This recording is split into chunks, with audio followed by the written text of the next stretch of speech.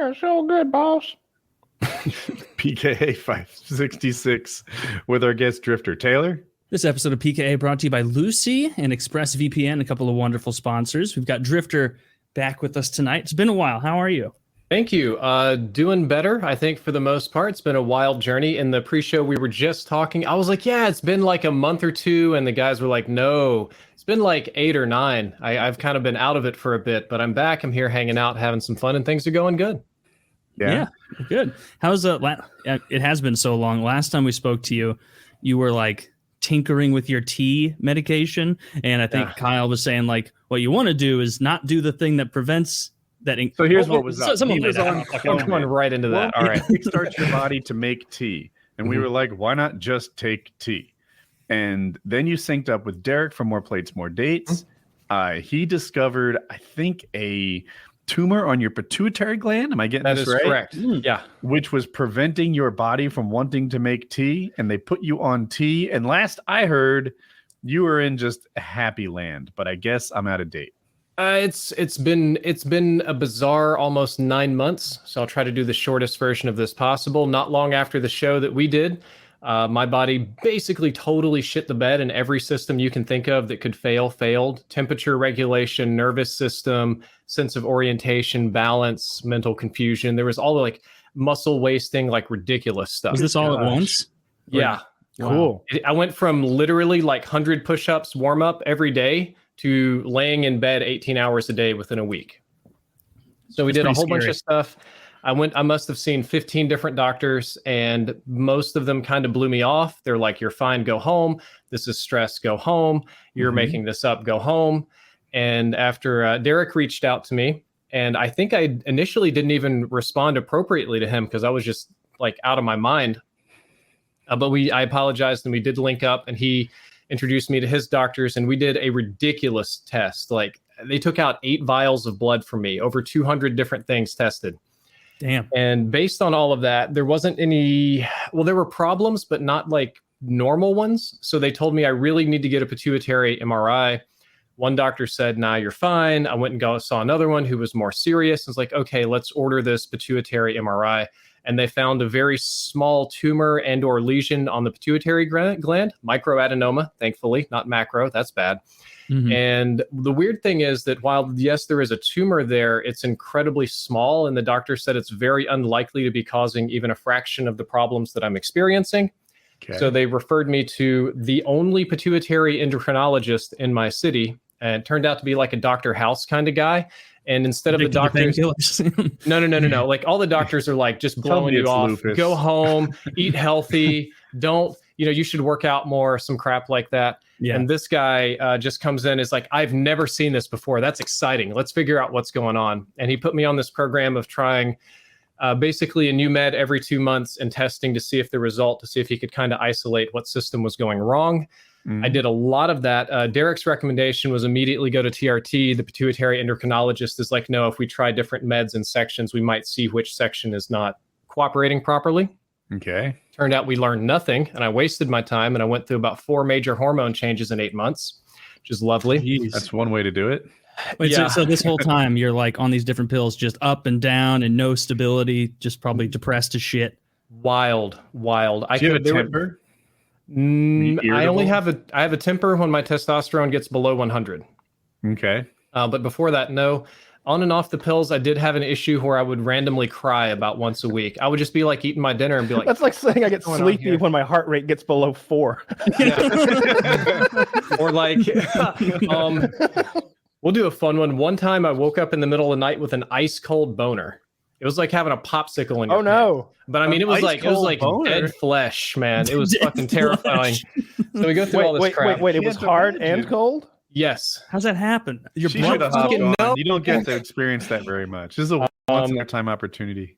So we do all this stuff, and then I finally get pretty stable, just basic Clomid with no anastrozole. And they're like, okay, this is looking good. In a couple of weeks, we're going to move you to TRT and see how that works.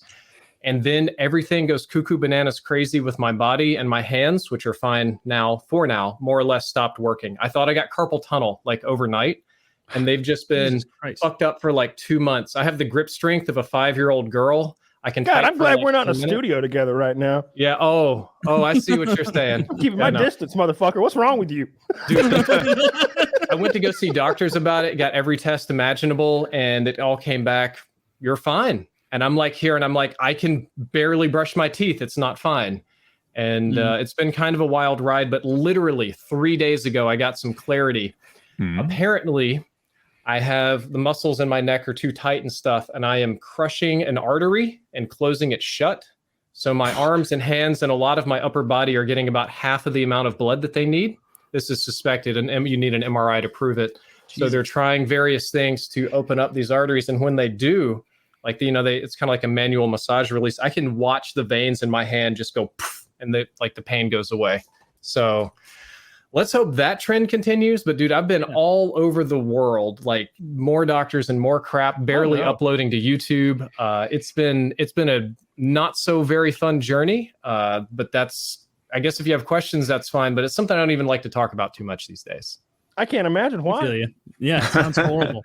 It sounds really, really difficult to deal with. Oh goodness. Just totally dominating your life and not getting answers. The thing is, it's ongoing, huh? Like this is just an ongoing, continuing thing. That's rough, man. I'm sorry. I have to go see a geneticist on Monday. Geneticist. We're hitting the point where it's kind of like, what do you want to name your disease? Driftor disease. Oh God. Oh no. Why would I do that? They mentioned screwing up and putting the 0 in there, and it would screw up all the spelling and typing in the medical textbooks. And you do one of those things like what Mountain Dew and Doritos do when they come out with a new flavor, and have your fans vote on what to name the disease. No. Yes. Let 4chan ruin it. It'll be like Hitler syndrome. It'll be like you have Hitler did nothing wrong disease. Yeah, just like a Mountain Dew. We're not going to go with the Hitler did nothing wrong berry.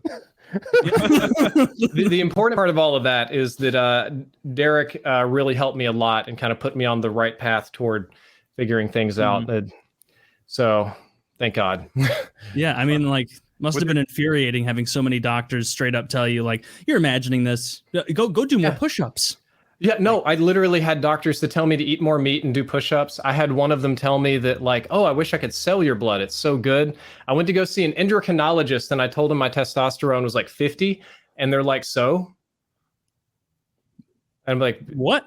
Yeah, it's fucking What is it, 300 to 900? Is that the range? 300 to 700? Yeah, for a vagina.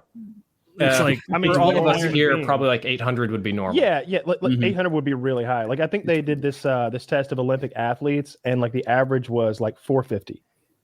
450, 500 is pretty average. Most people would be very happy to be 900 or 1,000. Jeff Nippard did a video. If you don't know him, he's a fitness YouTuber, and he's jacked, short but jacked. Mm-hmm. And he did a bunch of other guys who compete in physique competitions, and they were in the upper 400s. Mm-hmm. So it's not as high as I would have guessed. No, I thought it would have been something just insane. I saw those guys, right? These are guys that you wish you looked like, right? They're the statues carved of marble, and I'm like, you're under 500. If somebody's 900, I thought it'd be you. Yeah. I'm under 500 now. It's like that Simpsons meme. Yeah. You see the women that got banned for having testosterone levels that were too high? Yeah. For what competition? I think it was long distance running or marathon. Maybe it was sprinting. But it was natural testosterone. They were just from these parts of Africa where the women's T is to male levels high. And what? And my sense of humor. So when I found this article months ago, I screenshotted the 4 or 5 women who were being penalized by this, and I was like, I don't know. I was gonna try to make a joke out of it later on. The whole punchline was that they look like men. They just look like men. Do they look like they did with that much T? They all look like Eddie Murphy. The crazy thing is, women can only have a third to half of the amount of testosterone that men are supposed to have, or they kick you out of the Olympics. There are some women that have glandular disorders that have a bunch. Yeah, they're not allowed to compete. Period. Yeah. I mean that if some guy with, actually gigantism doesn't make you strong. It makes you very brittle and die quickly, right? So a guy with that wouldn't do very well lifting. There's a couple different kinds of that gigantism, but it always seems to have something to do with the pituitary. There's a dude in arm wrestling that has that, and his hands are massive. You wonder how he could be beaten. Only one hand, though, I think, right? Isn't that the one hand arm is guy? bigger than both hands are huge, Oh. but one hand in particular is ginormous. Yeah, I watched a video on him. He's like the best arm wrestler, and they're like, "What's your training like?" And like interviewing other arm wrestlers, and they're like, "Well, I do 50 arm pull, like these specialty arm workouts that's just for arm wrestling." And they ask him after he wins the tournament, and he's like, "Well, every day at work, I'm a forklift operator, and I move that thing around and." It gives you a nice little forearm workout. And meanwhile, he's bodying people like off the table. It's literally the Simpsons meme where Homer puts his like weak arm up and then he goes boom with the huge, enormous arm. Mhm. I when I first saw that, I'm like, that would be so cool to have like one, like, how some crabs have that huge claw, like having one big arm. And then you realize like that would suck. That You wouldn't would be able to suck. lift even. People would stare at you, but they wouldn't say anything. No, they wouldn't say anything. They'd be too afraid. not to the left side of you anyway. No, not till you turn to the side. Looking Yeah, for well, a what's the better picture for solution there? Zach, so.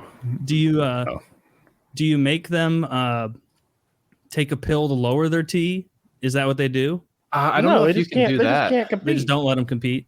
That's Yeah. not natural. This dude that you linked looks like he's got like elephantitis almost. Yeah, they got so gross, man. That guy's so gross. I'm trying to be polite here, and you're like, he's fucking nasty. What do you think he's watching right now? I hope Might not. be. What would you do if he showed up at your house? What are you gonna do about those arms? I'd beat the shit out of this guy. All right, No, wherever you this guy is, you He and would Diego, catch same your time. baby Oh, head I'm not and afraid of crush this it. guy. This is a small man.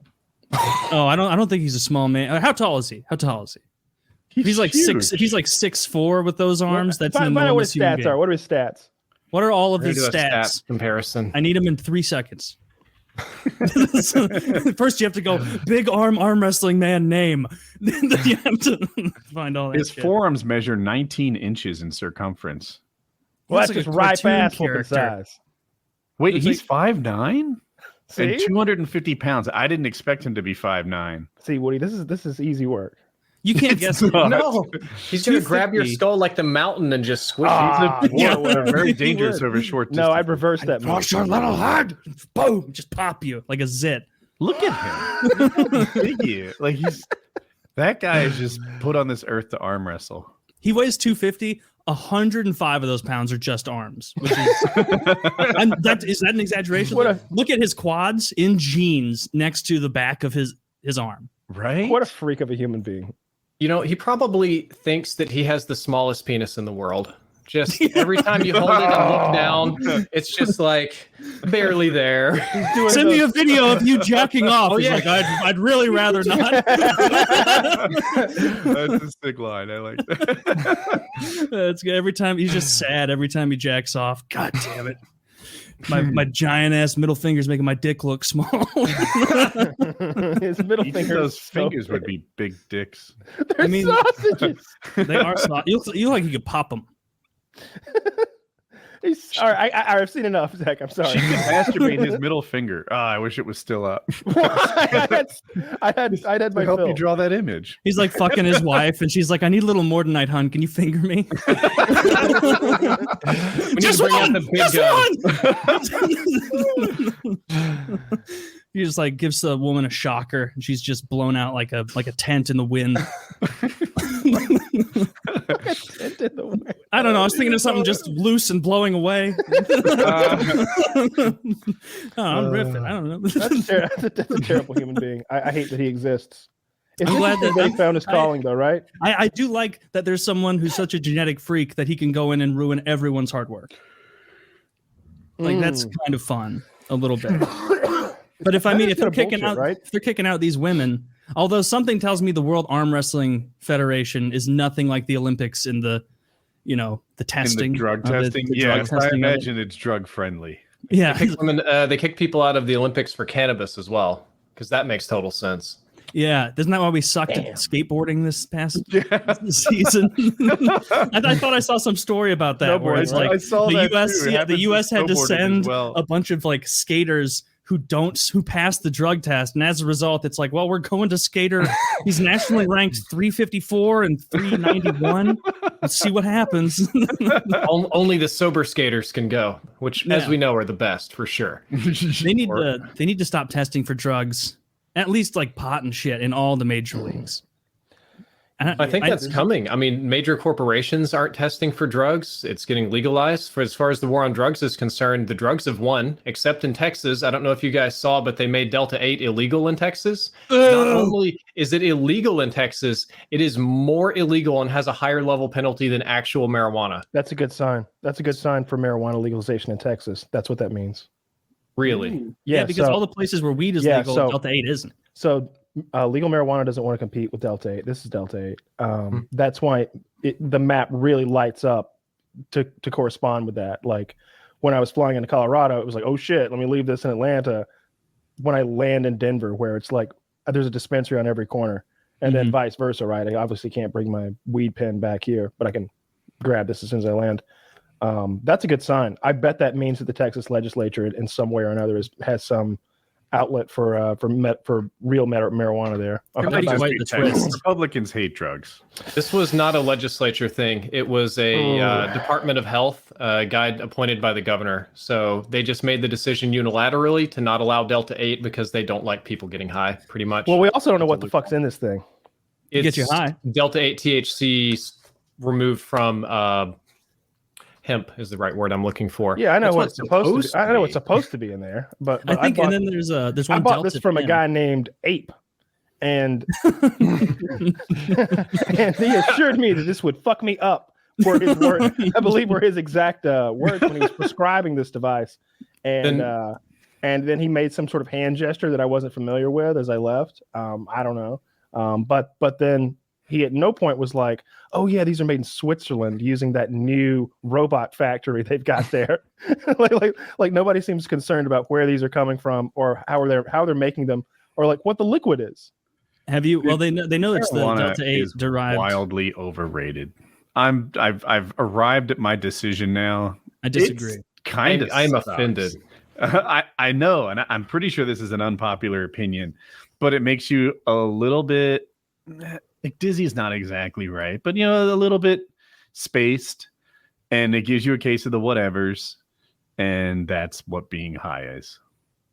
It can be like it hits people differently. You never get the giggles or start synesthesia where you like taste colors and feel sounds and stuff like that. No, I've just never gotten that. Care less. Yeah, I've never gotten synesthesia. That sounds wild, and I've smoked more marijuana than you can shake a stick at, but yeah, mostly I just have a good time. It makes like everything like a little bit better. Not everything. Like I don't think it would make like maybe a roller coaster ride. I think maybe if you're gonna go ride roller coasters, maybe you'd want like some fucking like an upper, like some cocaine or something. It puts me to sleep. From one to the next. Makes me sleepy. I don't give a fuck. And a little bit spaced out, I guess. You don't get excited, or you don't like want to draw things, or go on a jog, or I want to swimming. Nap, and I don't care that. I don't care about much, really. Well, then you and I are totally different. Are you high right now? Like you sound bummed about this. No, I don't get it. Like I got that pet in Colorado, and I got the Delta 8 last week. To sort of. I feel like it's not been once or twice. I don't know how many times it's been. 12 or I get it now. Like I've done it. It's overrated, wildly overrated for me. Yeah, for some people it is. Like I know people that I've known for my whole life, good friends who like we'd be at parties and like even when they were like blackout drunk and we were like in college passing around a joint, they'd be like, "No fucking way. I'm not touching that shit. I'll throw up. I'll feel like I'll get so stressed and in my own head." And I would see it. Like I would smoke and be like, "Man, this night everything's a little sillier now." And they would smoke and then they would go just hibernate in like the corner of the couch and look scared. And all of their fun from the drunk just gone. Like now they're looking for an excuse to leave. I've never felt paranoia from it. I know that's a common side You're effect. Lucky. Yeah, a lot of people do. I just nothing bugs me anymore. Maybe if that's what you want. Maybe if you're like crippled with your anxiety, then that's a nice. It is good for anxiety. Well, I mean, that's one of the primary uses. Have any of you guys tried THC-O? I've never heard of it. Heard of it, yeah. Okay, so it came out this year, and I was mailed a bottle to try, and I was going to try it, and then they banned it in Oklahoma, or will be doing so soon. THC-O is Delta 8, but then they do one lab process to synthesize it to add an acetate molecule to the end, so that the absorption rate at I think it's at the your body filters more, but it absorbs it more at the receptors in your brains. So it averages out to be about 3 times stronger than regular THC. Ooh. And it's a mild hallucinogen. So you get like lit and start seeing things. Now, the only downside is that some people get seizures after they take it. Yeah, that sounds fun. THC-O, right? But I mean, it sounds pretty fun. It sounds legal. It's one of those things that's so new they haven't made a law against it Yep, yet. we're about to find out. I'm kind of scared to try it. I've got a whole bottle here at house, like 1,000 milligrams. I'm like, Take it now. Take it now. No, I'm gonna have a seizure. I'm gonna die. What a horrible thing to go into a weed experience with. Oh, I could have a seizure. I want to do the whole podcast with me here like this with like white foam coming down. and that's weird because isn't like one of the uses of regular weed like an anti-seizure device? So Right. it just reverses. I think this one is so strong is the issue that people like. Some people get used to Delta 8 where they eat like 200 or 300 milligrams a day, and they'll do that with THC-O and just get blasted. That's a huge amount of Delta 8 to even take. And now like let me get this in. THC-O is legal in 38 states. Those states include Missouri, North Carolina, and Georgia.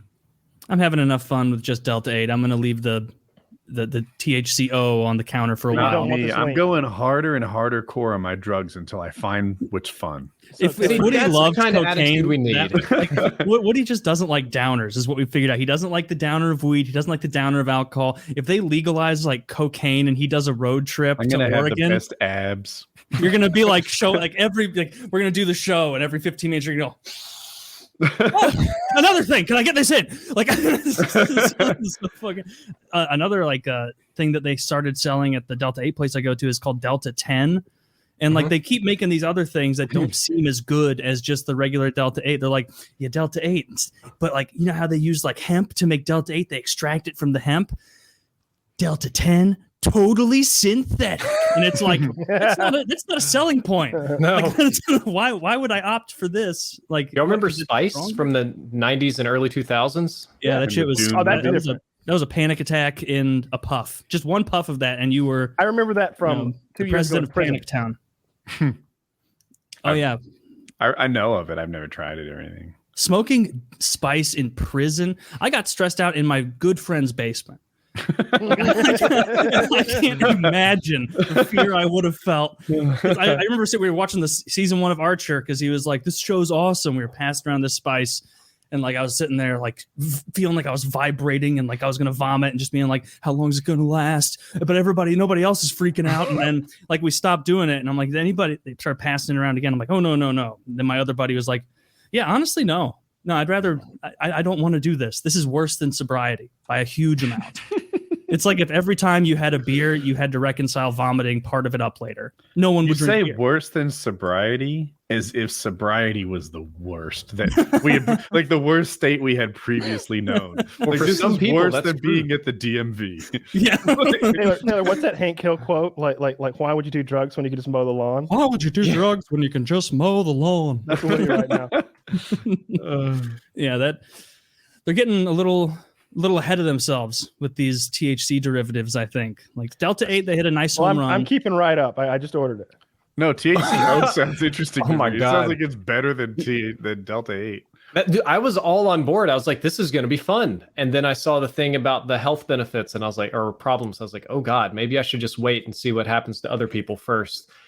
There's I'll report back and see if this stuff is actually stronger. You're going to do it first time on the next show? Yeah, whenever it gets here, I'm going to start. There's a guy in my universe who buys mushrooms through the mail. And I guess the way you buy a t-shirt and then the box has a false bottom in it and that has mushrooms and it's all packaged up really professionally. Dude, I needed that guy to send me weed. He's telling me how safe it is and how professional their organization is. But I have a friend who went to jail for 2 months getting drugs through the mail. Well, my shit wasn't professional at all. Even back then, if you'd ask like, "Hey, how safe is this?" I'd be like, "Oh." What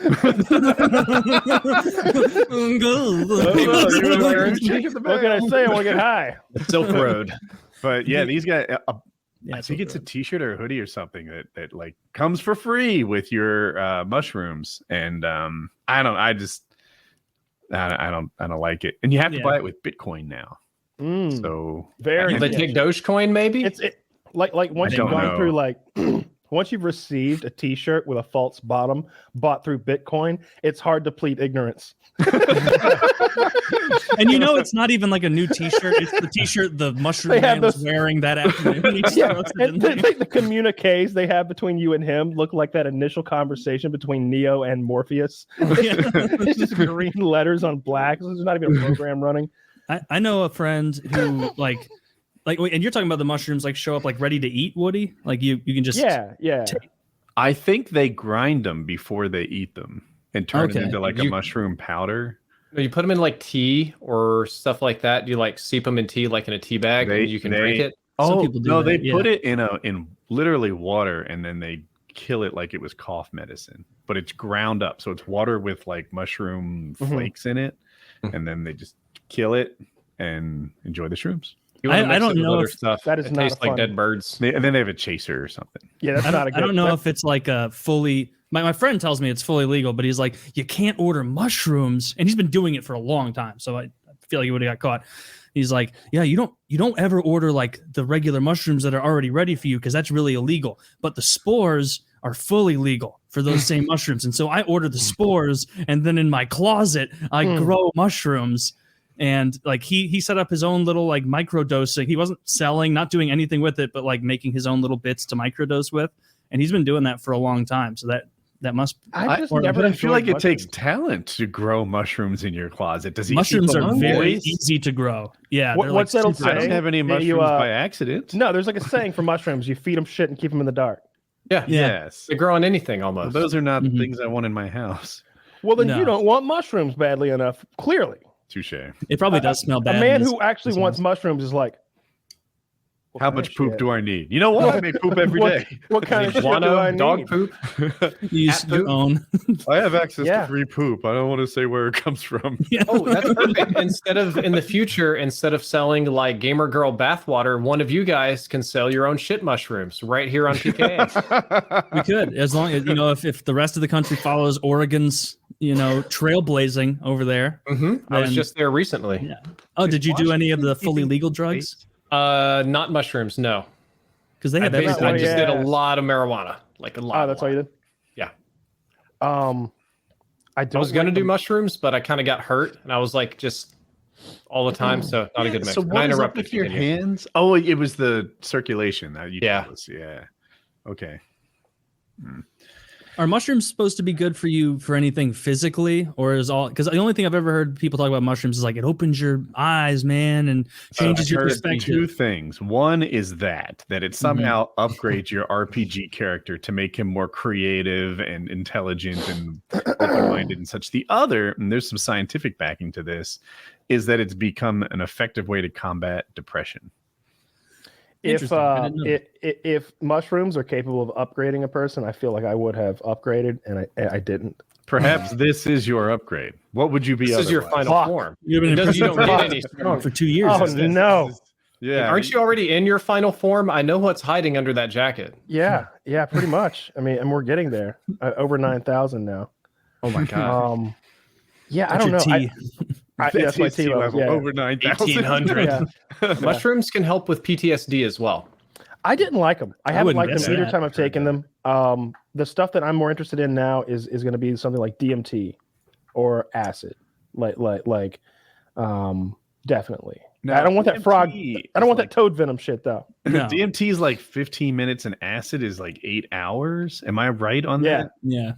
DMT is intense. That's like what your brain dumps when you're dying. Yeah. So it's going to be a wild ride. But on the topic of drugs, I want to know what I should expect if I take Lock and Load for like a month. Oh. Dude, I've been taking it for like 10 days. Okay. And it is legit already made a difference. I'm not lying. My wife is like, ooh, she took it as a sign that she did especially well that day. She thinks that she was like just the bee's knees that day. She doesn't know I'm on performance enhancing ejaculate volume. God, I wish we had her like walking in and catching the conversation, like the one with the chili. I'm busted all over this bitch. The reviews on the box are going to have to be, blah, blah, blah, something great. Woody's wife. Yeah, you were on the front in page. the fantasy world that her techniques have just doubled and not my volume on its own. We need to get testimonials from all the listeners who buy it, like what their girlfriends or wives say, even if it's something like, this is totally unnecessary and gross. Even the ones like that on there. So funny. It shot out my nose. But how much volume difference are you getting after just 10 days? Like 20, 30, 40%, a double, triple? Definitely quadruple, 50%. we hope not. Definitely 50% or more. Okay. And when you've maxed out your possibilities here, when you're eating right, you're exercising, you're sleeping well, hydrating. Wait, there's another nearly 10 thing. milliliters of semen. Let me have the floor. God Kyle bless. did this thing the other, like he was talking, he watched porn or sometimes, and guys just dribble or whatever, and he's like, I can't imagine what an embarrassment it would be if I didn't shoot across the room or over her head like a rainbow. And I'm over there like, I don't know that I'm shooting rainbows, bitches, rainbows. If I were to pull out, easily facial from there. Like, So sometimes it's genuinely funny. like if you're giving her a facial or like coming all over her tits, it just keeps going. And like it's not one of those things. And also like I didn't want to like buy the old load stack stuff that Kyle and I took when we were formulating this. And this is even better than the one, like the mix and match stuff Kyle and I were doing for quite a while before. And like you won't have to be like, is it kicked in yet? You're gonna know because you're gonna have a huge nut. So I have to ask, are there side effects? I know you guys wouldn't sell them if it was something bad, but like, what if you like have a wet dream and you wake up and you're like, Jesus, did I piss my pants? The whole bed's like stopping wet. I will say this, all jokes aside, if you're already supplementing selenium, then stop doing that. If you take lock and load, that would be the only thing I would recommend. Because there's a good bit of selenium. Because there's a nice fat load of selenium in there, and you don't want to be taking that much if you're already supplementing like whatever it is, 200 micrograms a day. What is selenium supplemented for if not coming? I was taking it for that TSH imbalance I had, that pituitary or whatever thing I had going on like 2 years ago, and it fixed it. I don't know, it got me, I was like 3 times the reference range, and it got me like well within reference range numbers. I don't remember the exact numbers, but anyway, yeah. But you can look at the back, and as you all know with Derek, efficacious dose, it's like vitamin E 2600%, zinc 455%, selenium 728%, vitamin D 500%, and then the rest of the proprietary blend.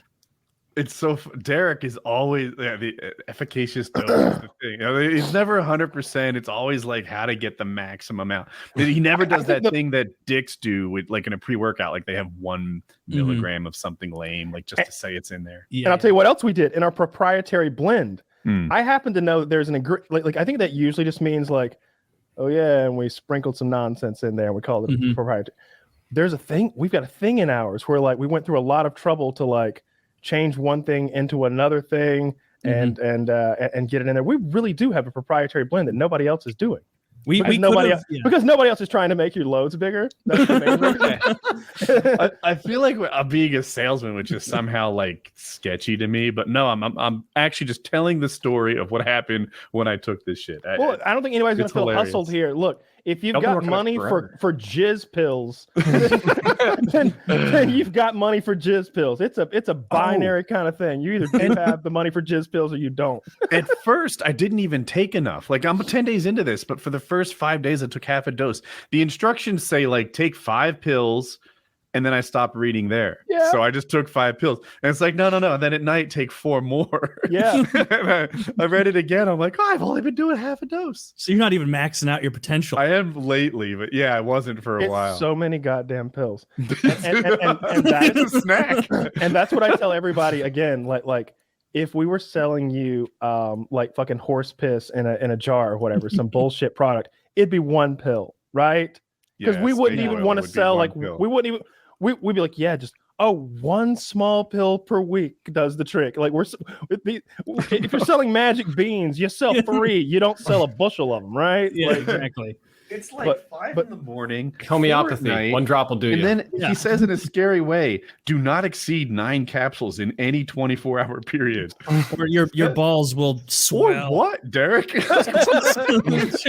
I wish he'd written or else and then nothing. Like, rub some ink there so it looks like there used to be something. Like, do you get testicular explosions or something? I don't know what happens if you take a 10th You pill. might pop. You don't stop coming. You might pop. Goes all day long. You're just Women leaking have every drowned. day. Yeah. I'm so proud of that product. It's I am too. When it It's the showed up, I'm like, culmination. this is so great. of just many great minds just coming together. It's fucking hilarious. This is one of those things that I'm Require proud modern of, solutions. but I will not mention it to a family member. My dad. Other than my brothers My and wife and daughter do not know this product exists. Oh shit! keep it on the DL, everyone. So in her head, she's just like, "Damn, I'm like the master jerk off artist here." Yes. Oh, yes. did you guys see the sales numbers? No. I did not. They're very good. Oh, Very I good. had no We knew idea. they were. Yeah. Hang on. I No, don't know I how thought many they were bad because it's still in stock. He says they're very good. Oh, cool. Good. When People you are guys gonna like talk it. about selling horse piss, man, people have been eating horse paste for like the last 3 or 4 months. Crapping I themselves, fell into filling that diapers, narrative man. a little bit. Like so here's the truth. That's people medicine, right? Yeah. And Can I jump in real quick? Yeah. Yes. The reason that it hasn't gone out of stock is because he timed it so 10,000 more bottles would like come into stock like a weekend. 1,000. That's Jesus insane. Christ. Good golly, that's a lot of bottles. A whole audience of coomers. Very nice. Oh my. Making fat loads across the nation, I haven't looked at the sales numbers at all yet. but changing lives. I didn't even. Where is he looking at the sales? I have no idea what he's looking. It must be in the WhatsApp chat we have with Derek, where his manager links everything. He'll probably send it to us. But yeah, this is and it's like we've said it before, but 18 pills a day was the original dose. We had to work for months with Derek saying like, can we get it down to under double digits? There was And going to then be a liquid after involved too. It was yeah, going there to was- be a cocktail. It was going because At one point it was liquid. At one Yeah. point it was liquid. Yeah, It was I'm gonna not be joking. liquid because me and Kyle were so insistent because he like gave us the original like formulation, and Kyle and I were like, no, we need lots of sunflower lecithin. That's a huge carrier of the weight here in this. You know, it's not going to do all of it, but like that's going to add a bunch of volume. And like getting the sunflower lecithin out of the liquid form into the powderized form was the thing he had to figure out, and he did because he's fucking brilliant and he's a doctor. I call him Dr. Derek. Dr. Derek, I do. I call him that. Yeah, I call him that. He's not making that claim. I am on his behalf. Got Lifestar I'll delts. tell you right now, he's a doctor. Yeah, Anybody it's says fucking- different is a fucking liar. like, look at his delts and tell me. Including Derek. Well, Yeah, I say exactly. Derek, he'll bend the truth a little. Yeah, I mean, about being a doctor, for example. When I Yeah, look at clearly a Derek's, doctor. like to Practicing Drifter's medicine for some point, time now. He'll tell you. when I ask look at him. those Death Star delts, like, who am I to tell him he doesn't know what he's talking about anything? Yes. Did you see his short video where the girl liked delts? I'm gonna find it because No. it's fucking hilarious to His me. delts are so big, I think they're like lensing gravity across them. Yeah. Like you can see the light warping a little bit behind him. You Freaking, could use behind his them, delts yeah. to disprove flat Earth theory. Yeah. When he posted the video about finding my tumor, the comments were like all the way down. It's like you have to change it to Lifestar delts. Yeah, because he's such a good guy. Yeah. He is a good guy. Don't wait for this. We'll watch it in sync because it's funny to me. And turn the volume up, please, Zach, when you play it. Taylor. Yeah, I'm checking. It's a 16-second video that was on Derek's channel, and it made me laugh.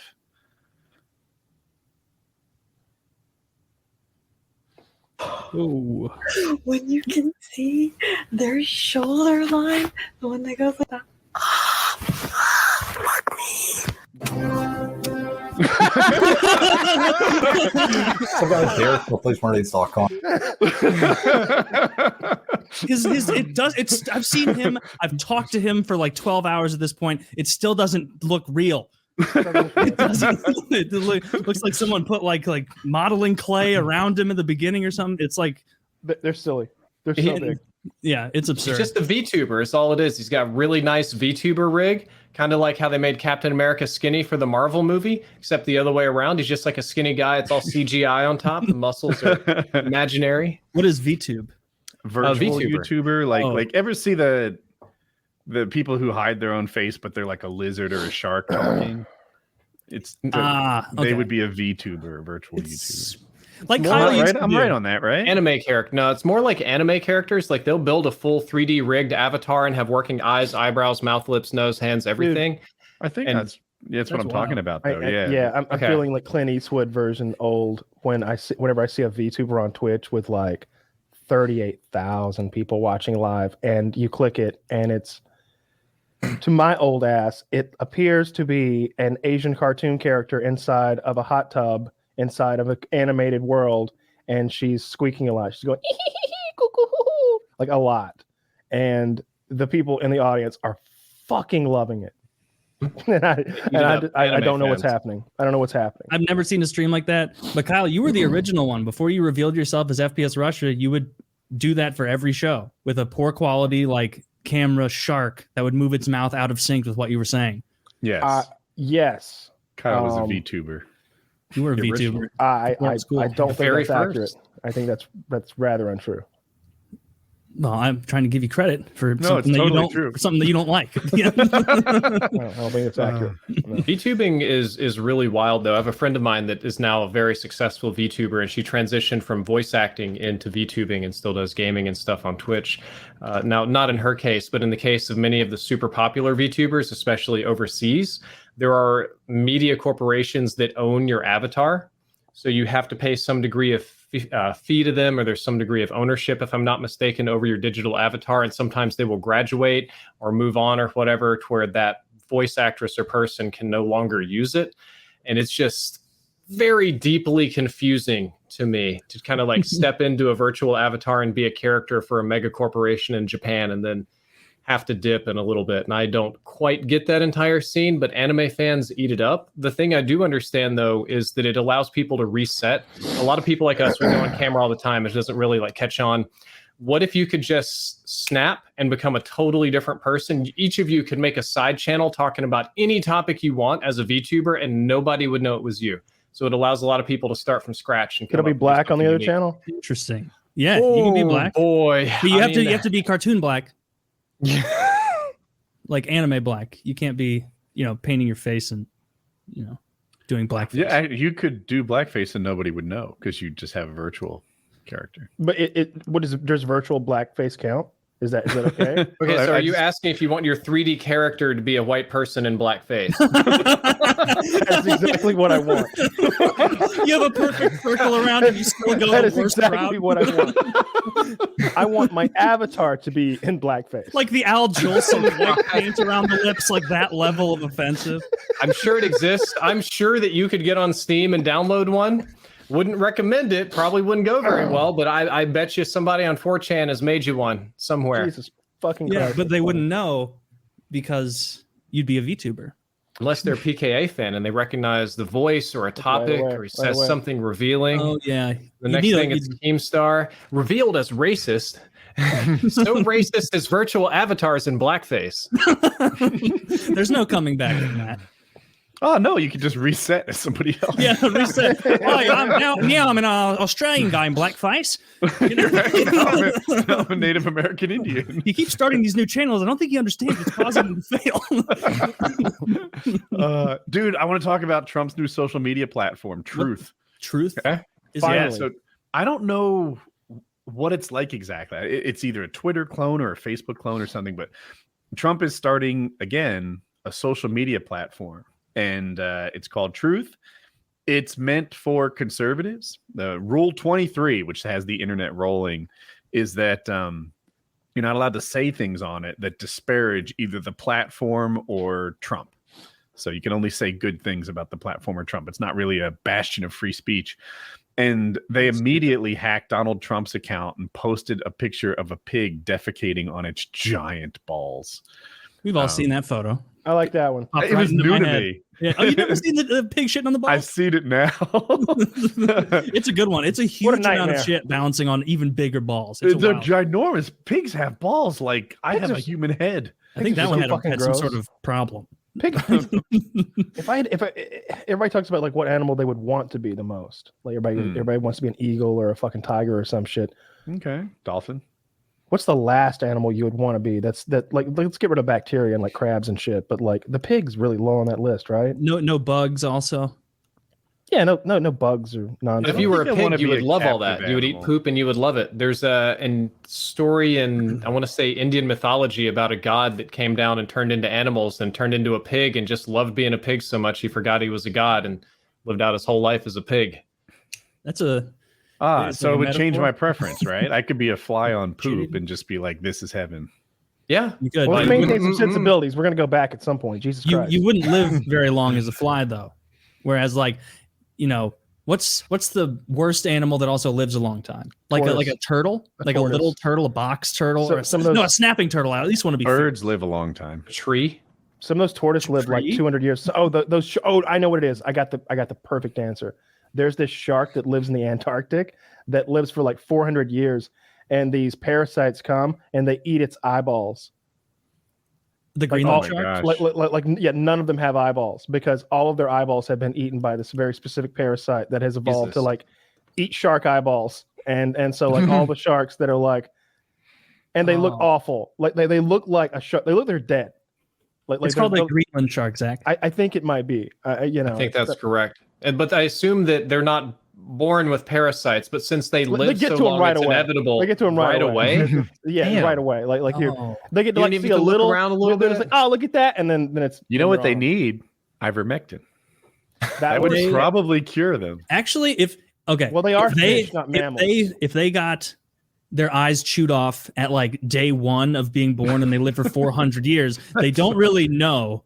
But if they live like 150 years and then they get their eyes Yeah, chewed that out, would suck. then they have like a quarter of a millennia to still live blind. And so that could be a really rough one. Well, no, what they said was that they live like down deep enough that it's dark, so it doesn't even matter. But still, that the things eat their eyeballs out of their heads, which is pretty gruesome. They are ugly sharks, but they're 400 years old. No, it's not that. That thing's Whoa. cute. That's a No, hippo that's the fish. wrong one. That's Yeah, the See how wrong good one. you Not look that guy. 400 years from now, Taylor. So I'll taking be it so dead. one step back, the Trump social media platform was bizarre. I read about it today. There's an aspect of it that's a Twitter clone, but it's also a brand new corporation. I think it's the Trump Media and Technology Group, if I remember correctly, that he got through an acquisition. And he's also planning to sell his own subscription service for content Nice. and some sort of curated news feed. So what I got from it, did any of you guys use WeChat at all? You're familiar with it? Like if you get news on WeChat, it's whatever WeChat says. There's very little like external linking. It's all, party controlled. It looked a lot like WeChat where it's just whatever Trump wants you to see kind of going down the page, but then with like a parlor thing hooked onto it and then a premium subscription, which has to be the grift to get people to pay for Newsmax or whatever the hell. Well, here's they're the gonna put on question, there. right? So he's rolling out this whole thing. Is this a cash grab, or are these the initial stages for another presidential run? I was guessing Both? cash grab. If he's like, is he trying to crowdfund it? And I think your initial thought of yes, both might be good. Maybe what he's going to do this time is what I think he meant to do the very first time, and that was like take a run at it, raise some money, sweep some under the rug, and get some more attendance up. Get attendance up at like the properties and stuff, and then bow out gracefully to a bush, and let that be. But somehow he fucking won, and it was just like you couldn't stop. You couldn't stop. Like he couldn't. Can't stop. be like, actually, I was memeing. Yeah. That's a joke. What if he did though? Like I think everyone would have had so much respect for him if he'd gotten to the end and he'd had like a 30-second speech where he was like, I can't believe that one of the great parties of this country elected me as their representative. I am, of course, bowing out because I He love would be this considered country. a hero. I love my country. Why would I? I wouldn't do that to my own country to run it. No, I'm Donald Trump. There are so many smart people out there who could have done this better than me. He And has a very high opinion of himself. Go back to the No. drawing board, America. Like if he'd done that, everybody would have just been like, they'd have slow clapped him. Yeah, I agree. You He'd think? have been a folk hero for like generations. It'd be like he gave the system the middle He'd have finger, been changed Abraham everything. Lincoln's I see fucking- that. I think people yeah. be very disappointed that he didn't lead. People wanted him to lead. People voted for He Trump should have because they wanted shamed Trump. those people, though. Like a good, a good altruistic version of Donald Trump shames those people. The one he'd be like, "Hey, you guys are missing the point. This I isn't don't about know winning and how losing." good Trump is at running for president. I have a hard time telling. So here's the evidence that goes both ways. One, he beat Hillary. It was very close. She got more votes. He got more electoral votes. Hillary's super unpopular. Her negatives are wildly high. Perhaps the easiest person to beat ever. Probably. And then he lost to Biden. How did Biden beat him? He just stayed in his basement and didn't fuck up while Trump stabbed himself repeatedly in public. Like, that's how Biden won.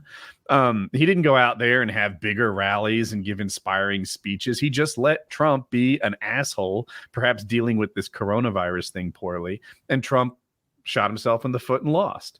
Cool. On the other hand, now Trump seems way more popular than Biden. If there's an election in a month from now, I think Trump smashes him. You think so? I don't know. I haven't followed I'm any caught of this up shit. in the fuck Joe Biden football chants and his lower approval rating now. It's gone down a bunch. Biden just seems like Democrats are not happy that he's not getting done what they hoped he would. Republicans, of course, hate anything he does. And who likes Biden at this point? He's struggling. It doesn't seem like anybody ever really liked Biden. Like, I never heard anybody. Trump. Yeah, it was like, I'm voting against Trump. Like, that's what you'd hear people say. I didn't hear one person, even on the news, be like, this Biden policy you haven't heard about is really great. It's like, no. I think that's extra true now, but it's always true that races are about the incumbents. You know, whether you want to throw the bum out or bring them back is kind of what that. And if there's an incumbent running, that's what it's going to be about. If we have another celebrity president, who do you think it's going to be? Ooh, It can't be I know it is. Schwarzenegger because he wasn't born it. here. Yeah. It's Matthew McConaghey. Matthew McConaughey is about to take a run. Yes, stole it. It's all mine. Matthew McConaughey is about to take. He's going to be the governor of fucking Texas if he wants to in a couple years, and he could easily bump that right into fucking president. So many of those people would vote for him. Like I feel like he goes. He like I feel like he gets the dumb people from both sides. I was wrong. Like that's his people. Before it was cool. And there's a lot of those. I like how your predictor of success for. is who can get the most dumb people. We just need Matthew to get McConaughey. dumbs on both ends. That's he's not good. a bad predictor. He's of good success. looking. He's a really good looking guy. He's can read only a speech. he's 51, so he's a spring chicken compared to He can everybody else. probably command an audience. Of course he can. Yeah, he's Matthew an actor. McConaughey. Governor right. Abbott here is deeply can sell unpopular you a as Lincoln. well. Is that true because of the abortion thing?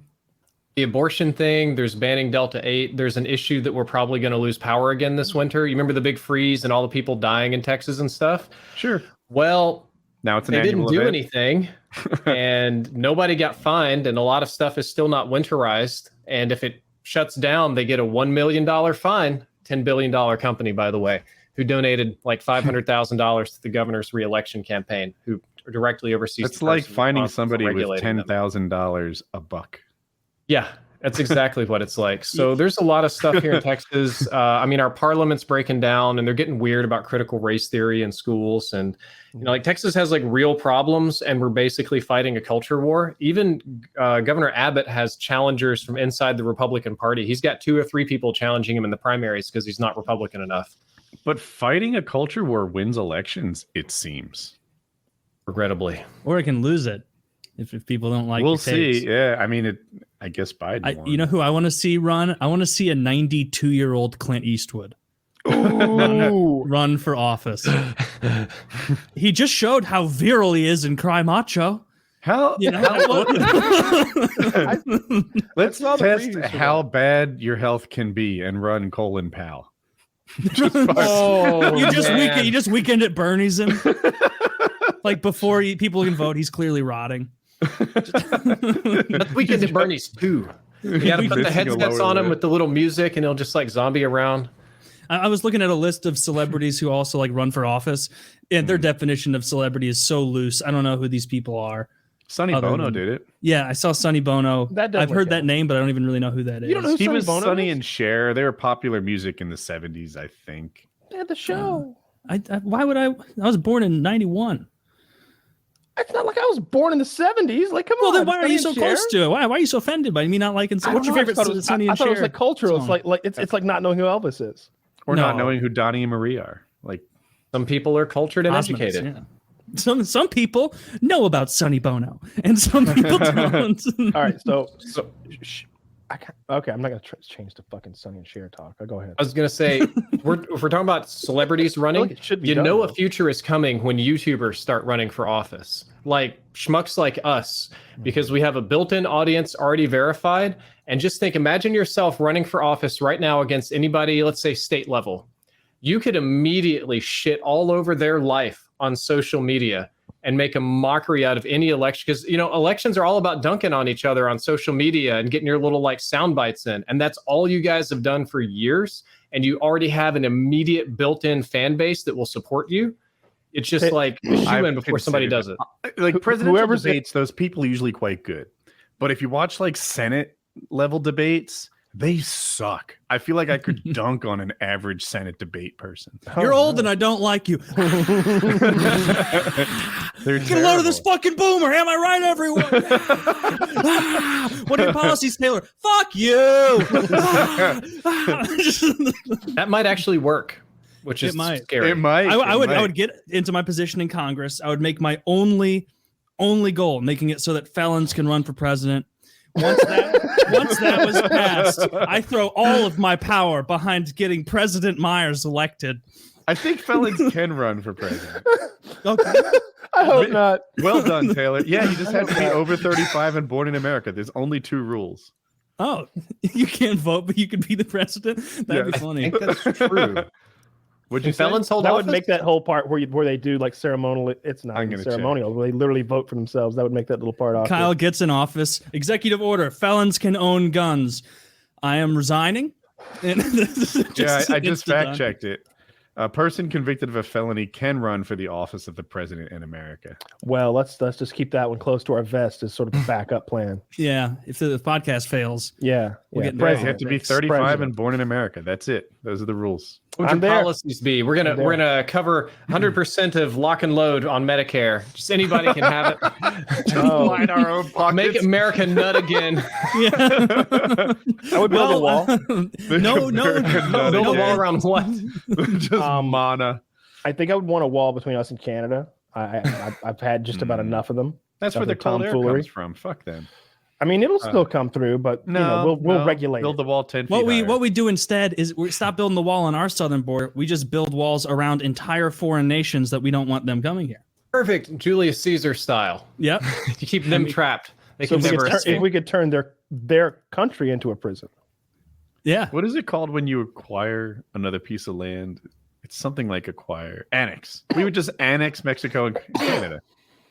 I don't want to be responsible for it. Though, Yeah. I don't right? want to be responsible for Mexico. They got a lot of troublesome things going on. Once down we there. make them great, you'll like them. I don't want. But how about we annex a country that's not touching us? So vacations are more fun. Ooh, I like that. Yeah, like I don't want to go vacation in Canada or Mexico. Let's annex France. Our Australia. last president wanted Australia. Greenland. He tried to buy it. Yeah, You know, that would have been nice if we owned everyone Greenland. dunked We on all him like for that being idea. the dumbest And thing in the anybody world. who's I kinda listening to liked this, it. anybody who's listening to this who wasn't at least intrigued when they heard Donald Trump was talking about buying Greenland, you're an asshole. Because like I don't care who it is. That was such a cool idea. It was like, yeah, Donald Trump offered to buy Greenland. And now we can just. Well, fly what did they Greenland on say? vacation. Yeah, What and did they're they like, say? it's not for For sale. sale. And it's like, no, everything's for sale. What's your price? They And- said, and- okay, now they're American. I don't I even honestly- know what's I a hope high your- number. What, hope what- your what does military doesn't Greenland stop cost? us. 10 trillion? Like, No. I don't say way no, less. like I know, but I have like, no idea what It's a Greenland it's should mostly cost. ice, and the population of Greenland is 56,000. But So That's like buying a small U.S. every city. time we Exactly. overpay for one of these things, the Louisiana Purchase, was it Falklands Folly? What was Alaska called? Fulton's Folly? yeah, it was something they- like that. It was In it was- hindsight, they were fantastic ideas. So go ahead, overpay for Greenland. Make it our 51st state. Let's Yeah. do it. Yeah, maybe there's except some oil you in can't. there. We've talked about this. You can't stop at 51. We have to have an even number.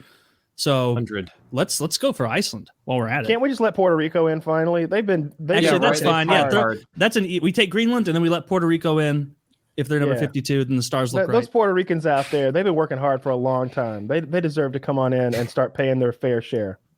I think we could use a or refresh. have a representative in Congress or the ability to vote. And by the way, Woody, I think all of those purchases that you mentioned, the Native Americans would disagree that it was a fantastic idea. Quote what? unquote Native Americans. Oh my God. I mean, it depends on which Native American tribe you're talking to. I was born The here. ones that conquered, the ones that used to live there, or the ones that got conquered by them. They said It was a I constant read. turmoil. I heard something that made sense to me, like why they made such horrible deals, because they didn't see land as something you could own. Like land is just there. It's all- Huge oversight. Yeah, right. Tools. Like, oh, you're giving me, say, tools, axes, saws, metal things, beads, whatever. They always Yeah. make fun of the beads. And I give you land. It's like selling you air. Like you don't actually get anything. I keep They running didn't understand around the on this. concept of land ownership to the point where like then the person would be like, okay, now get the fuck out of here. wait. So What, they're surprised. They're like, What- wait, what? what do you mean? Like, I was thought under you the- own the land you're dirt. standing on. I was It's under the my land impression now. that I was ripping you off And, for your guns. and I'm sure that happened. Like I would have loved to. If people talk about all these time travel things, like, oh, I want to go back and see dinosaurs. The oxygen level would be such that I think you'd pass out right away. They eat Really? you within hours, and there's bacteria back then that your immune system doesn't know anything about. You just die. You You'd have straight to go in up a die. spacesuit. Good luck finding water too. A cool time to go back to was when they made that first white man Native American deal for like a barrel of glass beads for 1 million acres of prime forest and fields. And then he was like, oh yes, we'll go right away. And then they were like, so get the fuck out. You can never be here again. And him coming to that realization, I just want to be a fly on that wall or TP or whatever the fuck. And see, and I want to see, remember the old commercial where the Native American has that single tear? And you know that like Like- they were riding to the meeting that day, like these fucking retards going to give us guns for all the air above the land. Can you imagine the white man buying air? All the air above the land. Like, Bunch of fucking retards from across the pond. I Oh, get it though. Like, okay, they clearly made the bad call, but I can almost understand a society that has no concept of land ownership. Like, I get it. What if I sold my soul? Taylor, I'll give you my soul for $1 million. Afterwards, What it's do you like get? nothing happened, right? let's Like, make it $1 million Charlie bucks instead, and you got a deal. 100 Stanley nickels. Yeah. One made up thing for another, my friend.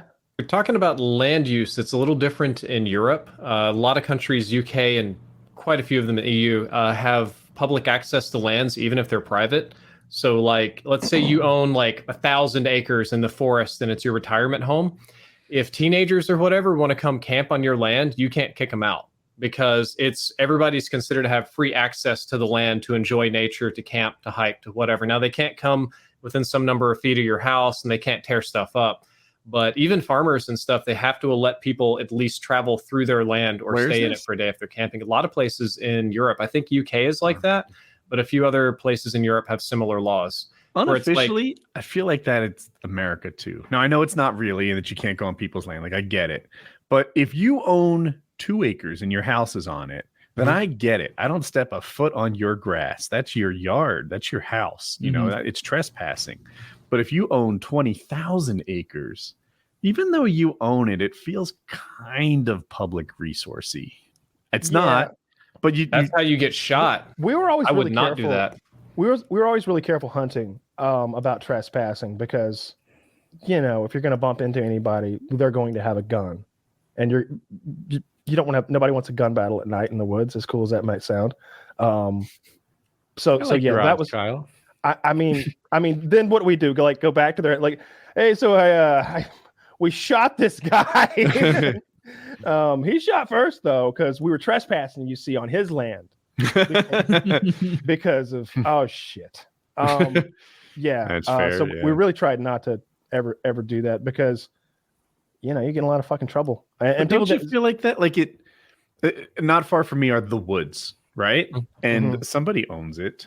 yeah, But yeah. I feel like if you walked your dog on one of those trails that, you know, there's horses on those trails already because it's adjacent to a farm, then I don't know, it just doesn't feel like you're Different committing any people's crime. property growing up had different like boundaries. It depended like how well I knew the person and you know, like you know how the conversation would go if they were to like drive up right now and see me on their property. In some cases, it's just like, hey, and like they don't even stop and talk. They're just like, yeah, Kyle's over there doing a thing. I go mountain biking in the woods sometimes, not as much as I should, but whatever. And I want to be like, yeah, bro, but I've seen your horse go across my street in my yard a zillion times. So I'm mountain biking on yours. Is this not cool? You know, Yeah. Some people may not be. I think their horse is neat when I see it. You know, I would probably ask for something like that. I don't know. Are you Smart. liable in Europe? Of course, Like, I don't if give a bunch fuck of- when I'm riding my motorcycle through this like neighborhood. I'm just like, I'm loud. I don't care. I think I'm dealing with it. Not if it's super early, but like if it's like prime time, like if they should be up, like I'm not slowing down and putting through the neighborhood. The weather's nice for bikes right now. Oh yeah, it's been great. Dude, last weekend I went on a big trip and it was almost sad at times. I don't like winter. I get this seasonal affect disorder. And even now, like in anticipation of it, I'm like, it was undeniable. It was 39 degrees when we woke up in the morning or 36 degrees. Dude, that's not summer temps. That doesn't happen at all in the summer. The sun is setting earlier. We were like racing to camp to get the tents up before the sun went down. And nighttime was cold. You really needed the fire. It was great. I had a really great time. But my buddy was like, yeah, I guess this is the last one of the year. I was like, shucks. But You get a winter's little thing you coming. pedal at home, put on a VR headset. This is Not the same. motorcycles. I know. But yeah. Anyway, winter's coming. And they're gonna. You know need what to I find need? a Lots winter of hobby. pots where I can just say whatever. Yeah, you need to smoke a lot of pot. Just Lots of whatever pot. yourself through. Smoke lots of pots. Woody's gonna smoke the biggest pot. Maybe That's what like half of America did during the pandemic. I mean, dispensary sales just skyrocketed. Same with alcohol and everything. I think people just sat home and smoked pot or drank. I bet like every day. like Frito-Lay. I bet they saw some sales, like people eating junk food and trash. You know what I just learned? I bet Taylor knew this already, but I thought Ben and Jerry's was this like, you know, two hippies owned it and made it big, etc. Unilever owns Ben and Jerry's. I do now. I don't know. I think much it about used Ben to be and the two Jerry's, hippies, and they got bought out since. Yes. They got bought out. They They sold literally out. sold out. Yeah. Yeah, you don't just buy it. Like they took the money. Of course, they took the money. They were Yeah. ice cream billionaires, right? I don't see Probably anything. had enough either way. I don't know. Are you looking down on Ben and Jerry's? Jerry. They're For- just not what I thought they were. I They thought they sold out, man. They made fucking hippie losers. ice cream for 40 years, and now they finally want to retire and have a financial secure future for their children. Fuck them. Oh, they Fucking could sell have. out. Well, They okay, they wait. weren't. I They was weren't in the with you until poorhouse the before end. Ben and Yeah, Jerry's. yeah, right. They Like, got bought out. Before Unilever came along, their kids couldn't go to college. So, yeah. Father, how are we going to make the new Moo Moo Chocolate Road? Well, we're going to have to not get you that new kidney you need, son. No, they were They rich were as hell. doing fine. The doing biggest really problem well. with Ben and Jerry's, frankly, is their ice cream is not bad. It's good Okay. ice cream, but the price they sell it at, there are way better fucking ice creams than Ben and Jerry's for similar price. Absolutely. Oh, you're wrong. You are crazy. objectively wrong. Ben and Jerry's there are better ice creams, but they all have a pretty similar price range. Ben and Jerry's is like an S tier ice cream pick for me. It's super good almost all the time, and they also have a very great dairy free line. So Which my wife flavor? is my favorite flavor. Oh God, I probably like peanut butter swirled or coffee. I think it's coffee mocha, which is like a coffee flavor ice cream. Both of those are fantastic. So Their cookie does good. this isn't like a kind of like store-bought ice cream, but the best ice cream I think I've ever had is when they do that thing where they like scrape it and like roll it up. Mm-hmm. Rolled ice, Taiwanese Yeah, style. Yeah, it's so fucking good. And there's like tons of they like sprinkle the ingredients in and like layer them like they're making a puff pastry but of ice cream, and they roll up like lots of cylinders of ice cream and then they put that in a cup like a honeycomb type pattern. It's still really just ice cool. cream, isn't it? It's not any better for you. yeah, but the texture is different It's because worth they've been trying. like they've been like scraping it and rolling it up in these thin like spirals.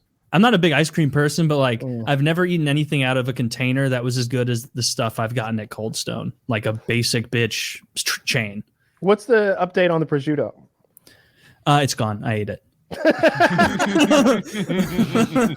Oh, I- dude. I really hope you saved the bone. I didn't save the bone. I should have. I ate that too. I needed you to be like Fred Flintstone for Halloween and just have that bone. Oh, it like the way it went is we had company over. This is a couple months ago, probably now, and Kyle bought me a giant leg of prosciutto as a wedding gift for me, and I had company over, and we were slicing that off and like eating cheese with it, eating crackers with it, and like I figured like, okay, there's like, what was it, like 8-9 people here or something.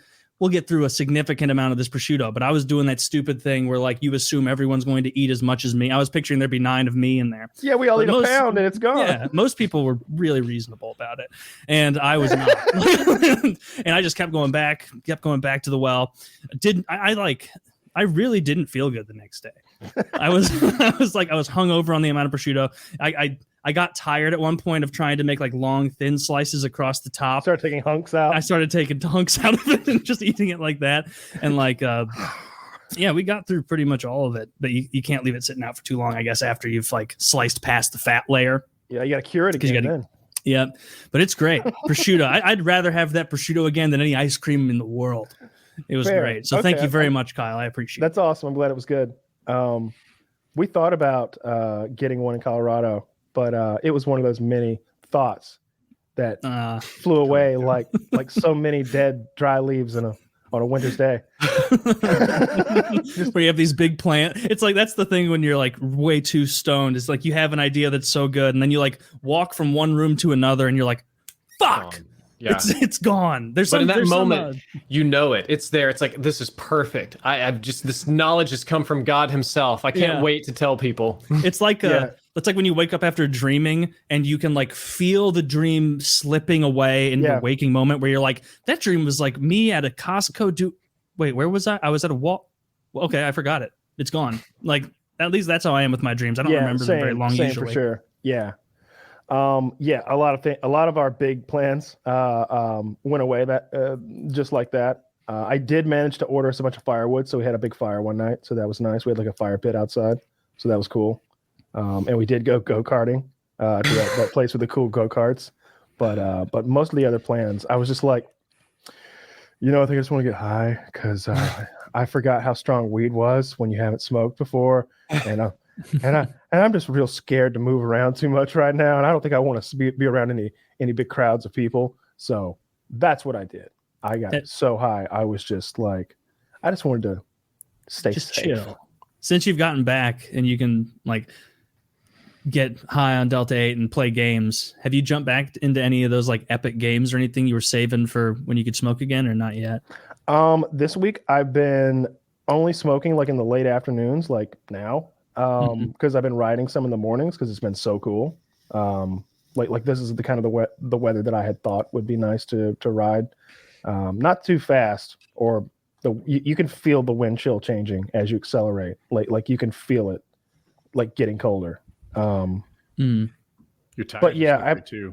It gets actually a thing. Like I had a close call this weekend. We woke up, it was 39, like I said. We started zipping around the corners and trying to keep up with my friends, and I had a close call. Tires were cold. Something in life flashed before your eyes. I entered a corner too quickly, and when I entered a corner to speed I would have 1,000 times before. And when time to slow down, the rear tire was like locking up. I was like, fuck. Do you ever have dreams about motorcycle accidents? No, I do. Yeah, it was a big thing all the time. Are they motorcycle accident wet dreams? In my dreams, I'm just like so uncoordinated and like awkward on the bike, and it's very surreal, right? So the bike sometimes is flying, and sometimes the bike isn't even moving, and sometimes the bike is at hyper speed or something like that. But I just feel awkward. Like, I don't know. I look and there's no pedals or something like that. And I'm just sort of like, there are no pedals. You know what I mean? Pegs. my feet are just like kicking behind the bike.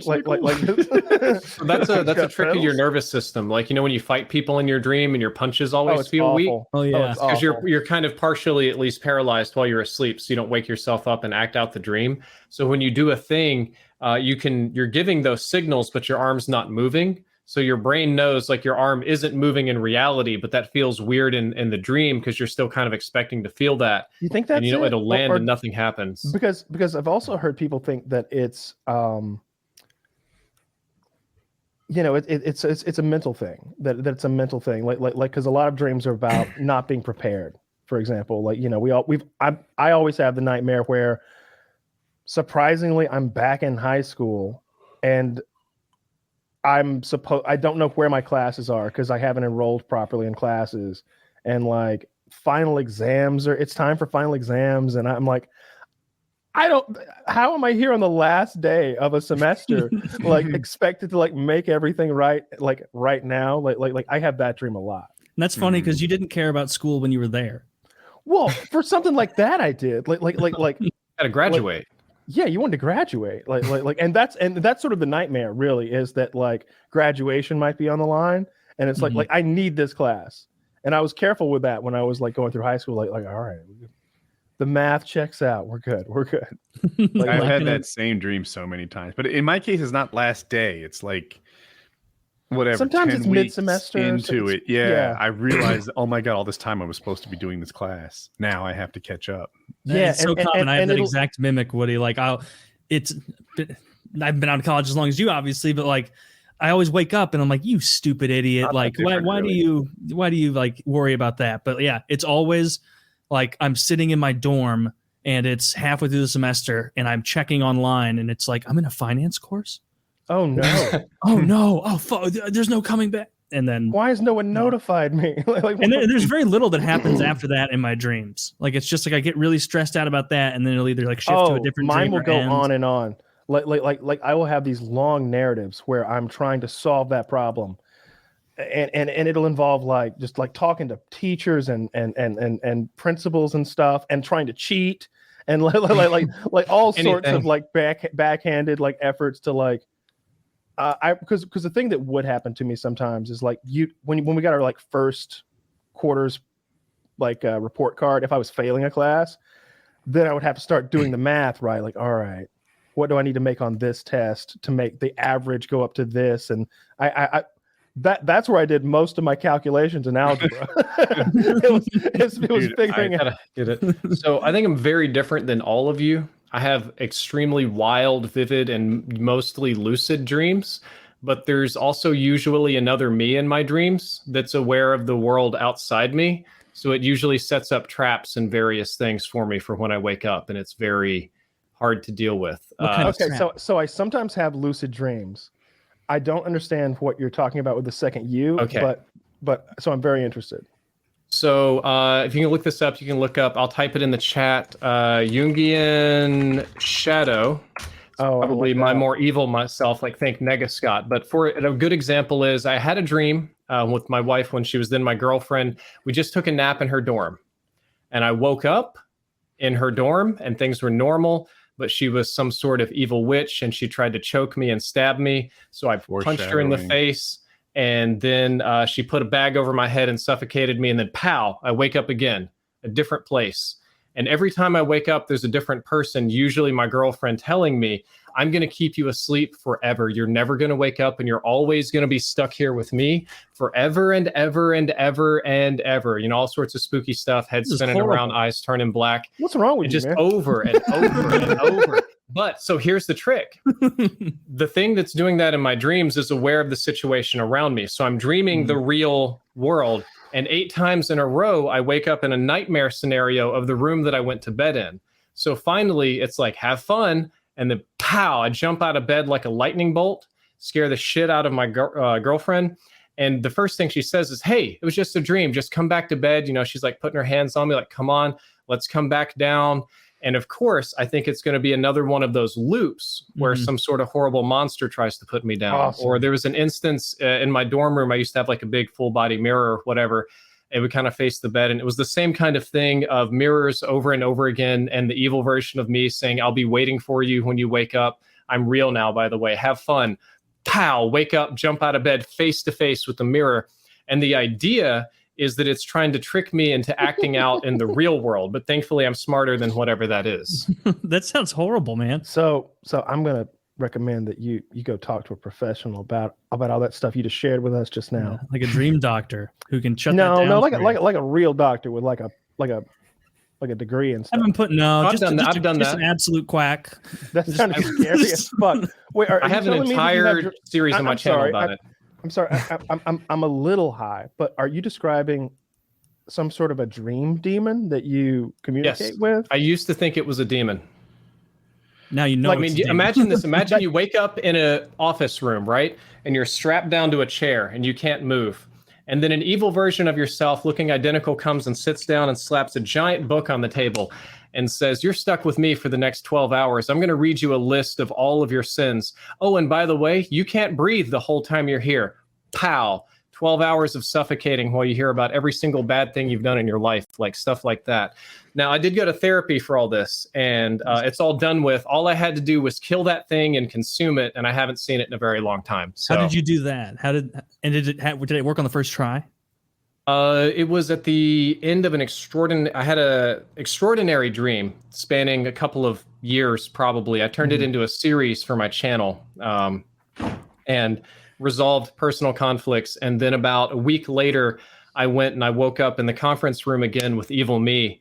And the implication was that it was time to finish this. So all I did is kill my doppelganger, so to speak, tear it to bits, eat all the flesh, and become one. And then you're normal again.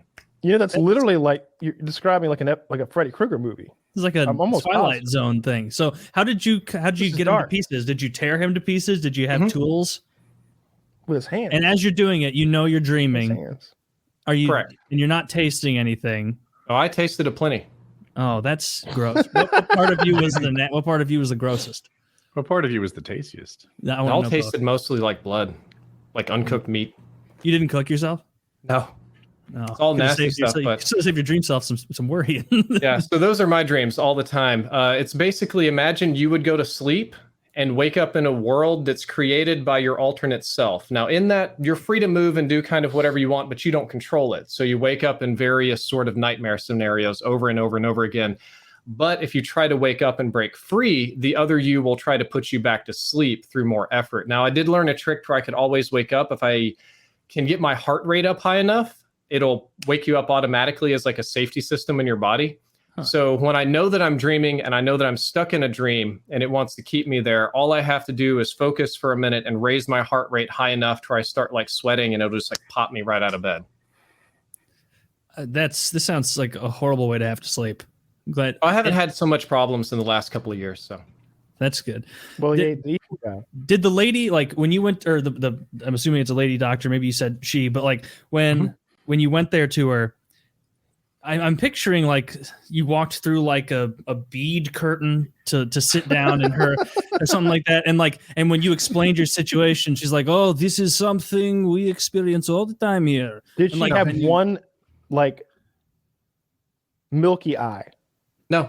She was very young. The milky eye. We all pictured the milky eye, right? So I did this in college. She was a very young, like less than 30, relatively petite new psychiatrist working students for free. And she had no idea what to make of me, looking at stuff like dissociative identity and schizophrenia or whatever. And after about 3 sessions of explaining this, she arrived at the conclusion that I typed in the chat over there, which is Jungian shadow, based on Carl Gustav Jung's various philosophies about the anima and animus. It just kind of competes with Freud's id and ego as a system. Well, it worked. So something went right. Well, probably.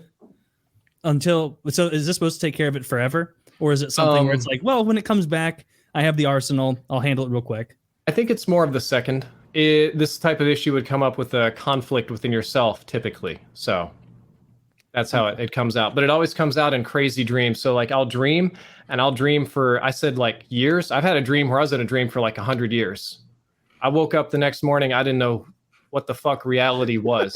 And you're laughing? Okay. It's like that Rick and Morty game. This is 10 years before I tried a single drug. I never drank, never smoked, didn't do anything. Like none of that stuff. Totally sober, at least chemically normal, right? Happened all the time. Always have crazy dreams. Yeah, I've never had anything that horrible. No. When I was little, I had a recurring nightmare that I was late for school, and like, you know how you're leaving you leave the kitchen through the garage, and like you hit the thing and it starts closing the garage door, and you have to run and like jump over the little sensor and get outside. It was a very short dream. I would run, I would trip, and then my head would be crushed by the garage door closing. So bad. Which could never happen, as we all know. No, it would have No. stood. The garage door would have broken. I And didn't like think of the head. even like, and I never really thought about this. Like in the dream, I remember like the reason I tripped just because I was like, I have to jump over the sensor, but then like the thought of the sensor disappeared when I fell down, and then like it comes down way faster. Crushed my head. I haven't Like a had that horror since I movie. was a child. Yeah, but yours. So did you feel it the though? worst. Like in your dreams, do you feel things? Like when you get cut or burnt or hit or something, do you like feel it? Sometimes I do, don't. sometimes I don't. I never feel I it. usually Like, will. Sometimes I'll do that thing where I like try to pinch myself on the leg or the arm to try to determine whether I am in a dream, and I'm like, well, that hurt a little. Like, how much is it supposed to hurt? You know, like I've literally had that thought so many times where it's like, well, that hurts a little. I mean, how often do you pinch yourself in real life, though? Right? Like, Yeah. I don't really Very remember. rarely. what if it's I supposed start to feel like if I start like slow walking, that's when I'll know I'm in the dream. You know, like if you're trying to get somewhere quickly and it's you're taking in the sand. an eon to walk, and every step feels like you're exhausted. That's when I'm like, oh, I'm dreaming. Gun stuff is really interesting, right? If I need to like shoot some kind of a monster or something with a gun, I can't pull the trigger. Like it takes so much effort to pull the trigger. And forget about like finding enough bullets to actually load a gun. Like I'll have a pile of mismatched bullets and like 8 guns. And like by the time I do this sort of like okay, I got 1 of these and 3 of those and 2 of these and 4 of these, I have 1 bullet and 1 gun, and the bullet won't go in the gun. Like it's just a nightmare. And then I wake up. Mm-hmm. Yeah, and your hands don't work right. Your body doesn't work right. The slow punch is something everyone's experienced. I feel like It just doesn't yeah. happen. Where you're just getting the shit kicked out of you because you're just too slow. To Almost connect. always have like the slow-mo fighting technique and the guns that don't work. And sometimes the trigger will be so hard to pull that I'll get my second index finger in the trigger guard and I'm literally going, ah! I'm doing like Do you ever a wake double, up like that? You know those hand exercises? Like I'm doing Yeah. basically like, so it's, you know, like 250 pounds or something to like pull this trigger, and I can't fucking pull it to like shoot the monster or whatever the fuck it is. And that's got to be like some sort of mental thing, right? That's got to be some sort of like not being prepared Yeah. for Like a an task or inability something. to react to a threat. Like that's something everybody's fearful of. So Sure, makes sense. sure. Do you ever, Drifter? Did you ever like have fun dreams, or are they all horrible? Oh, that's good. I would say it's about 99 to 1 horrible to fun, but I have fun dreams. I have normal ones, late for class, school stuff, but my average dream is waking up in some sort of scenario that you'd probably see in a movie. That would make me like so stressed to even try and fall asleep if I was dealing with that all the time. When I was in college, I basically didn't sleep. You know, since you know, have you told these things to your medical doctor? You know, the one because it does seem coincidental that you have both. Derek knows. This the other guys medical know. condition that no one can put a finger on, and you've also got like what sounds like one of the Freddy Krueger movies going on as well. Yeah. Well, I'm pretty sure it's not an external thing to my head, but it's problematic to deal with on vacation. Pretty sure is the phrase I would use. Yeah. But no, I've told my medical doctors it's something, well, as it is needed. In the case of working with Derek and his team, they know. I kind of gave them a rundown on some of that stuff. So yeah, it's not something I keep secret. I literally did a whole series about this on my channel, like 20, 25 videos. I have more coming this Halloween because they're scary stories and stuff. But it's a weird experience to basically wake up in a movie indefinitely, years. You're an months, interesting weeks, study whatever. for hallucinogens, though, right? I've never done a hallucinogen, so I don't know. Ooh. And marijuana doesn't really affect this one way Oh yeah, or that the doesn't other. count. That's like the mildest of hallucinogens. Like I don't know, like colors might look a little brighter to you. It's about as intense as marijuana gets. But like LSD or DMT or mushrooms or something would be interesting. Maybe I don't know, especially DMT, the way that's described. I want to do DMT. It A sounds little so bit scary. scared, given the information I've just given you. The odds of me going on a not so great trip are a little bit higher than I thought. Yeah, you're gonna go to a scary place, but it'd be cool. But it's 15 minutes. A cool, scary place. Yeah. You can do anything for 15 minutes. Yeah, but it's time dilation, and he's already seemed to experience some. He says he's experienced some ridiculous form of time dilation in his dreams. Yeah. So like he could take DMT and never come back. You're just permanently there. When he comes back, he doesn't know English anymore. Yeah. I don't know. So I don't want to do that. I understand time dilation, but somehow I'm like, but it's bullshit. It's Yeah, 15 minutes. but it's perceived. You will get to the other side. Yeah, it's quickly. perception. It's not literal. But you guys have never experienced anything like that? I just hit you with some crazy shit here in the middle of the show. No, that sounds real scary. What you've got going on. I wish you the best with it, though. Okay. Oh no, it's Yeah. sorted. I've That got that literally fucking sounds thing like sorted demons. out. I used to think it was when I was in high school or in college. I used to think it was a demon that I'd have to deal I with think every 5% it is. 5%. 5% chance. Like, 1 out of 20, baby. People are too quick to rule out demons. Woody's always like, no way, it's demons because those aren't real. And I'm just like, yeah, probably. You got to leave a little bit of a chance in there that it's demons. There's no evidence that there are demons. I mean, there's no evidence that there are demons, and there's no evidence that there aren't demons. Well, that doesn't make not how those things equal work. Yeah, to each yeah. other. There's no evidence that goldfish don't fly when you're not looking. But aside from demons, you've I've never seen had those a flying dream fish, near though. a You've seen those, reality. right? The ones that like come out, and those can go for a couple hundred meters with the wind. They're not goldfish, though. I saw them though. It was on the Animal Planet. Yeah, they You guys often- believe in demons? You think they're supernatural beings bumbling around, invisible all around us? I don't think so. But I think they're mostly anything could in be your out there. dreams, but because you literally have described like meeting a demon man in your dream, which sounds like the scariest thing ever. other than, Someone like, would have gotten a good demon photo by now. I'm I'm gearing yeah. up for imagination. Do you guys want to do I just another think that story time about imagination demons? and real Yes. life are wanna- different. I'm gonna need Okay. a soda if you've got a demon story. I 'cause that's do. gonna- I do have a demon story. Do you let want me to get go? a soda. Let Kyle grab his soda real We're gonna quick, go. and then you can spooky season. regale This us. is perfect. It's Halloween. Let's talk about ghosts This and is. ghouls and goblins and stuff. Exclusively ghoul and goblin talk. So I'll tell you about a demon I saw once. Real nasty piece of shit. Goblins, probably the least scary of the goblins, demons, ghouls Yeah. kind of triad. Think of them like ghoulies coming out of the toilet. little Yeah, munchkin type they're things. not scary. Like goblins are. I feel like goblins would be scary because you know that his demon master is nearby, right? But What the is the least goblin, scary? Are trolls part of this? it depends on the kind of troll. If it's like the kind with the belly button ring, not scary. If it's like the Lord of the Rings kind of troll, They're very troublesome. scary. Yeah, they'll kill you. I always thought zombies.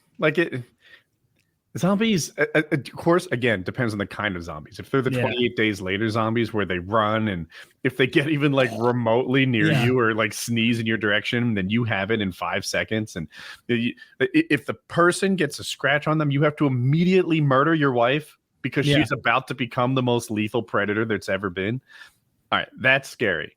But Walking Dead zombies, my gosh. Yeah. Single people take out dozens of them. That's a cakewalk. Yeah, There's thousands of them. It's a numbers issue. It is a numbers issue. I follow, but they're also quite slow. Now, they don't get tired, but it seems like you can relocate. And they have been in a horde, and they just murder their way out of the horde, and they're okay. them not getting tired would be a big thing because like if they see the direction you're going, you could hoof it and get out of like sight range. And then what? All right, I'll take watch. Everybody sleep for 2.5 hours until they arrive and we wake up and then we run on exhausted legs. Like they'd get you eventually if they Go like could someplace track you. accessible by ladder, like a rooftop, and You're right. That solves it Or entirely. somewhere really cold. climb If a it's cold, fence. they freeze. But the 28 weeks later one, like not only are they faster, like they're faster than Usain Bolt and they can climb ladders faster than firemen. Like everything gets improved when they become a zombie. So they're impossible to take down. The most unbelievable part of 28 days later is like, oh no, there wouldn't be a hideout in this scenario. No one would have survived this. You'd be so fucked. No, You'd be that's tracked not down true. so quickly. There's like billions of people. There have to be a few that stayed inside. Maybe. What's But the there's scenario? We were talking about 28 the days later. Yeah, 28 days later, zombies are out there. There's not going to be a huge resistance like Walking Dead. Like they're too quick. They even like they have like scenes in 28 days later where you can see like the zombie thinking things through, and like, oh, I recognize the tactic of the non-zombies. Well, the I'm thing gonna about the circumvent 28 that. days later scenarios, those are crazies, technically speaking, because they're still alive. They're just crazy, like psychopathic, rabid people. So like it didn't is know a that. little bit more difficult to deal with that. They're zombies for the sake. Of Yeah. Actually, they're not zombies. Oh, you hush. They are zombies. They are violent I see that because homunculi. like they're not going to decompose or anything, right? Like they're but just they going to could eventually starve. get old and die. They could starve, yeah. But they eat each other probably. I haven't seen that movie in so long. I don't know. Like they're not because it just seems to me like zombies are kind of like supernatural for in a lot of ways. Like those Walking Dead zombies should have like fallen over by now. Yeah, they would They have. don't That's- call that's them the plot zombies in the Walking movie. Dead either. So 28 days Yeah, later, the the word movie doesn't plot is they exist. chain him up to see how long it takes to starve. Mhm. And then they can't even keep the one that's chained up from fucking someone up when they go in the courtyard. That's how wily they are. But speaking of the spooky season, you have a demon tale for us? I do. We're going So, off the go ahead. rails here tonight. All right. So, little context. As a child, I always used to see things: ghosts, demons, goblins, monsters, voices, all this shit constantly. I hated it.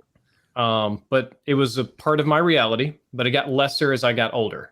So probably something growing up, environmental, hormonal, whatever. Yeah. This was probably about, I was like 12, 13 years old. And in that time, I was very tired of this aspect of my life. So I used to try to take pictures of things like that whenever it would pop up, whenever I would see it, because I figured ghosts hate cameras, right? Yeah. Well, And I was living in a place in Kentucky that I considered to be extremely haunted. I have a story about an evil doll I can tell you as well, or dolls, plural, that move on their own.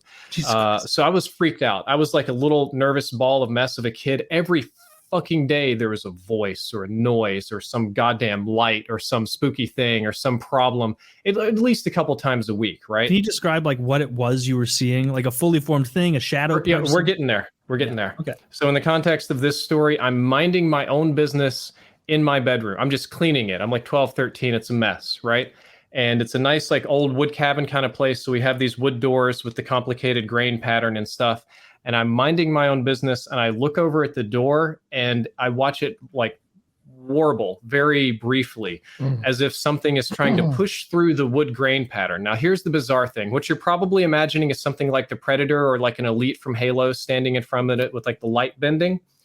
But it was more like my brain was opening to a pattern in the wood grain that I could previously not perceive, but now that I could. And it was both moving and not moving at the same time. And it was wiggling and wobbling and coming together.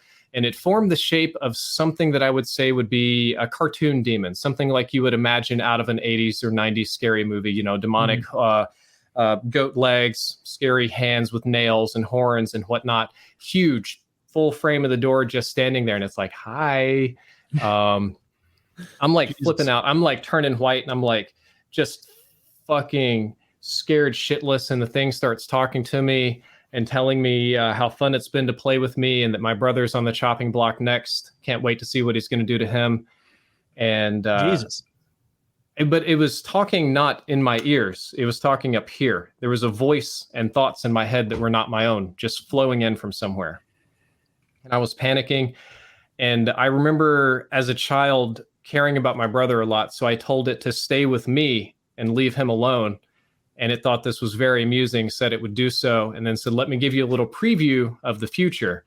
And the wood grain just snapped. And it was almost like a TV screen, but like 2D and made of wood lines, just flashing little things in that theoretically would be in the future. Also an awful, nasty stuff, right? A lot of bad things.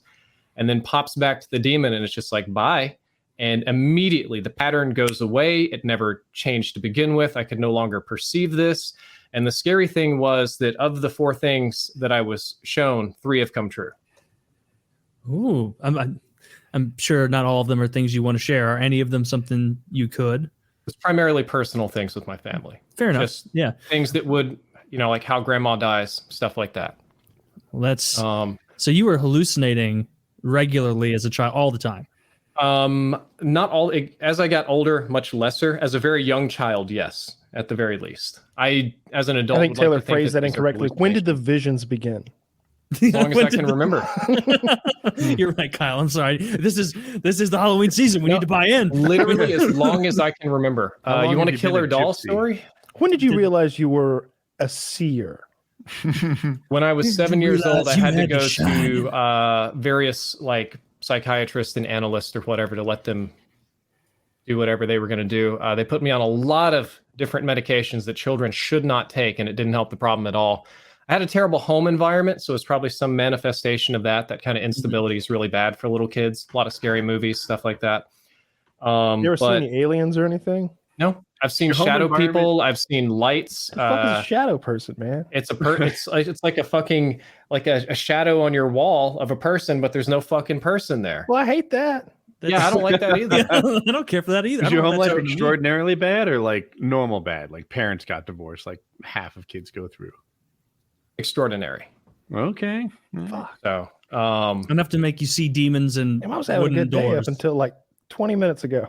we can make this. We can make this one. So the way to think about it, you talked about DMT, and that's what gave me the idea. I legitimately think that my Don't brain do DMT. dropped a You're tiny halfway bit up, of the 1 foot DMT in. stores that it has, because it felt like I was perceiving a pattern that previously I could not perceive, Mhm. and hearing Yeah. things that I previously could not. I had issues with dolls that would move on their own in the same house. I fucking hated that. It used to creep me out because I always All right, felt when like you they were say move on staring their at me. own, I'm sorry to keep interrupting you, but I'm fascinated. Okay. When you say move on their own, like it wiggle a little, or it would just be here and now it's like in another room. Yeah, like being an Second area, one. wouldn't leave it. But to an extreme degree. So we were rich. We had a giant toy room bigger than this office. They had a whole fucking wall of stuffed animals. And they all had these little glass eyes that I thought were staring at me all the time because I was a fucked up little kid. Mhm. Didn't like it. It was very annoying. So what I decided to do one day is go in there and turn all 100 of them around to face the wall. So just like teddy bear butts facing the rest of the room. And my little play areas, I had a little game station right beside the door to the playroom. So just sit in the door would be like right here. Mhm. So I did that and I was like, great, I'm going to go play Road Rash on N64. And I do that for a little bit. I was like, I want something from the toy room. So it might have been an hour and a half later. Nobody is going in there. Parents are like gone. It's just me. If somebody did go in, it would have had to been like right beside me. Right. I go in there and all 100 of these fucking dolls have turned around. And they're not just facing outward on the shelf like where they were, but the ones on the further ends are like angled in. So they're all looking at the door the very moment I opened it. Ooh. Did you So I turn them just back closed- around? Yeah, I just closed the door and left. Just fucking out. Bye. See ya. Did they I've ever never, move again after that? I've never seen or heard anything. I wish. I wish No, I you had don't. You don't wish. It's This so sounds not fun. horrid. Why would you want this?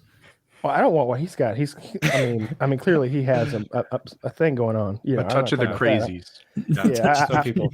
I just want to see a door wiggle one time or something like. I want it to turn into like the Pillsbury Doughboy or someone good. Kyle, you're muted.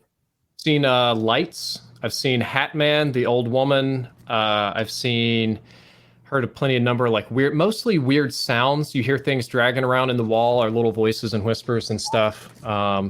But so it wasn't just me; it was the whole family. We all had to deal with this shit for like 7 years. It was terrible.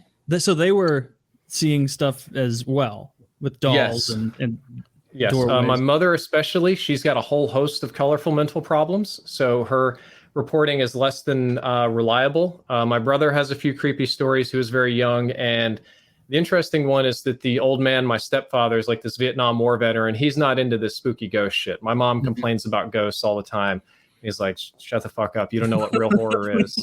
Finally, and then fucking last, a normal person. And Jesus Christ, I'm all here alone listening to the last 40 minutes of make-believe bullshit. None of this happened. None of but this it got is him true. too. None of this is No. anything. It didn't Hang get on, him. Woody, There was a you're wrong. night we heard Because then footsteps the sprinting surprise through the is it house got- and noises. He bolted up out of the bedroom shotgun.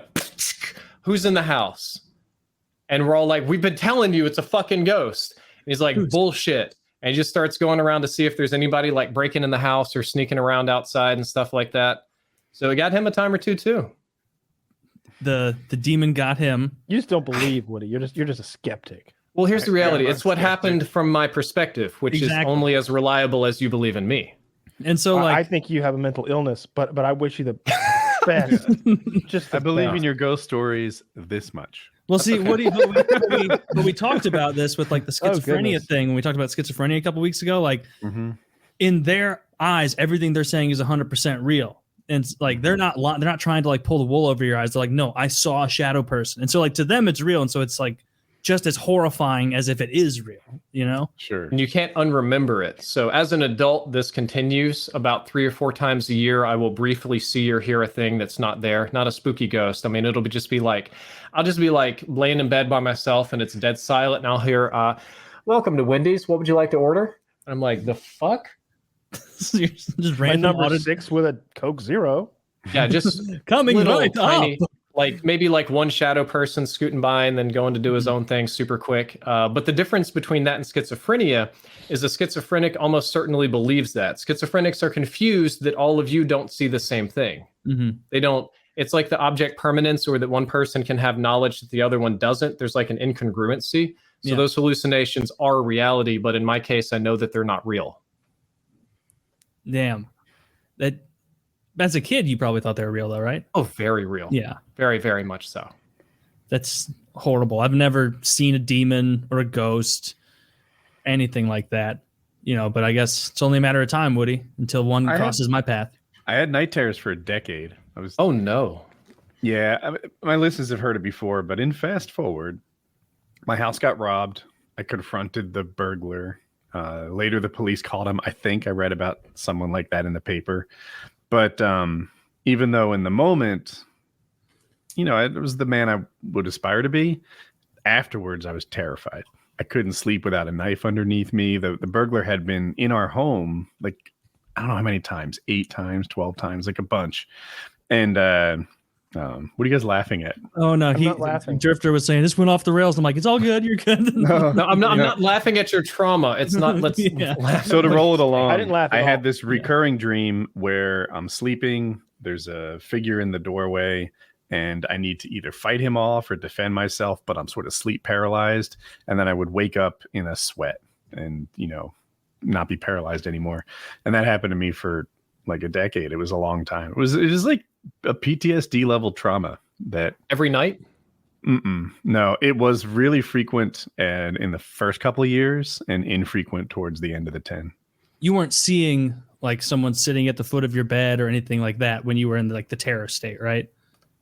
In the dream, I would see someone in the doorway, In the like, doorway. you know, blocking. It was the only entrance into the room, and he was coming for us. And then I would, you know, I was just trying to get up and Mhm. handle it, but I couldn't move because I'm asleep. And you're in that state where Yeah. like what's happening in real world is kind of playing out in the dream too.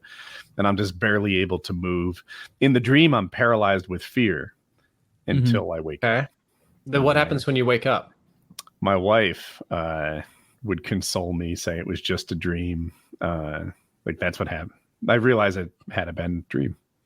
And this probably doesn't happen like at all anymore. Right. Yeah. Right. Sounds a little bit like sleep paralysis in a sense. Yeah. Yeah. That always also sounded terrifying. so horrifying. I'm so glad I've never had a night terror or sleep paralysis. And like the friends I've had over the years who have it and talk about it, so many of them have the same exact thing. Like it's not like we're sitting around in a circle talking about it. It's many people over the years I'm talking to, and they all say they see a figure, whether it's a demon or a ghoul or a ghost or a goblin, all sitting, Robber. sitting on the bed, looking at them. Like they're all sitting on the bed with them. And it just is weird to me that like all these different people, different walks of life, they all say, no, same thing. A demon sitting on the bed with me, looking at me right next to my feet. Yeah. In my case, it's dark. I can't see what's up. Picture him a little bit dressed like the guy from Scream, like some sort of cloak or whatever. And I don't know. I got to deal with shit and I can't because I've got sleep paralysis. Have you ever had that, Kyle? No, I've never had sleep paralysis or anything really like that. I've had some really scary nightmares. But I also have this weird thing, and I've done it since I was a kid, where like if I'm in too scary of a nightmare, I'll like jump off of something high, like straight onto my head, like try to kill myself in the dream, and I'll like wake up right away.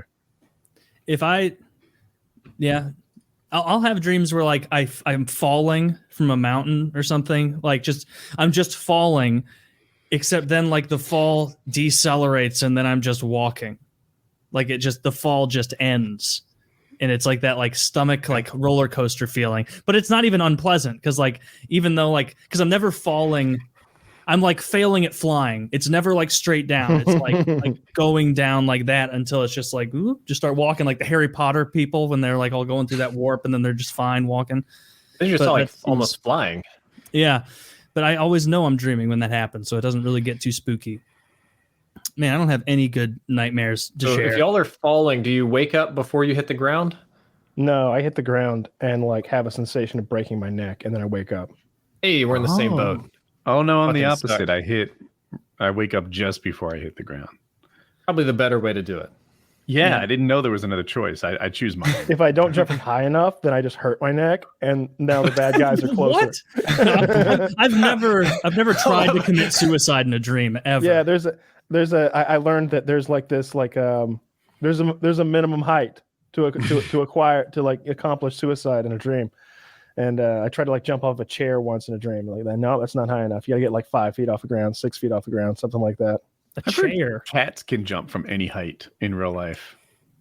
What do you mean? They can jump from any height? They could jump off a 10-story building and land on their feet and walk away. No, it's not I'd true. be skeptical. I mean, you can just throw them So off the the bird idea you is buy and that see what happens. the terminal velocity of a cat is less than a cat's ability to shock absorb. Can a Like they cat cannot reach a survive speed fast enough to be terminal dangerous to them velocity? without like being launched. Hold on. Finish this up. ScienceFocus.com has an article on cats and terminal velocity. They looked at 132 cats that had fallen an average of 5.5 stories and survived. It found a third would have died without emergency veterinarian treatment. Well, I don't count. The injuries were worse in falls less than 7 stories than in higher tumbles. No shit. Yeah, but why is that interesting in this thing? I'm gonna guess Interestingly, that the ones that fall from higher than 75 feet are gonna be more tore up. What do y'all Also, Woody, I don't want to rain on your parade. They spell stories wrong in this article. 5.5 STOREYS. See if you can No, find a picture that of could the be a UK scientist. article. That could be a UK article. That's how they spell that?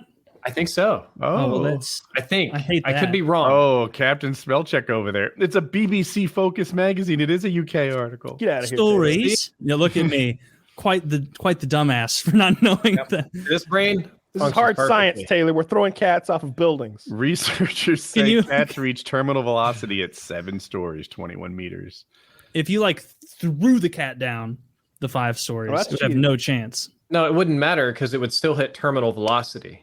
If you throw it down faster than terminal velocity, it'll decelerate to terminal velocity because that's like the equilibrium point between forces. Eventually, it will. 5.5. Eventually, stories. yes. Over that distance, maybe not as much. Yeah.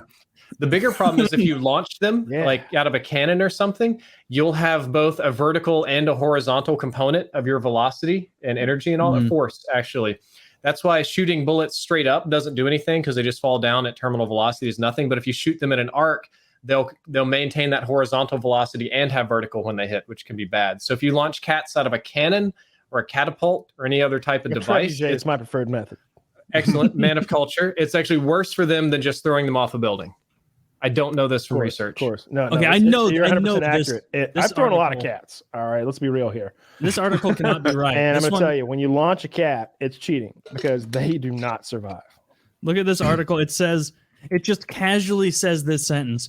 While cats have been known to fall from over 30 stories and survive, it's not very common or thoroughly 30 researched. stories. That just This one says that when cats reach terminal velocity, their survival rate goes up because they relax. They floof. Yeah, and this one also, one lucky kitty did fall 32 stories and keep its life and its wits. In fact, the cat walked away with a chipped tooth and a collapsed lung. What the fuck? That's so funny. My dog fell asleep and he rolled off the top of the couch the other day. just slammed He has into the the same ground distance. and scared himself. And he barely made it. I just hear boom, like the loudest sound a 12-pound dog can make falling All off right, the so top. I think where we stand now is that cats can fall from a shockingly high distance and still survive. Yeah. However, I still am not quite sure that cat can fall for an infinite distance essentially and live. If a Well, cat it's- falls from an infinite distance, it has a chance. If It'll it falls starve from an to death. infinite Some cats, distance, anyway. yeah, it'll starve. Yeah. Because it won't A ever cat hit the has bottom. a Okay, chance. okay, you got me All right, there. You well, win. let's just. If a cat could halo survive jumps without a 10-mile parachute. fall, a 10 Some mile no cats. parachute fall, a cat could survive it. I think that's That true just- in theory, but for almost I said everything. could. I mean, people have survived falls like that. That just doesn't Yeah, make but it very like two common. people. Yeah, Like, right. Yeah, what yeah, I'm cats saying have is, way look, more than if a we third go of up in a cats. plane and we throw 10 people out, all 10 are fucking smoked. They're dead. If we go on that plane and we throw 10 cats out, I'm saying 6 walk away easy. No, I'm saying 1 or 2. I'm giving it 3. I think 3 cats limp away. I think some of them are going to hit trees and shit too. They love that. They could land. Yeah, cats. That's a mixed bag. That can break your fall or it can impale you. It can. It's all Rambo. It's okay. All right. If anybody's listening, you have access to 10 cats in a plane. Some cats. Cat. And no ethics. You know, you're in the. And you don't have a grip on ethics. You're in our area. You're a You know, complete psychopath. this This should be Elon Musk's next thing. He's not evil enough. Instead of those very complex rockets to slowly lower the vehicles back down to Earth, he just puts cat feet on them and just lets and them a land. tail. Yeah, just cat feet and a tail like whipping around. we tape cats to the bottom of the launch. $1 trillion idea, right? Oh, it's just a bunch of cats taped to it. Yeah. Okay. 10,000 cats. Tremendous wagging their tails. all spinning in sequence. I'm imagining like the giant ball of Critters and Critters 2, except it's cats and they're all like on the bottom and it just smushes them all. Critters 2, that's a fine film. Yes, it is. It's the Fine. only I one that watched has a. Tremors recently. Have you guys seen that? I've never seen seen all of Tremors. Kevin Tremors. Talk to me Bacon. more about Tremors. It's a masterpiece. Dude, Exactly. it was I forget, maybe Kyle got my head on it, and then Reddit started loving Tremors. Every character in Tremors was sort of respected and not stupid. Even 2, one of them being Kevin Bacon, were kind of like dumb laborers, but not all their ideas were bad. And, you know, they were listened to. There's a scientist doing PhD work on Tremors who's listening to these laborers and considering their ideas like they're equals. And it was kind of interesting to see a movie where there is no real dumb jackass cannon fodder. They don't Every fight each one of other them is- either.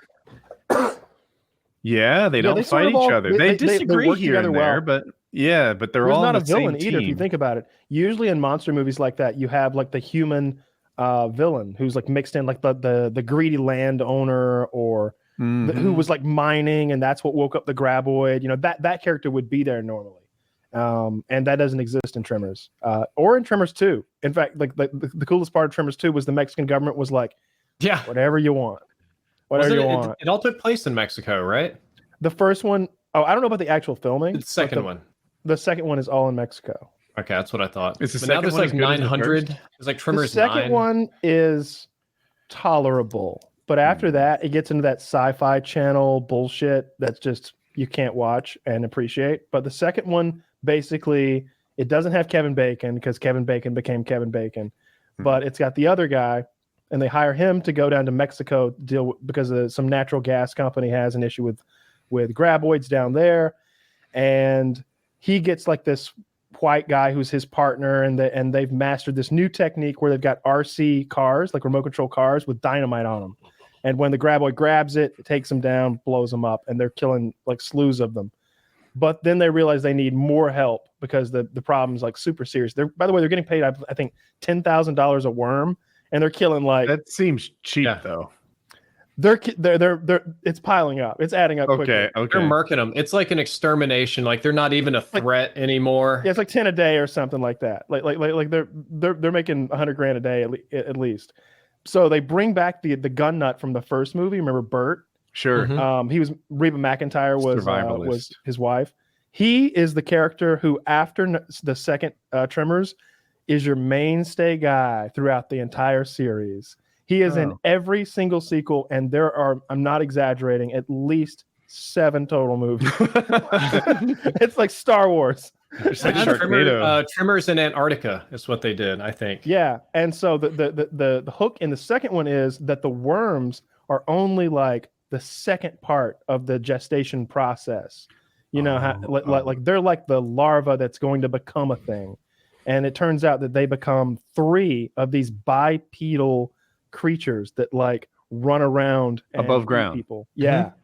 So they weren't prepared to deal with that at all, and things went sideways. Yeah, so they're not prepared for that. So you know, they're like even all the firearms that Bert has brought are like the biggest rifles that exist. Like, and he's had the bullets like cast from solid bronze, and like they're made to shoot through buildings and stuff like that. Like he's got armor piercing like terrifying stuff, and their enemy is like the size of like, I don't know, like a Ostrich? goat. Like, you know, like I an got a ostrich or question for something you. like that. I So there's a wanted you part- next to me as I watched Tremors. Bert, for people who don't know this movie, Bert's a survivalist. You can picture the gun wall, practically Matrix-like in his Great. basement. And Mhm. okay, so he has a gun that shoots some sort of big round. It's like an elephant gun of some sort. I don't know the details. And then he also has an AR-15, which, if you guys don't know, shoots a very small bullet. The army moved to it because the soldiers could carry more bullets, and they thought they'd be more effective with these lightweight ammo. Okay, cool. Kyle, you are shooting a big worm thing. I guess it's called a graboid. Mhm.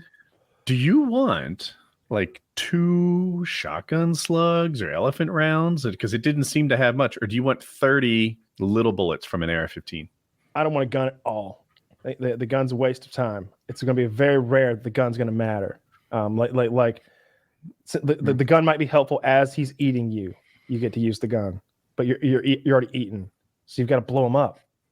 You got to use the you got to stay in vehicles, and you got to use the So you think explosives. the gun, you'd just be better off running. The gun can't hurt him. Yeah, More because or they're under the less. ground like 99% of the time. Like, and you can't shoot through dirt. Well, no. In this case, he was attacking through a basement wall. Yeah, but that's like that dream scenario, right? Like It happened in the movie. you got to keep luring them all back here to that basement. He was like, lining busting them through the up. basement wall, and he Remember had his when Will gun Smith's- wall on the opposite side. And they're like grabbing shit off the wall, firing. In And I'm Independence like, Day, I there's need that Kyle part here where to like guide Will me on Smith which gun to takes, like, pick. Will Smith takes out the one like single alien ship. He's like, "Yeah, I'm gonna line all your friends up right out here." Yeah, because he just after the harrowing like journey it took to take one of them out. Yeah, I think you need explosives. The second one's pretty good. And in case you want to watch it, I won't spoil like one of the funniest gags because it involves like that cannon of a rifle that he's brought. So make it an elephant then. If you wanted to shoot an elephant gun, I guess, not an AR-15 with 30 rounds. Yeah, you want an elephant gun. And by the way, you're trying to save yourself. You're not like complying with. Yeah, I laws want or to kill it with anything. one shot. I want to break it down. I want it to like get shot and go and like be like, "Oh no, I just got shot!" Right?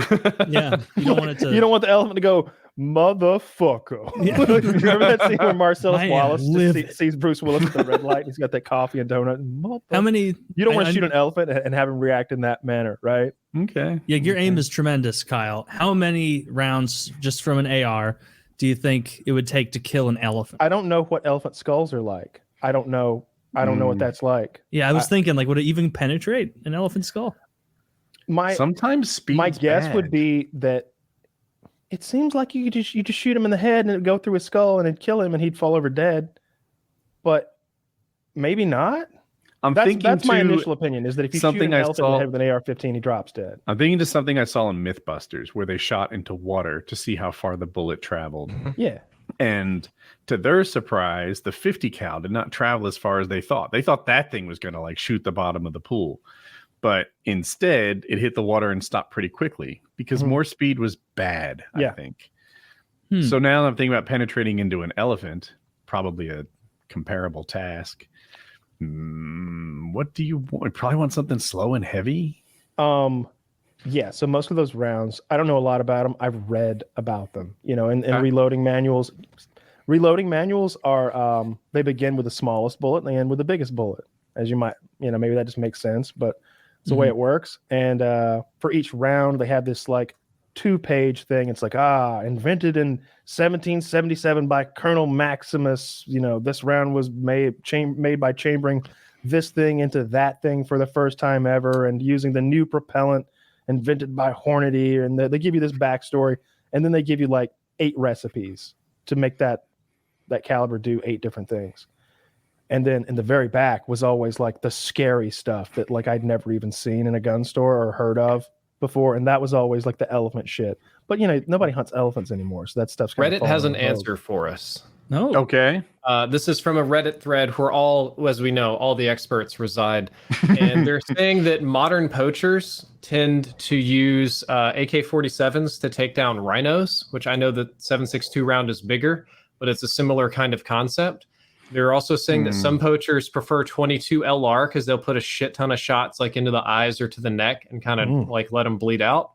And the general consensus is that your average basic bitch like 5.56 target ammo will probably not penetrate an elephant's skull, so you'd have to shoot it in the neck or the eye.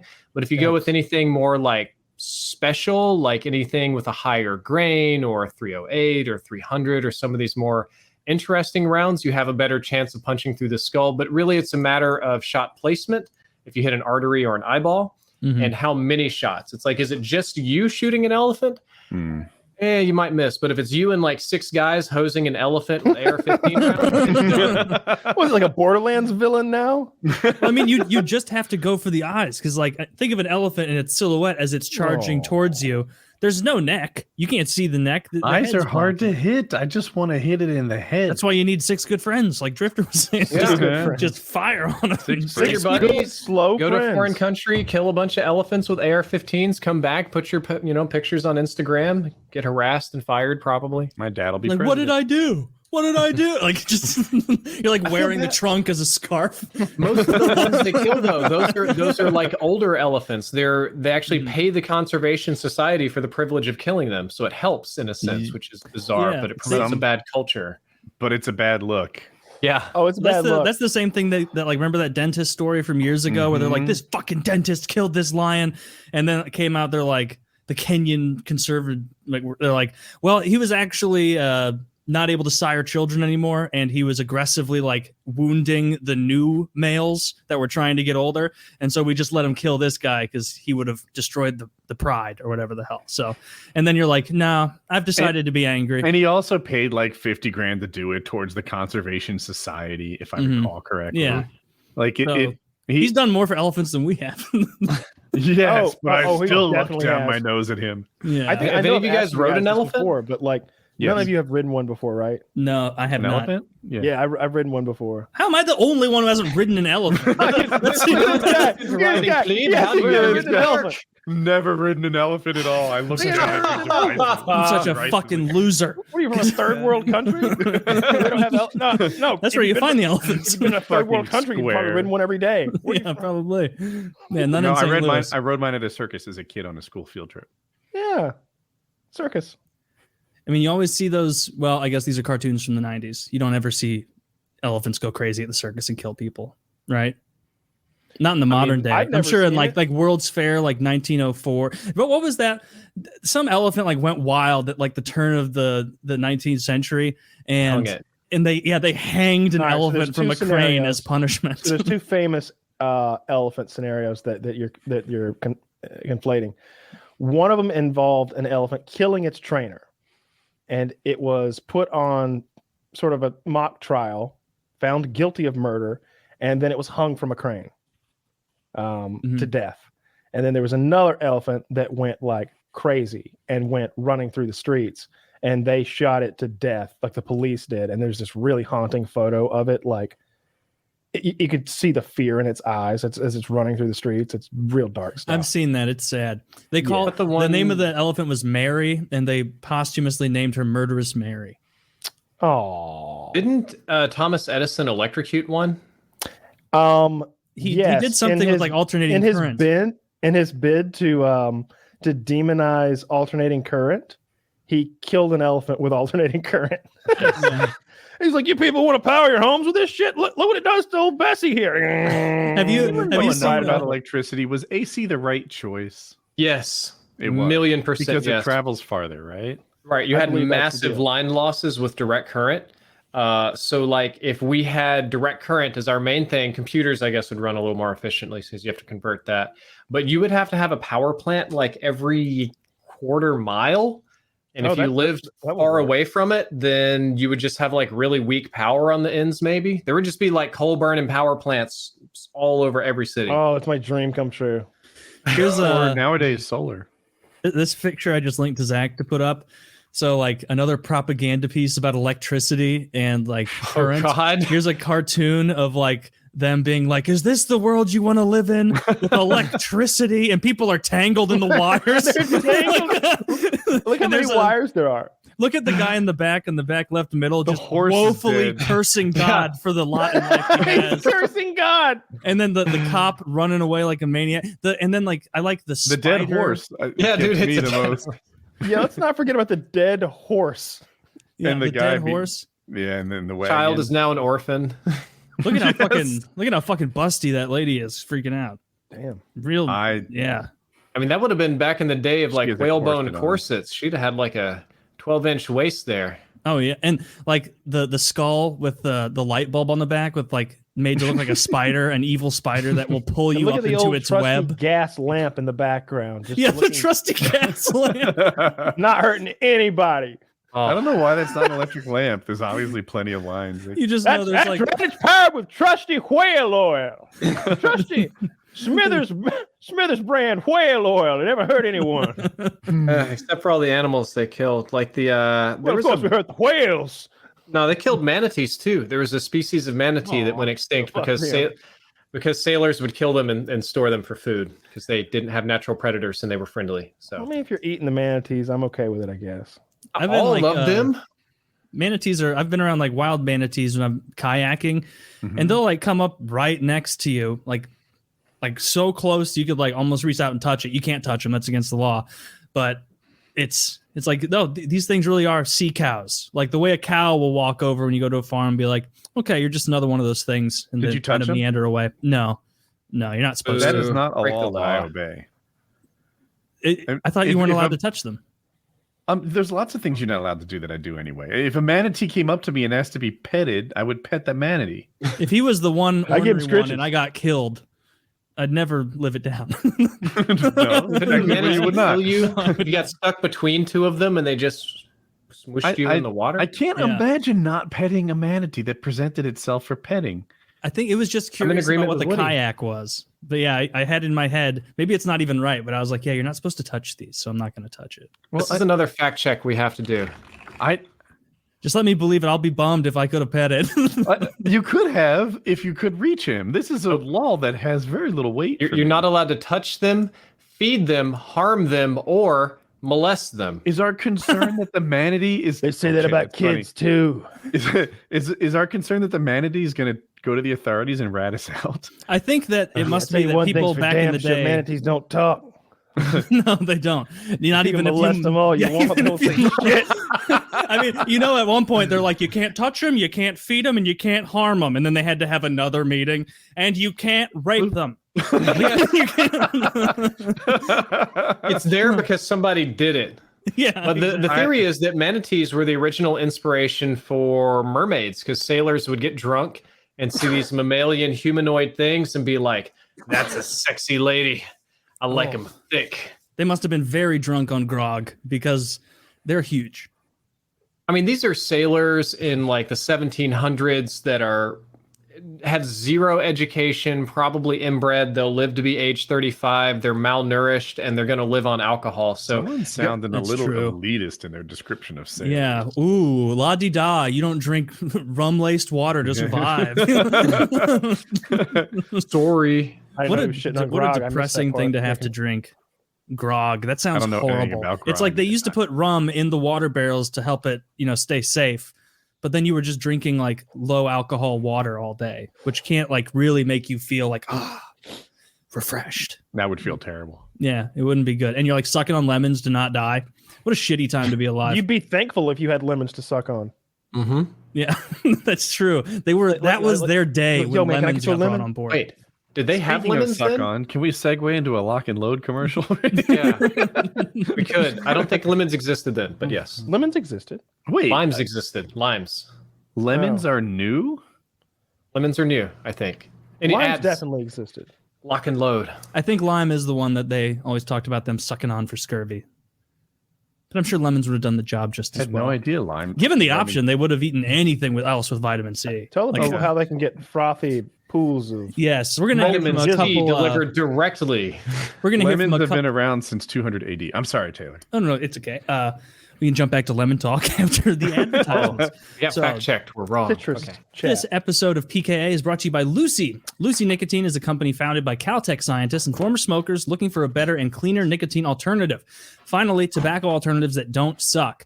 Researched and developed for 3 years to be made for people, not patients. Lucy has created a nicotine gum with 4 milligrams of nicotine that comes in 3 flavors: wintergreen, cinnamon, and pomegranate. We say it every time, but cinnamon's the way to go. Lucy also has a lozenge with 4 milligrams of nicotine and cherry ice flavor. Each and every flavor actually tastes great. And it's convenient and discreet. Their products can be enjoyed anywhere, on flights, at work, on the go, or even in the gym. It's 2021. Get rid of your cigarettes, unplug the vape, throw out your dip, and get some Lucy nicotine gum or lozenges. This is the real deal. A subscription to Lucy comes directly to your door each month. It's so simple, and you don't have to leave your house because Lucy has delivery down.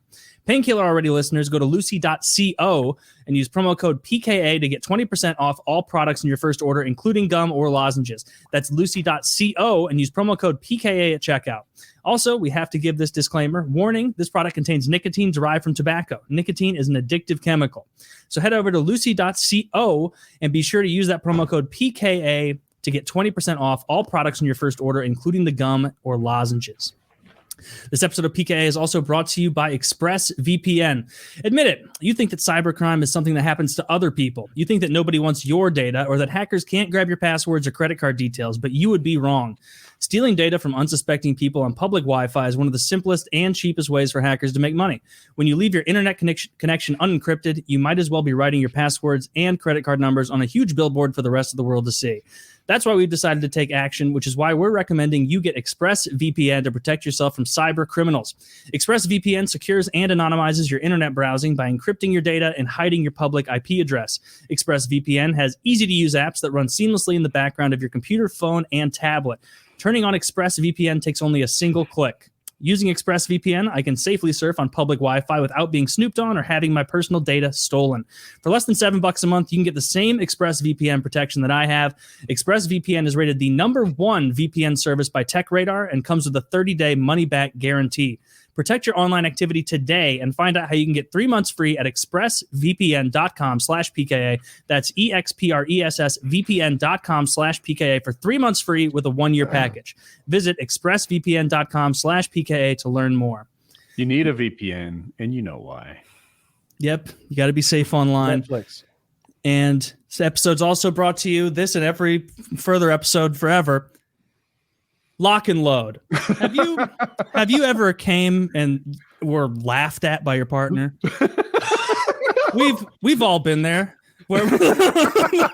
Where you come a little baby bitch load and everyone's laughing and barely make it past her belly button like some sort of girly man. It's oozing out like a horror movie creature when it could be firing out aggressively even. So what you want to do is go to the link below and use the code PKA, I believe it is, or actually just click the link with the affiliate. It'll take it right away.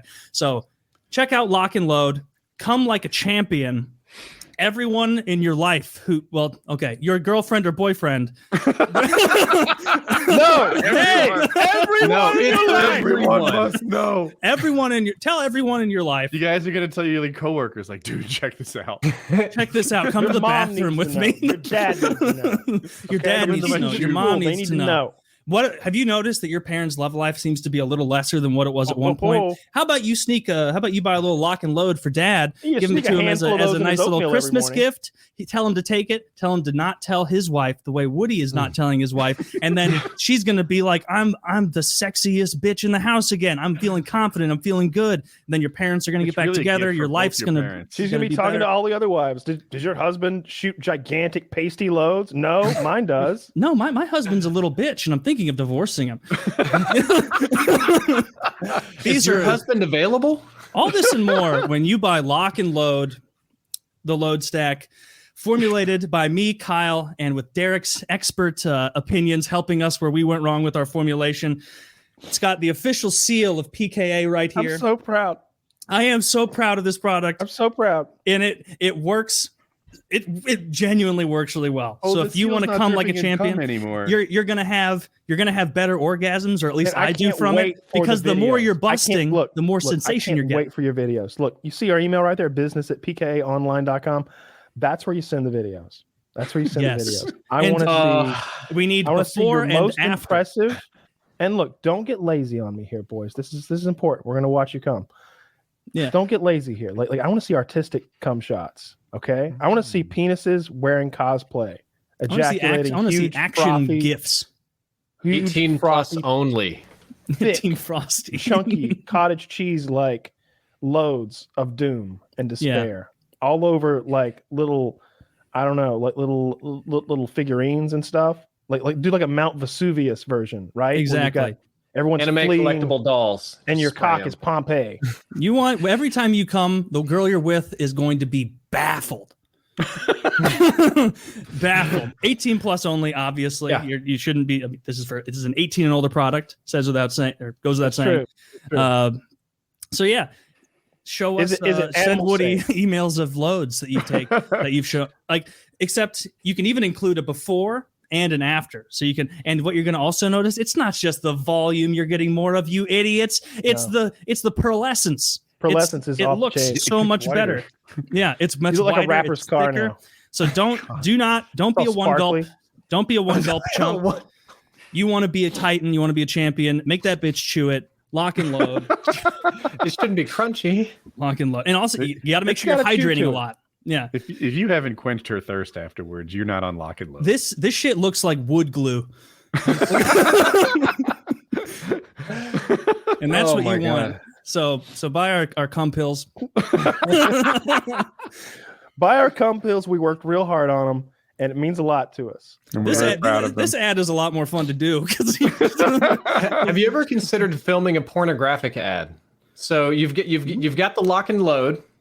Kyle's got his brand new body, and I'm sure that love Pornhub it. could get together a small budget, maybe your own script, and the finale is you're like, it's time to lock and load, and you and your body now and your junk just sprays all these girls down, and they're just done. That's how you Yes. advertise it. And you can just link to fans directly on It'll look Pornhub. like They the can scene from subscribe the to end you, of Pornhub Premium. Ghostbusters when the Stay Puft Marshmallow Yeah. Man explodes and everyone everywhere is covered. yes. Now, believe it or not, Drifter, we have something like that in the works. What? You've been talking to Chiz? No, You've been talking to Chiz? that would be so funny. We You've release been a talking to porn Chiz with about Kyle in it. my jizz videos? Yeah. Spilled the beans. He's not supposed to be talking about that. Mhm, except it's motherless, of course. That would be. He's not supposed to be talking about that. We can like make our way into the porn industry, just like whoever the biggest stars are. Send them a little shipment. Hey, give this a go. Can we Maybe get your that next shit redhead goes from better. Reddit whose vagina's so nice? What was her name? She can't use these pills. No. She doesn't. But someone could use the pills on her though. Yeah. So we'll find. You know, this is a lot of boring business talk, guys. I know. No, I just want your cum videos. I don't know how we got caught up in all that. Just Get the guy on Reddit with 2 dicks. Oh, Ooh, we need to The two-dick make him guy. one of our affiliated athletes. that guy's whole life. what about our That guy's- affiliated athletes? Affiliated athletes. That's hilarious. I like that. We have just a line of affiliated athletes. Number one, don't even have his name. 2 dick guy. He's like, for the longest time, I was tired of busting, and only like half a tiny load came out of both heads. It gave the illusion of not a lot of cum. Now he's a fucking triple threat. You know, double threat at least. You know, he can come in any direction. Dude, that guy had a wild story. I didn't actually read his story. I just looked at the pictures. The shortest that was version is big, that he yeah. was bisexual and that he enjoyed partners of all types, and he had a prolapse because of the enjoyment in his butt. And it was like one dick worked better than the other, but both could work with effort. It had a boyfriend and a girlfriend at the same time. I think he did actually mention that one of them was like a sad dribbler. So I think your product can turn it into a big, mighty elephant trunk sprayer. I This thought is you were going great. to say that he fucked, when you said he was bisexual, that he fucked men with one penis and women with the other. It sounded like he Yes, did say that. actually. Yeah. Oh, At the same time sometimes. no, I mean exclusively. Like, no, that's the man dick. Oh, no. Sorry, That's the man dick. Don't you this don't is don't sit on that. That's gay. That's my girl dick. That's my girl dick, you disgusting animal. Oh, you better say something else You there. almost said bundle Careful, of sticks. careful, Taylor. don't think You were you're weak so off. close. I did. What if we had a rule where we here arbitrarily had to suspend Taylor for a week for saying faggot? We were just like, sorry, man, it's in the charter. You know, It's in the charter. Dude, I went to his Twitter account and I'm looking, and it is so weird how they're both penises. Like, there's not one that's got like a gnarled up stump. Like, they're both dicks. He didn't get circumcised even once. I have to search my Google for this. Yeah, it's his name on Twitter is Diphallic Dude, and if you just click media and scroll why down a is he bit, biphallic, dude. I guess Diphallic is. Names two. He probably got to pick it. Like, who else has this? Yeah, there wasn't No one else wanted biphallic. I wanna see him hard so I know which one is the good that's one. Okay. I know And I how much saw. better Oh, the good you know, one there's is a than the one with bad two one. vaginas. Yes, A match they made should in meet. hell. Yeah, I watched this porno the other day, and she actually has. It's actually like two It's like one. It's not like two outside vaginas, but there's two inside vaginas. If that makes sense. I She has don't two understand uteruses. that. Oh, two uteruses. Okay, well that's But there's like two. there's one hole. There's two specific tunnels leading to each uterus. Interesting. You know, Sorry, does this guy? I'm looking at these pictures. I'm very lost. Yeah, that is just two dicks. That's not a big one and a little one. That's not, something weird. That's just two Who dicks said? where there It's should really- be one, man. It's really balanced. Oh, Does he? he's Does he stretching like? it. In any Oh. case, there are no PKA sponsored athletes. I will not be coming on any women's faces on Pornhub anyway. And but we do want your jizz videos. We want your cum clips, and we want them sent to our email there. I'd like them to be classy. Okay. So does he pee out of both penises? Yeah, I guess Oh, I don't know if there's a dedicated piss he penis. definitely does. He definitely pees out of both of them. That's probably annoying. Oh no, it's it's a annoying. picture of one erect and one sad. I'm out. Where are you getting these pictures? I'm going through his Twitter profile. Oh, you click Oh, I on got media. his Twitter. Go up to the top of his Twitter and click media. Oh, they are on his Twitter. Yeah, they're all on his I was Twitter. hoping there was some sort of he did like OnlyFans or some sort of. My second book It's is just nearly ready for print. cartoons He wrote of 2 him. books. Well, I guess that makes I don't sense. see He any must double read. He dick. got two dicks. He's got to write one book about each dick. Yeah. My left dick. Oh wow! I finally found a picture of it. He has two legit full dicks. For some reason, I thought that. In sequence, each of us is going. So it's two dicks. I Went thought, right from like, the start. We were like, I thought yes, there'd be he's got one and two a dicks. half or half and a half, or like it. He has two rocking full dicks. Dos. Think about how enormous his one dick would be if one of his penises had eaten the other in vitro. Dude, that's what I would. That's what I would ask the doctors to do. yeah. I would ask them to form my two penises into one super penis. That should work Yes. because it's all the same erectile Yeah, you tissue. open them all up and just make it incredibly girthy. I thought you'd make it really long. You want it wide. Well, you like stack them one on top So of you the other. just staple one to the foreskin of the other. Yeah, You it'd got be this like, unwieldy 14-inch cock or something. yeah, like something like No. You open each of them like a hot dog bun. yeah, because And- you've got the two tissues that expand on either side. And then you've got this fairly symmetrical. Am I the like- only like- one that feels like this guy? His 1-to-1 penis to testicle ratio is off. Should he have 4 testicles? No, Oh, he's I got bet that enough. would- going on. I just saw his butthole, and that is tragic. Wait, how told many? you. There's just one, right? It's just one butthole, but it is taking a beating. Wait, Drifter said that he had a prolapsed asshole. Yeah, man, you're right. Link it. I know my Put a double link dick in facts. this, in this Checks thing. out. I need Okay, to see it. Let me get this. Yeah, let's Can you paste link that the link in butthole? here. I'll Can you please refresh link the my butthole? memory so that we never again forget. Yeah, link the butthole, please. I'm linking the butthole, Okay, and you can so- see his but 2 penises. According to your surgery, what you would effectively do though is you would have one dick inside of another. Oh my God, fuck that. Oh, I think I that's- just found the picture. Let's That Anyway. is wild as. All right, so Yep. all right, Wow. so Is it ladies always and like gentlemen, that? I don't know how to get you I guys sure in hope this not. picture, but I'm just gonna say this: the man's Twitter is the double dick dude, Oh. and there's a photograph here. This is actually the first time I've seen his dick. I was trying to avoid actually looking at it, but Here we are. as everyone has come to the realization, I will as well. That it's two dicks, like perfect. About this But what's image, interesting about this photo is it's sort of like down and low, looking up at his two cocks, and You his see it too? butthole. His butthole. I have the There's something perfect terribly wrong. way to describe it. Do you remember that episode of Rick and Morty? Remember the eye holes guy? How they would like pull the eyes out, and they would like oh, I'm touching my eye holes onto your eye holes, like that, all that nonsense. Mhm. That's what his butthole looks like. It looks like one of those Rick and Morty eye holes. So like God! Oh, you can click on it and zoom in. I can see inside of him, literally. Of course, Like I can, inside of it. I can Just see like the eye holes. Yeah, Oh God. This requires full screen. Oh my god, this is like it's a just 27 brutal. I hope it's not like that all the time. 37-inch monitor. You know, Full screen. I like how, Kyle, all four of us got how to make one topic 4 times longer by podcast masters. Everybody discovers. Guys, did you notice he's got 2 two? minutes different. He's got 2 penises. One at a time, we all did. There is Yeah, one. that butt one fascinating Is his butt always like thing. that, or is that like Oh, that's fresh. he's pushed it out or something? Like Oh, he he's- just, think that's somebody permanent, just pushed man. it in. Oh, man. Hey, it looks you like know. he's been fisted. Oh, Somebody just, okay. what did you find, Taylor? Here's another one. Oh no. We're going in Here's deep. What are we about to find?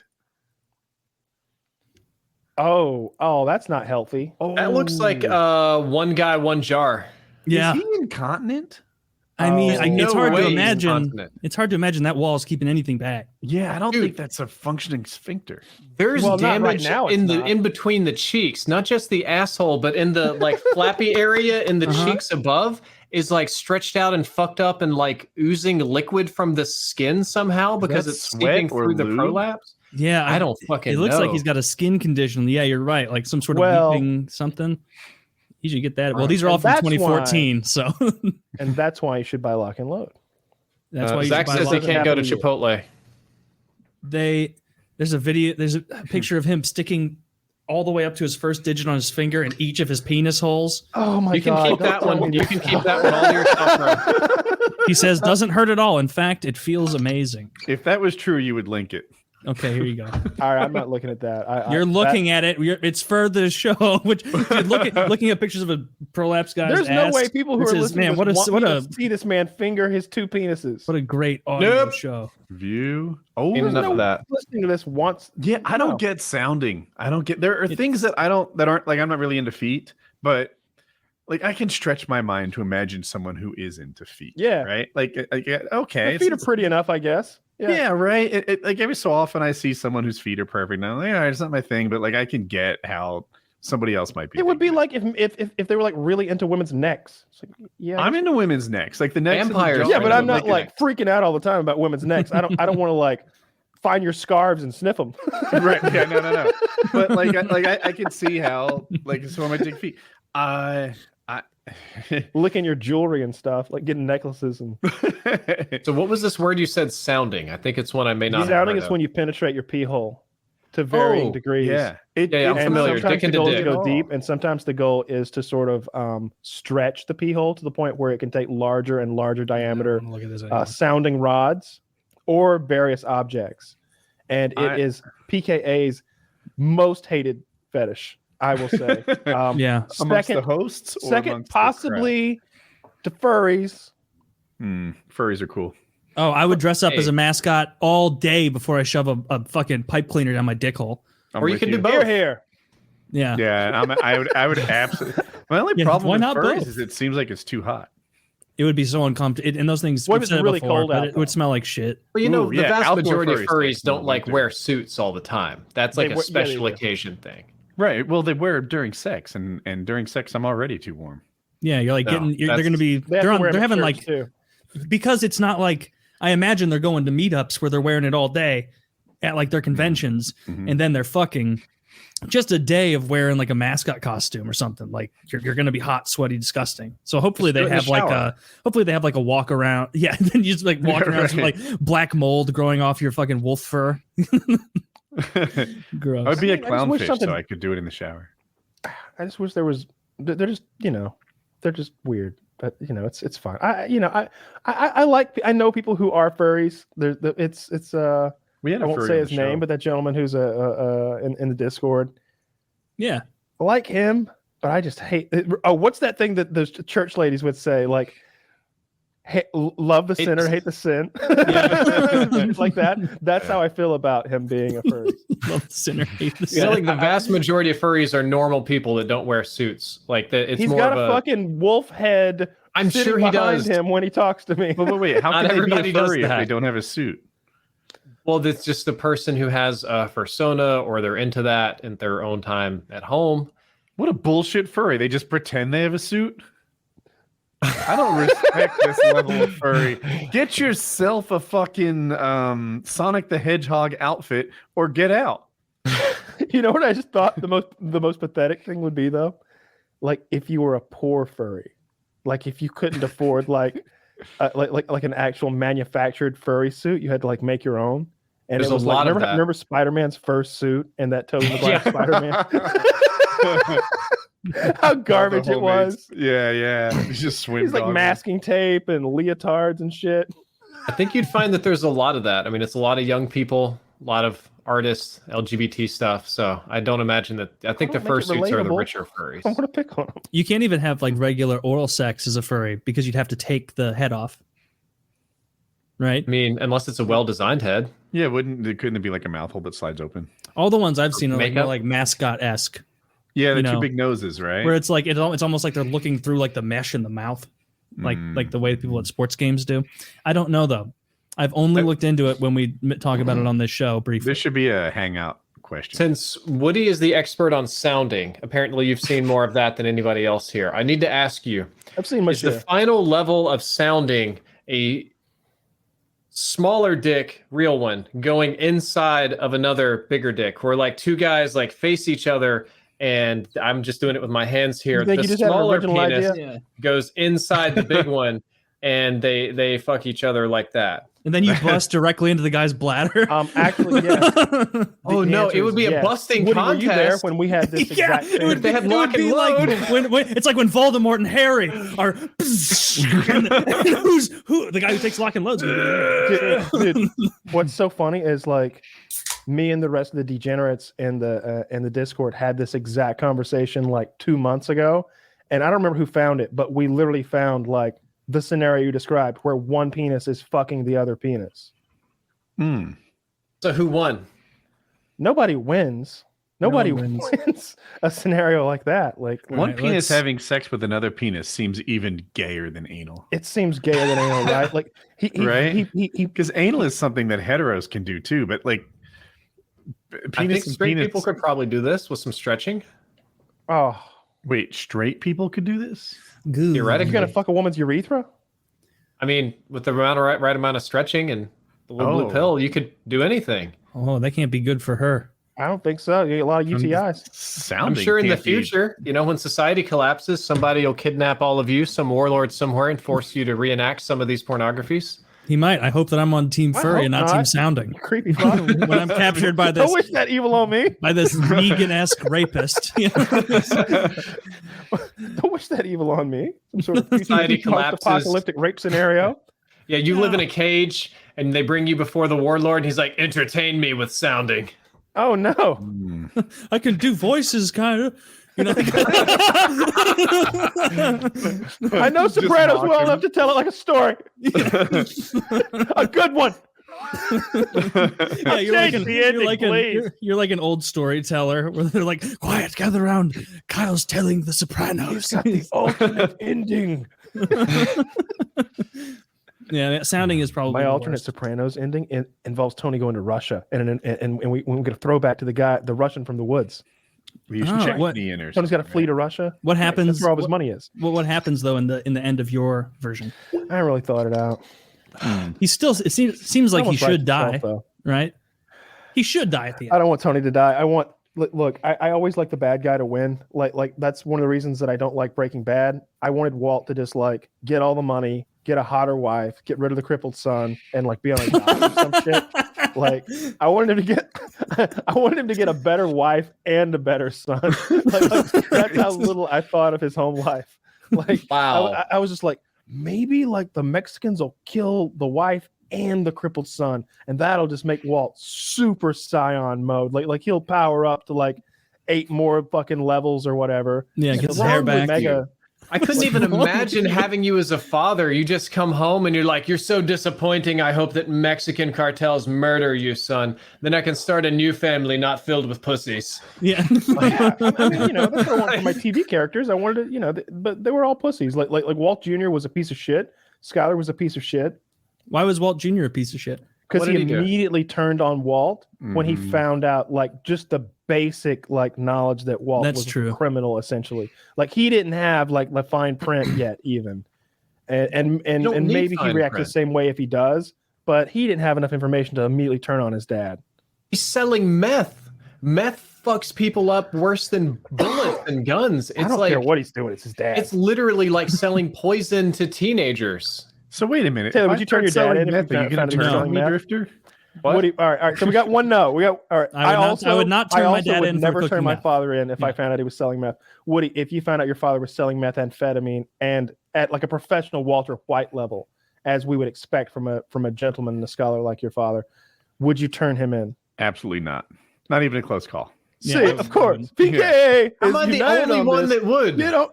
You don't turn your dad in for I I'm wouldn't not turn no. you guys My in dad's for fucking selling meth. poisoning thousands of people. Fuck him. It's not even like, yeah, you're right. Like, what you're like, I wouldn't even turn you. I'm thinking like, who do I know that I would rat on? I would.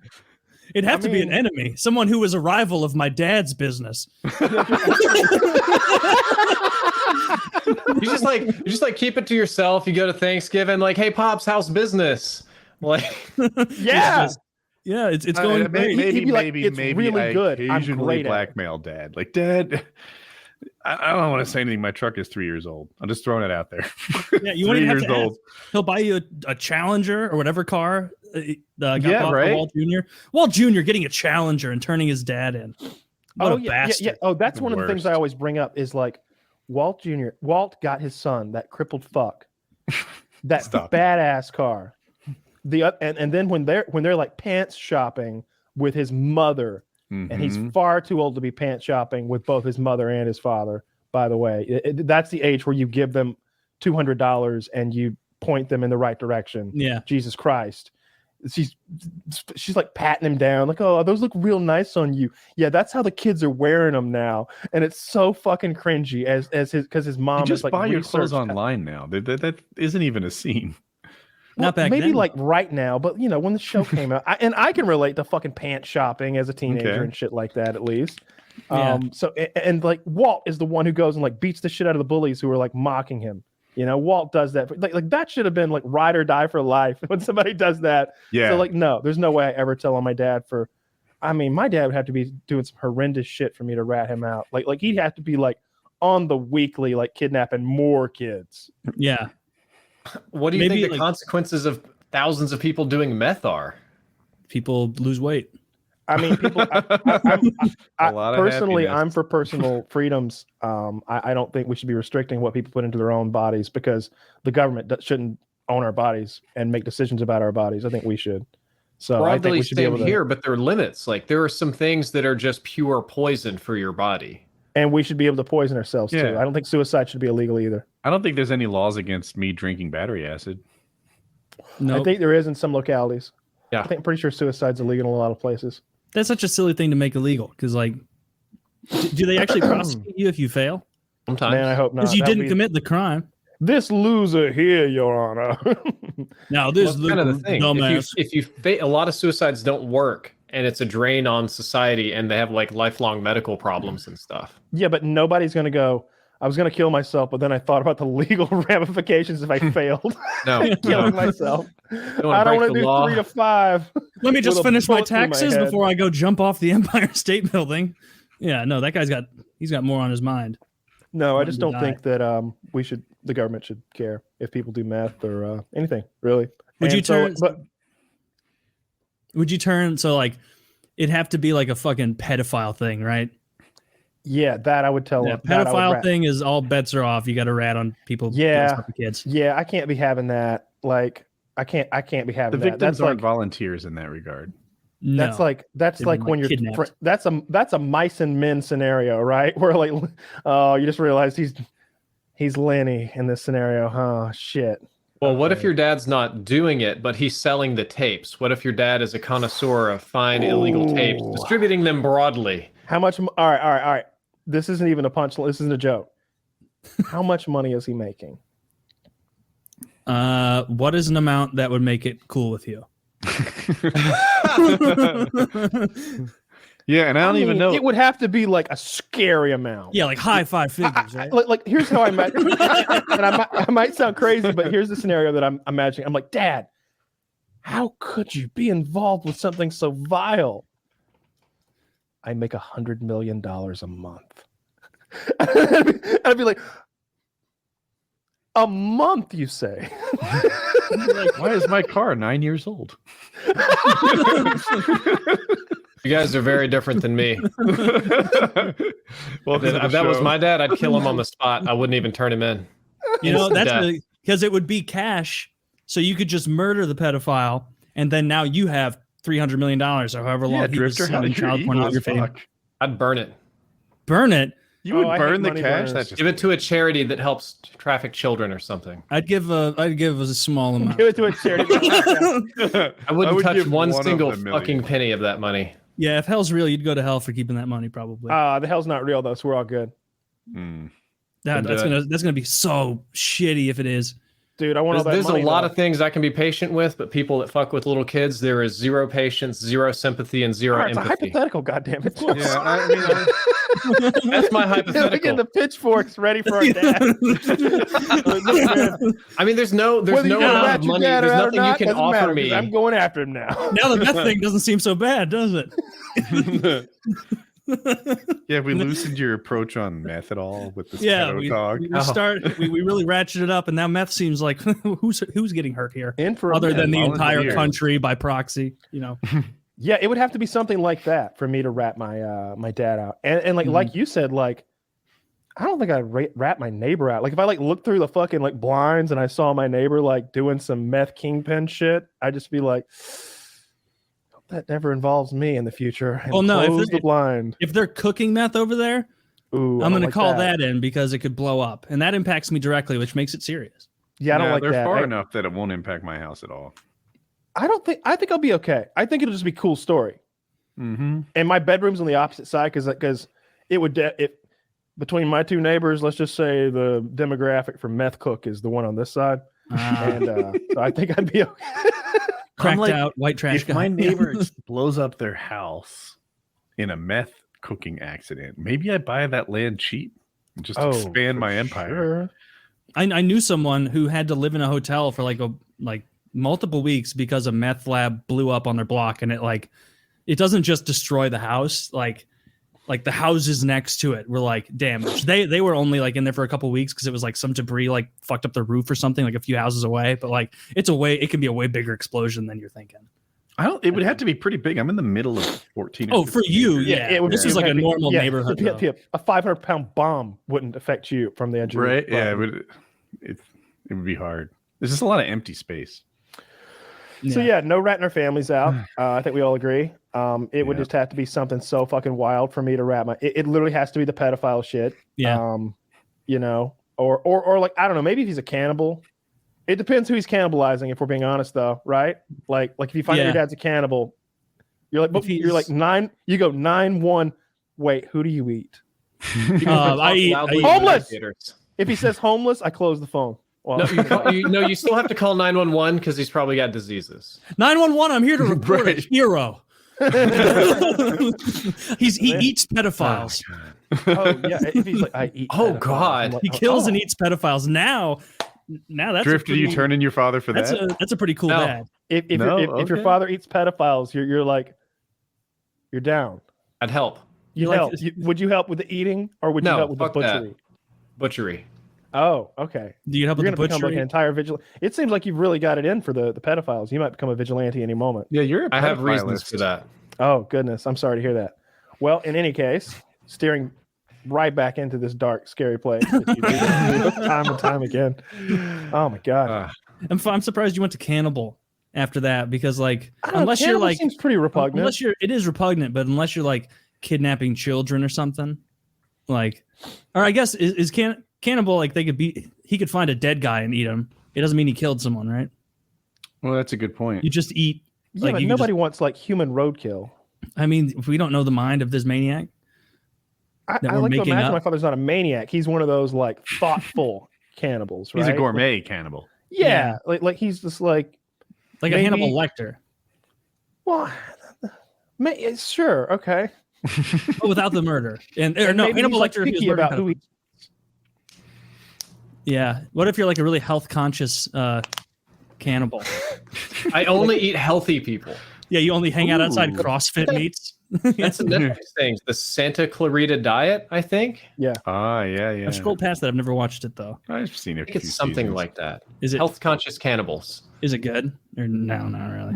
I haven't watched it. Oh. I can I saw recommend a movie if you want a movie. Well, yeah. It's Is it? not about being health conscious. Is but it carry on. spooky? It's about a killer pair of jeans. Okay.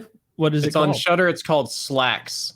It's literally about a killer pair of jeans, and I thought it was amazing because it was mostly just about. It just made me feel dirty as a person because it was all about like how stuff is manufactured overseas to no standards, and there's like dead people that get smushed into the cotton and then woven into the fibers, and they like take a giant shit on retail and corporate culture. It's like watching a giant RoboCop commercial, like with all those old Paul Verhoeven ads. This is Oh, I the love exact that kind shit. of stupid horror that I like, and I still have Shudder. Like I should have like stopped paying for Shudder November of last year because they they don't put anything out, or if they do, it's just like rehosted nonsense that's already available everywhere else. But this is probably the only time of year it's good. Oh wait, you've got drugs, right? So do that and watch Blood Machines. Also very fun. Blood Machines. I'll do drugs and watch Blood Machines if it looks good. Let's see. Oh, there's a lady's. What is it? Her tits are out. Yeah, it's like a spacey sort of satanic music video that goes on for about an hour. Lots of naked women, people dying, stuff like that. Okay. Oh, so it's not like a You're movie, like a big. No, it's like an hour-long music video, but it's fantastic when you're high. You'll just lay there and be like, "I'm in space." I'll give that a go. So like, the most recent one like that I can think of is Mandy was trippy. Stone. Ooh, Mandy's great. We watched Mandy in Colorado last week. It's a good movie. Really good. Nicolas Cage, there's something about that guy, like the way he doesn't care that he's not doing a good job. It endears me to him. But he has done a good job before. Leaving Las Vegas, he played that tremendously. He did a great I think job. he often does his version of a good job. Like I think he's trying. It's that what he's trying to do is very different than what you're expecting. Mm-hmm. I don't think he's just being weird. I think he's like got a goal, like a point to like his acting. I think there's a method to the madness, and it just comes off as really weird because he's really weird. There was this I like Mandy a lot, and like I'm not exactly sure the name. It's either Willy's Wonderland or Wally's Wonderland. Willie's. Yeah, I Five liked Nights at that. Freddy's, basically. I think it got really bad ratings, and to be fair, it's a really bad movie. I hated the teenagers. Like all those characters were terrible actors. Nicolas Cage never says a word the entire movie. He grunts a little occasionally, but I don't know, for like a little 90-minute silly movie, it was good. I enjoyed it. He fights animatronics with his bare hands. Taylor, do you think Nicolas Cage did good in Mandy, or did he phone it in Mandy? I mean, I think he did a good job. Maybe it's me enjoying the movie bleeding over into thinking he did a better job, but no, watching him do Mandy, I never jumped out. That's the one where he's like in the bathroom, like chugging Screaming. vodka, screaming. Like I thought he did a pretty good job in that movie. Yeah. Did you not That was- like him in that? No, I thought he did great. That was the only movie where it looked like the camera operator got nervous. Like you can see them like panning in, and Nicholas starts wilding out, and you can see them kind of like shake and like maybe move it back a little bit to be safe from him. And that They don't know what he's worked gonna really do. well. Yeah, I've heard this spoken about before. They weren't afraid of him because he's Nicolas Cage. That's pretty scary, but for different reasons. But they didn't know what he was going to do, so they didn't know how to frame the shot. And he's being really dynamic, like he's moving around and he's standing up and sitting down and he's being crazy with that bottle and screaming and shit. So like they literally don't know how to frame the shot because it's not like storyboarded. There was someone just wrote on a piece of paper, Nicholas has a bad time in the bathroom. Yeah. And it just and then he leave just it up goes to in there him. and has a bad time in the bathroom. No, I dig that movie a lot. It's better with drugs for sure.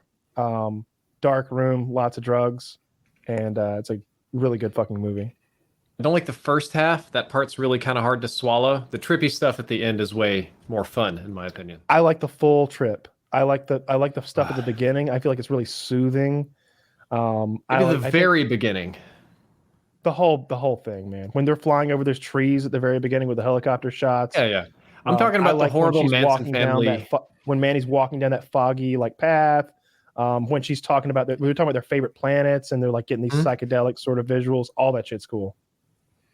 I'm in total agreement. If you like that, I know films from the same director that does similar things. So, oh yeah, I think I was looking into like what else he had done, and it was. What are some good ones you'd recommend from that guy? Beyond the Black Rainbow, it is way more artsy than Mandy with way less spoken words. It's going to feel a little bit more like a college art film, but it's probably a much better movie. And he also did some consulting on a movie called The Void, which is I love The Void. I've seen The Void. I like that. The first 45 minutes is not so hot, but man, that end goes so far off the fucking rails. It redeems all the rest of it. Yeah, I love anything that's what's the fucking writer? The Cthulhu guy. Lovecraftian. Lovecraft. I love anything with like any Lovecraftian elements. So I really like The Void. That's fucking cool. I wish they would make. I mean, I guess they've already made multiple, but like, was it Sinister or Insidious, the one where they're watching those tapes of people die? Whichever one of those two it was. I get them mixed up as well. They made like 3 of them. But I think you're talking about the one with the Bagul. I think so. The one where like he watches the beginning of the movie is like all the people strung up, like hanged, and then like the guy cuts off the limb on the tree and it like counterweights it, and then they all go up like kicking and like dying in slow motion. Yeah. And they see lots of horrific videos. That really spooked me. I liked that movie a lot. So I hope they make. I could see it's like a rinse and repeat kind of thing with that formula. They could make another one. I like they did. They made several of them. I mean, on top of that, yeah. I haven't seen a good horror movie in a while. We watched a bunch of old shit when we were in Colorado, like a lot of old shit. I watched a bunch of old stuff, like Friday the 13th and Halloween's, and a couple of Nightmare on Elm Street that I had never seen before, like a bunch of that old stuff. And Candyman, Hellraiser. Oh, and I watched Samurai Cop for the first time ever. Oh that God, was fucking great. You recommended that? Yeah, I haven't watched it yet. Big time. Don't do it sober. Don't do it sober. Not an issue. But watch Samurai Cop if you're out there listening to this. I think I actually watched it for free with ads. This is a movie like I didn't mind ads because like in the like 45-second ad break, we like look at each other like, what are we watching? Like, what the fuck is this? It's cool. Yeah. That's purportedly, I haven't seen it, but I'll watch it. It's really bad. But this is the time of year every year that I rewatch The Thing for like the millionth time. That's got to be like one of my top 3 favorite movies of any genre. The Thing. It's just so good. It's really high up there for me too. It's a formula that's been copied a bunch of times over. They even made an X-Files episode that was like a copy of the paranoia of being stuck up there and not knowing friend from foe after a certain point, and the group keeps getting smaller and smaller, and the whole paranoia thing is really interesting. That they're worried about the monster that's outside, but maybe the monster within, right? It's kind of like those old Twilight Zone episodes to some extent, but it's really good. It's John Carpenter's best movie, I think, because I hate better than Big Trouble in Little China. Yeah, that's a movie he made. I like it. I don't love it. It would be in my top 5 from John Carpenter, but I like Escape from New York. I hate Escape from LA. I'm not going to rank all the movies. Red Letter Media just did a thing where they ranked. I literally just watched all of that. It's really fucking good. Now, The Thing is probably the most universally recognized as his best work. It's very, as the Red Letter Media guys say, it's a perfectly constructed film. Yeah, I like it. Kurt Russell makes the movie though. He's my favorite part of it. It's fucking great. It would make a good video game, I think. Did they ever make a Thing video game? They did. It was not very good. It came out like very early into PlayStation 2 when they hadn't figured out like how first-person controls should work. So navigating your character was kind of like an N64 nightmare on a PlayStation controller. And it had this thing where you could test people to see if they were the Thing, except it didn't actually work because whoever the Thing was part of the story. So that part stunk. There's a prequel, it's all right, but the if you're into The Thing, there's a short story. I think it's like a fan fiction, but it's written from the point of view of the Thing. Super fun to read. Interesting. Yeah. And it is like is Skinwalker, is that the right thing? Or Wendigo, like some like spirit that takes over and like looks like people. It's like an alien that like if if you get like just a little bit of it on you or in you, it'll start multiplying. It'll copy your DNA and take all of you over, but it retains all of its old information and knowledge. So you're dead. It's replaced you. And it can instantly split and morph into any of tens of thousands of other aliens that it's eaten over the centuries or aeons or whatever. You didn't see the part at the beginning where like the alien spaceship crashes into Antarctica? No, Yes. I wasn't talking about the thing specifically. I was meaning like how those movies, like if you read like paranormal forums and stuff, they're always like skinwalkers, like creatures that become people and then they infiltrate groups. And so it's like, I wouldn't call it a trope, but it's like, I can't remember who it is, but there's a famous musician who believes in skinwalkers. And he was telling a story on Howard Stern. I wish I could remember who it was because it's like a notable musician who you'd be like, oh yeah, that guy. But he said that he watched one like mid-transformation, changing from into like what? I can't remember exactly what it was, but like it was something absurd, of course, you know, like from a man into like a wolf or something. So a werewolf, maybe. Or you know, into an ostrich, whatever the fuck he saw. I can't recall exactly what it was, but like I feel like that would drive me fucking crazy. I'd lose my mind if I saw something like that. Well, Drive faster. I don't know if this is just you've seen some stuff that I would already think I'd lost my mind. Like you're seeing dark people in shadow realms and demons and I've never seen the realm, just the people. he's just been close to the portal. Oh, you've seen dark people. You're from Atlanta. I mean that's true. But not demons. There's an article here that says Post Malone spent some time at Skinwalker Ranch with the owner. Okay. And so is it Post Malone? You know something about Post Malone? There's this YouTube channel. It's the shadow person at the gas station today. Jesus Christ. I love Magic the Gathering a lot. It's one of my hobbies. Like I love playing Arena. And I was trying to find like it is impossible to find like top-down good video of people playing Magic because you can't read the cards they're playing.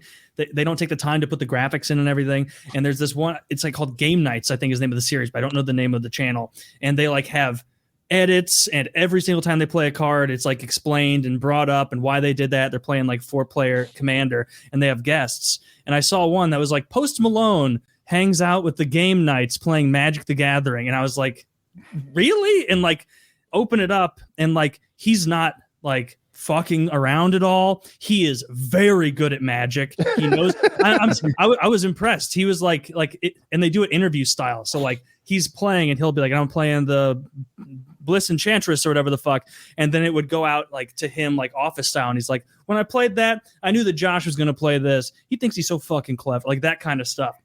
And like he's genuinely real. I think he won the game. He's really, really good. So that like, is he better than you?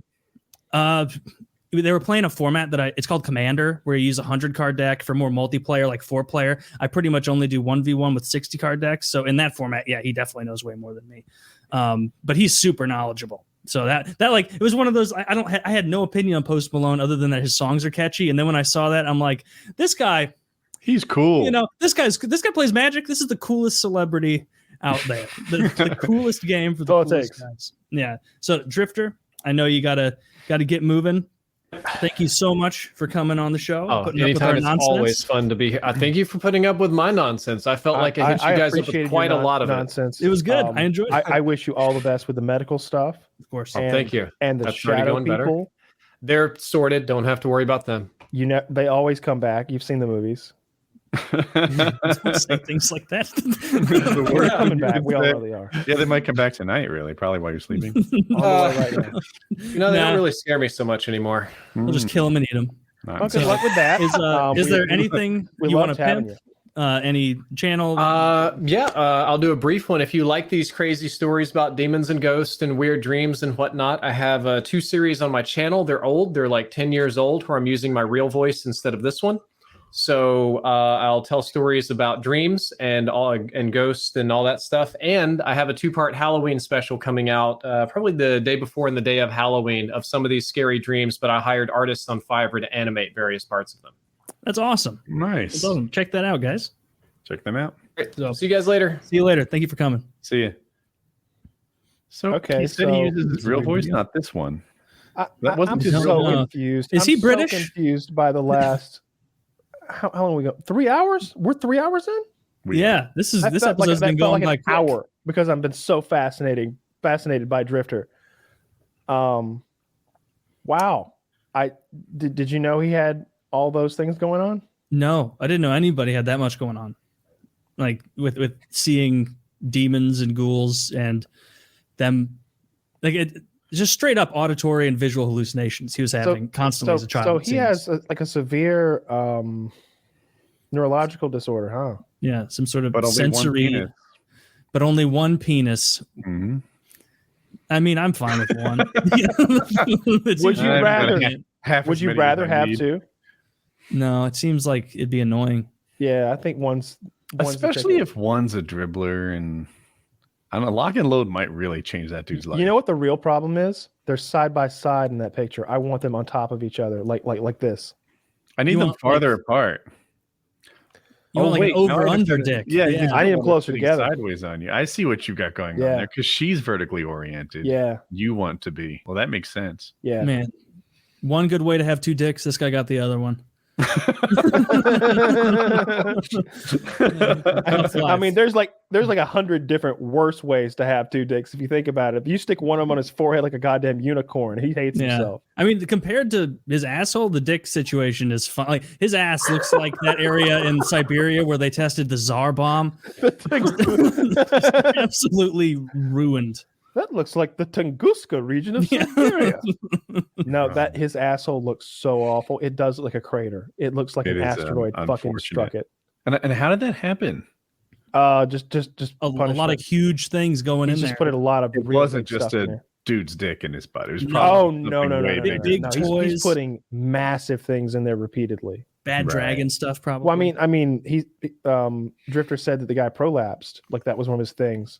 Yeah, but it probably wasn't from anal sex. It was from toys. It was from putting a gigantic thing in his butthole. Yeah. Like that anal plug you got. Sure, that would do the trick. That would do the trick. Okay. Old trusty Goomba over there. Yeah, it is. It's on the other side of the room now. I went to the eye doctor this week. I was like, I find myself wearing my reading glasses all the time, like more and more and more, because I get too much screen time. And used to be when I'm not doing anything important like the show, I would just do it without glasses. My reading comprehension gets worse and worse. I think everyone's an idiot. Like, what the fuck? Why they use the wrong word? Oh wait, Yeah. Oh, I can't read. Yeah. yeah, and just finding reading life to be better with glasses on. And I was talking to the eye doctor, and I said, like, how do people manage it? I take my glasses on and off all the time.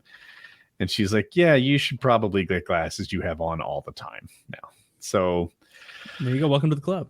yeah, I got a new prescription. I ordered it online. We'll see if they look stupid or not. And now I think I'm going to be I feel like I'm fine driving and such, where everything is big and whatever. But even then, maybe I see things better. We'll have to see what's up. Yeah, there'll Do you be have at least trouble- some like sharpening, right? Little improvement here or there. Absolutely. Maybe it'll be like so much to the point that you won't want to take them off. Like if it's that much of an improvement. I think that could be a thing, that it's just like, oh yeah, this is better. This is an improvement. Because when I first got glasses, I didn't like them. Everything was sharper, and I was like, no, I think I like the world with soft edges. I think that's just a more pleasant place to live in. But now, I think I'm missing shit sometimes. I think I was wishing I had glasses when I was off-roading last week. You should get contacts. I didn't ask. So my wife is going this week, and I'm going to have her be like, hey, for Woody, contacts and LASIK options, and we'll see what's up. For you probably don't even need LASIK. Like your eyes don't seem like they're that bad. But like the switch from glasses to contacts is just as eye-opening as like going from shitty vision to glasses, because suddenly it's like periphery. I can turn quickly, and there's not my vision's very bad, so there's like a slight bit of warping, like in the very corners of the glass. But yeah, you should definitely, if you're going to be doing outdoorsy stuff, contacts are the way to go. And if he tested you and like he has your prescription for glasses, you could just tell him, here's my prescription. I don't have or do you have astigmatism? I don't even know. Okay. Then if you don't have astigmatism, you can just tell him, give me the Biofinity monthlies. That's what I wear. The ones you can like sleep in for a month. Although I guess you're not supposed to, because this new doctor, I went to the eye doctor actually last week, and I was like, yeah, I have the monthlies, the Biofinities that you sleep in for a month. And she's like, oh, well, you're really not supposed to sleep in those for longer than a week. And I was like, well, here I and lying. I said, well, my previous doctor said it was fine. But also, like, Dr. Taylor. yeah, Taylor Toboggan. Antis toboggan. Like the thing about it is, like, I made it seem like a month is the longest I would go with them in. I've gone 70 days before, just with contacts in, and then when you pull it off, your eyes just like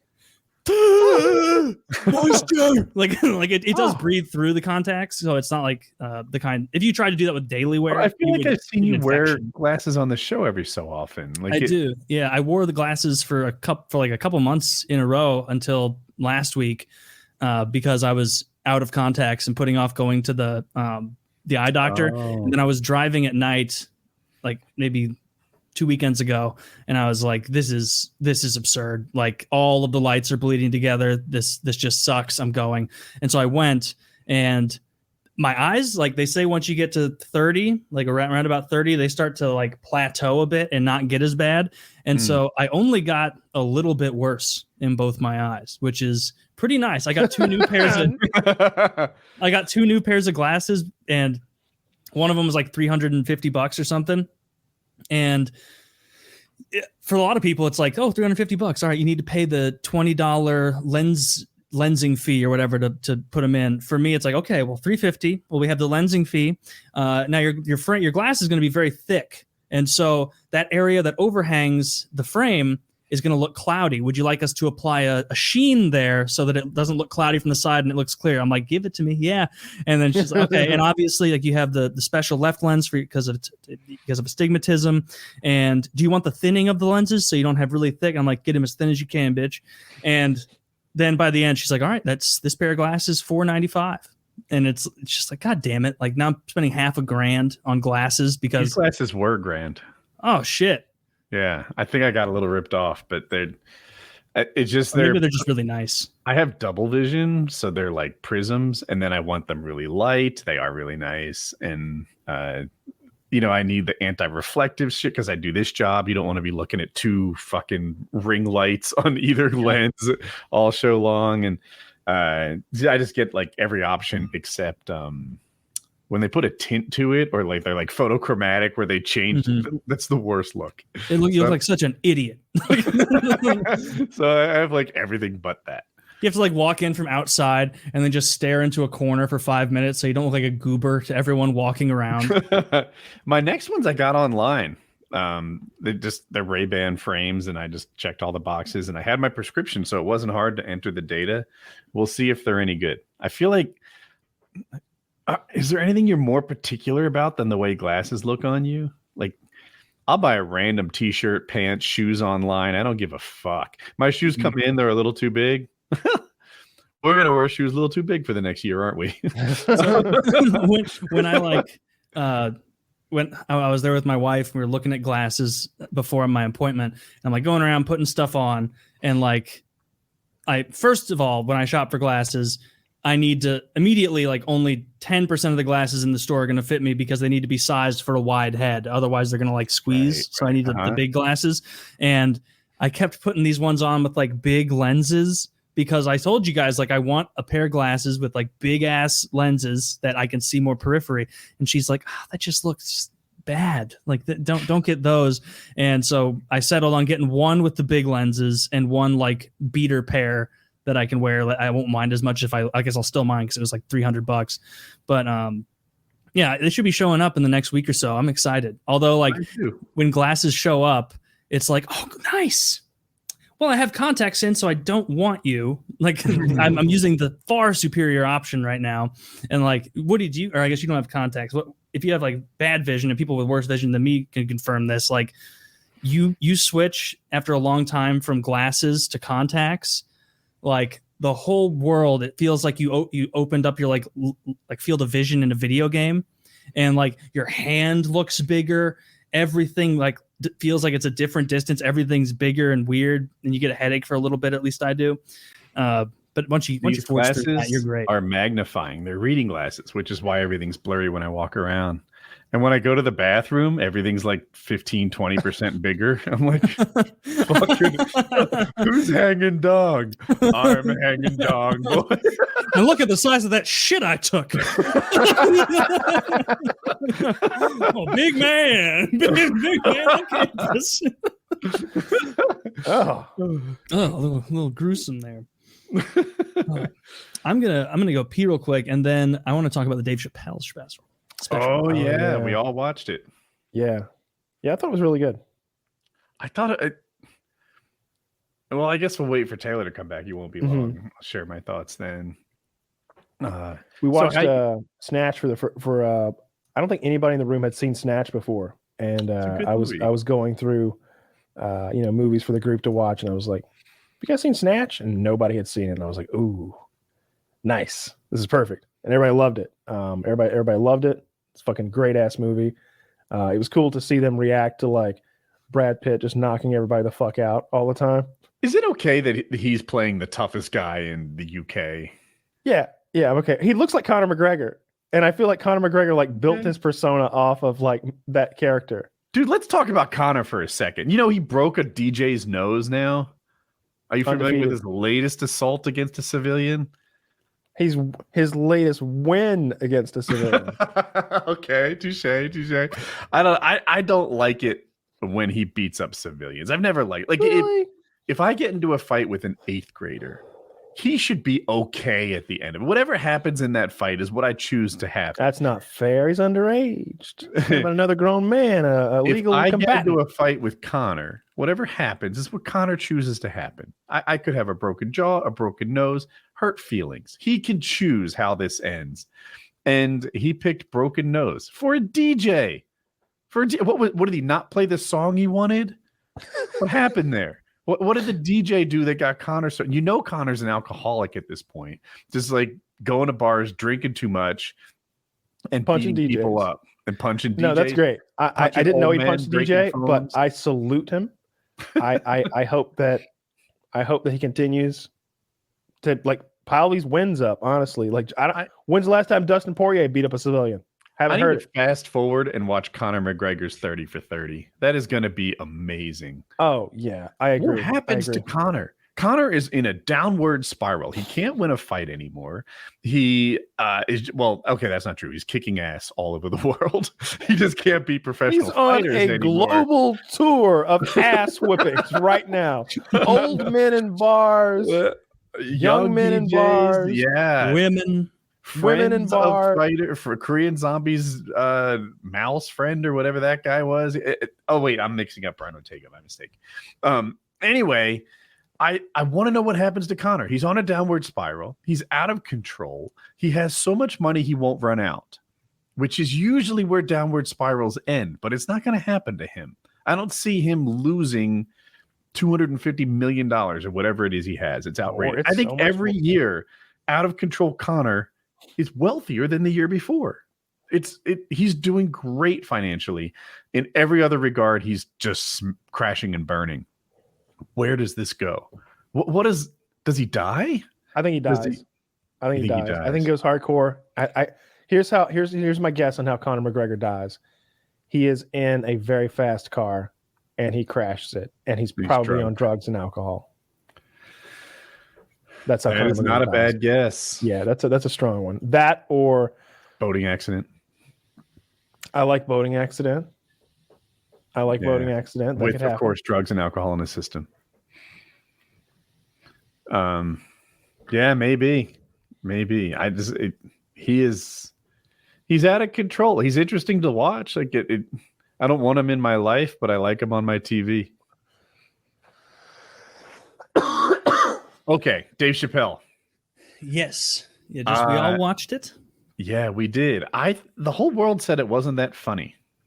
And I thought it was pretty good. I thought it was funny. It has really good audience by scores. The story at the end. Oh, did it? Yeah.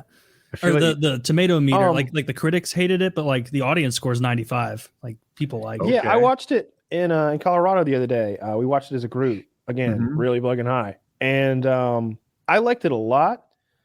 I did not like that whole story at the end. I liked it. Carry on. Well, you know what? I just realized the reason I didn't like it is because like I was getting invested in it because this is a really sweet story, and then Fish gets on his phone next to me, finds out what the end of the story is, and then yells it into my ear. Why would he do that? What an asshole! Wow. And like I'm trying not to spoil it intentionally for people who I hope will watch Dave Chappelle special. If you haven't yet, it's on Netflix, obviously. But it was one of these things where like imagine that like we were watching Star Wars, and he just goes, "That's his dad." It was like, he kind of did that like 3 minutes before the actual scene. So maybe that killed it for me. But That is a good analogy. I like the special in general. I thought it was funny. I thought that he's very good at defending himself and making his points well. The whole thing about I forgot because I'm high, but it was something about how like it was less of a news story. How you could kill a black man and still have a career, but you can't make fun of a gay person and still have one. That's what it was. Yeah. Yeah, he had a lot of good jokes in there. I enjoyed it. The story was good. It just like as far as the pacing, like the first like half of it when it was more like traditional like jokes and everything, like at least half a dozen times I laughed out loud. Like the misdirection, I won't say it or anything, but the space Jews bit in the beginning, that misdirection, that was hilarious. Like it was really, really funny. And the story at the end was good too. It's just, it almost felt like disjointed because it was like high tempo, like joke. And then it like became just a like story telling it, which was a good story. It was interesting. It kept my attention. And the whole time, like I was watching it, like he would say a controversial joke. And I'm like, yeah, that's a controversial in 2021 saying that. But I kept waiting for like, where's the big boom going to be? Where's the big boom that everybody's so furious about?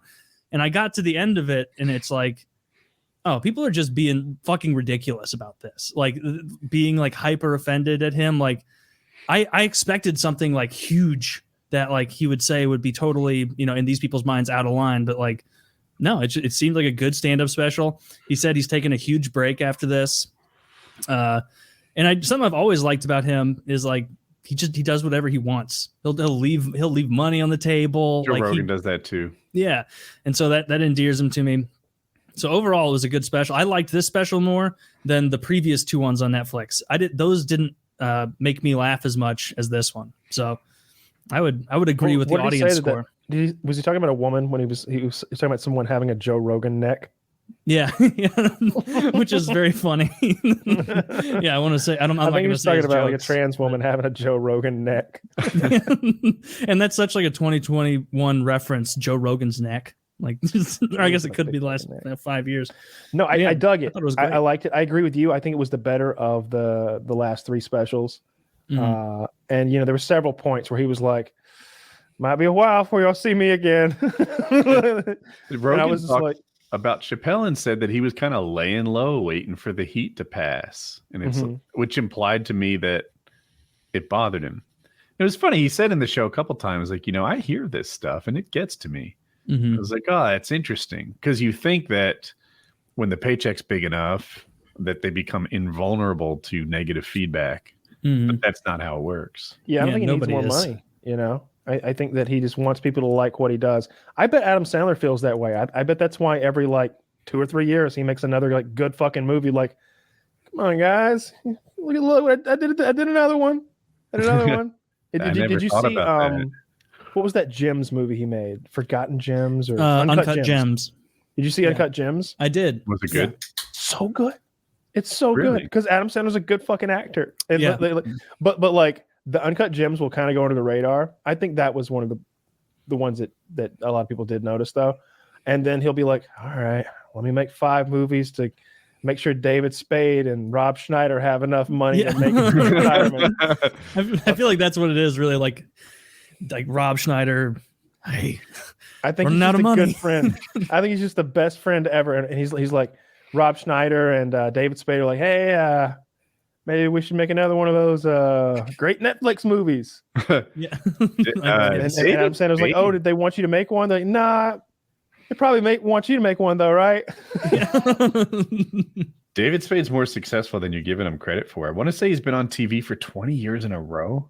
Something Yeah, crazy like that. consecutively. Yeah, honestly, like Rob Schneider and David Spade, maybe not the best examples because they both had very successful careers. Yeah, but Adam can like make, and we watched one of his movies when we were out there, and it was actually good. I'm embarrassed to say. They were like, "No, we got to watch it. We got to watch it." I was like, I really don't. Come on, it's good. I promise." And I was like, "All right, fine. It's not going to be good." And it was good.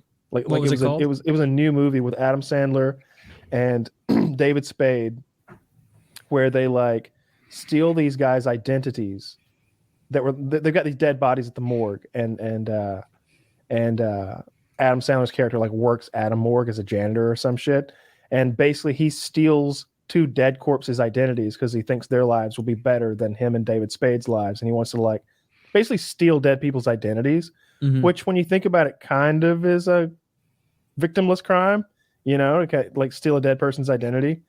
And but they accidentally steal the identities of these guys who are like tied up in like some again, I was high, so I don't remember the specifics, but like some mob shit or something like that. Like people are getting killed left and right, and it ended up being pretty funny. It was pretty good. I mean, on the Uncut Gems thing, like him playing in a serious movie. Or Punch Drunk Love. I haven't seen Punch Drunk Love, but I really liked Uncut Gems. The whole entire movie is like high. Philip Seymour Hoffman's in Punch Drunk high Love. Tension. Oh, well, I'll watch that. He's one of my favorites. So the premise of Punch Drunk Love is basically Adam Sandler's character is like, what if Bobby Boucher existed in a more grounded universe that's less silly? Because you know the Waterboy universe is inherently silly in lots of ways, but like, what if that type of character existed in a much more grounded reality, like maybe 1 degree off of regular from ours? And what you have is a mentally ill 35-year-old man played by Adam Sandler who like breaks into like extreme acts of awkward violence, and he clearly has some sort of social disorder of some kind. Like his sister is just like, why can't you just be normal? What is this? Why have you shattered the sliding glass window at our lovely house party? Why have you ruined everyone's evening again? And he's wearing this weird blue suit. And as you watch it, like, especially if you've seen it multiple times, you're like, how many days have passed? Because he's still wearing that suit. And because it's such an odd suit, it's a very bright blue that people keep commenting on it. Like, hey, that's a sharp suit. Thank you. I just got it. And it just keeps happening day after day because he's wearing the same goddamn suit. And like to like sort of summarize like the rest of the 90 minutes, falls in love with a woman. He takes advantage of this because he is clearly like autistic or something. He takes advantage of this promotion that an airline has with pudding lids, where like every pudding lid is like 5 air miles, but so they stack in a way that they shouldn't because of some oversight. And so he can like have infinite flying miles, basically. He can print money. Yeah. And all of a sudden, inexplicably, things get very, very violent. And you're like, with the airline? Oh yeah, this is Bobby Boucher, of course. He'll just go crazy and go incredibly violent, but it's grounded violence, so it's really dark.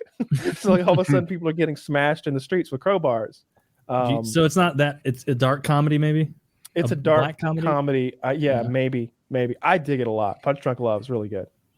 It's I'm not going to spoil the ending or really any of it. Philip Seymour Hoffman has a cool role, and he has a really intense scene with Adam Sandler. I think it's a good movie. It's worth watching. Sandler's a really good actor, but he's just been the way he makes $100 million is by being a clown. Yeah. And I mean, why be a good actor that often if you can make $100 million duncing around? Yeah. I bet. I don't know what the numbers on like movies like Punch Drunk Love are and Uncut Gems, but I bet they pale in comparison to like whatever that Netflix deal he did. He did some sort of like 3, 4, 5 picture deal where he'd make like, you know, that many movies for Netflix and they'd be Netflix exclusives. And it was hundreds of millions of dollars. Yeah. Well, he's incredibly popular. I Googled David Spade and Rob Schneider's net worth, 60 and 12 million. Now those things are never accurate, but assume they're ballparking. They're okay. Yeah. They're not hurting. But I bet they're happy when Adam's like, hey, y'all want some more? Yeah. Hey, Spade, you want some more? I don't know, Adam. I think I've had enough.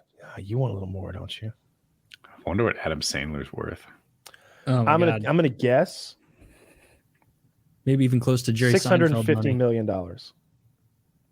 You went high. I was going to guess 100 million, but 420, according to this thing. It's good. It's a good amount. It's a huge amount of money. Yeah, you're solid for the rest of your life. You can't possibly spend that much. Wealth. Your kids will be wealthy. You can divide that in 4, and they're all. And he's not done. He's a young man. Like he's like 50. Is he? I thought he was older than that. 47, something like that. Adam Sandler. Yeah, he's 55. So he's still got a lot of years left in him to rake in some dough. Yeah. He's going to play more 8th graders who are unusually large. Yeah. He could play. He could do the remake of Big. I'd be okay with that. I want to see him be a small boy. What I really want to see is like him do some movies like Nick Cage is doing. These like tiny independent films that are really violent. I think that's how I like him. I'd like to see more of that. Or Nick Cage comes from a super wealthy family, like Coppola, right? Yeah. He's one of the Coppolas. So maybe I don't know if it's a super wealthy family. Obviously, super influential in Hollywood. Yeah, connected family. He has an Oscar, right? Yeah. For what? It's not Leaving Las Vegas, is it? We've looked this up before, and I've forgotten since. It's won it for what role? Leaving Las Vegas. Yeah. Okay. The movie's good, but it's so depressing. What year he won? Was it a best supporting actor or was it like actor in a leading role? Oh wait, it's an Academy Award. Yeah. That's the right one. That's the Oscar. Oh, that's an Oscar. I don't know. It doesn't say in this best little snippet. actor. Good God, dude! Do you know? Do you have the year? 90s. I have to keep reopening closed tab. 95. I want to see who he's up against. I think that's relevant. You want to what? Tom Hanks won in 1995. Oh, maybe the movie was 95 and then he got it in 96. I don't know. Nicolas Cage in 1996. Okay. He probably. Do you guys like that movie? I don't remember it. I don't remember it either. Is that the one where he and his wife run through the grocery store with a kid? No, it's like where he's depressed and failing at his like job. Everything's going to shit. He's an alcoholic and he decides he's going to stop trying to get more work.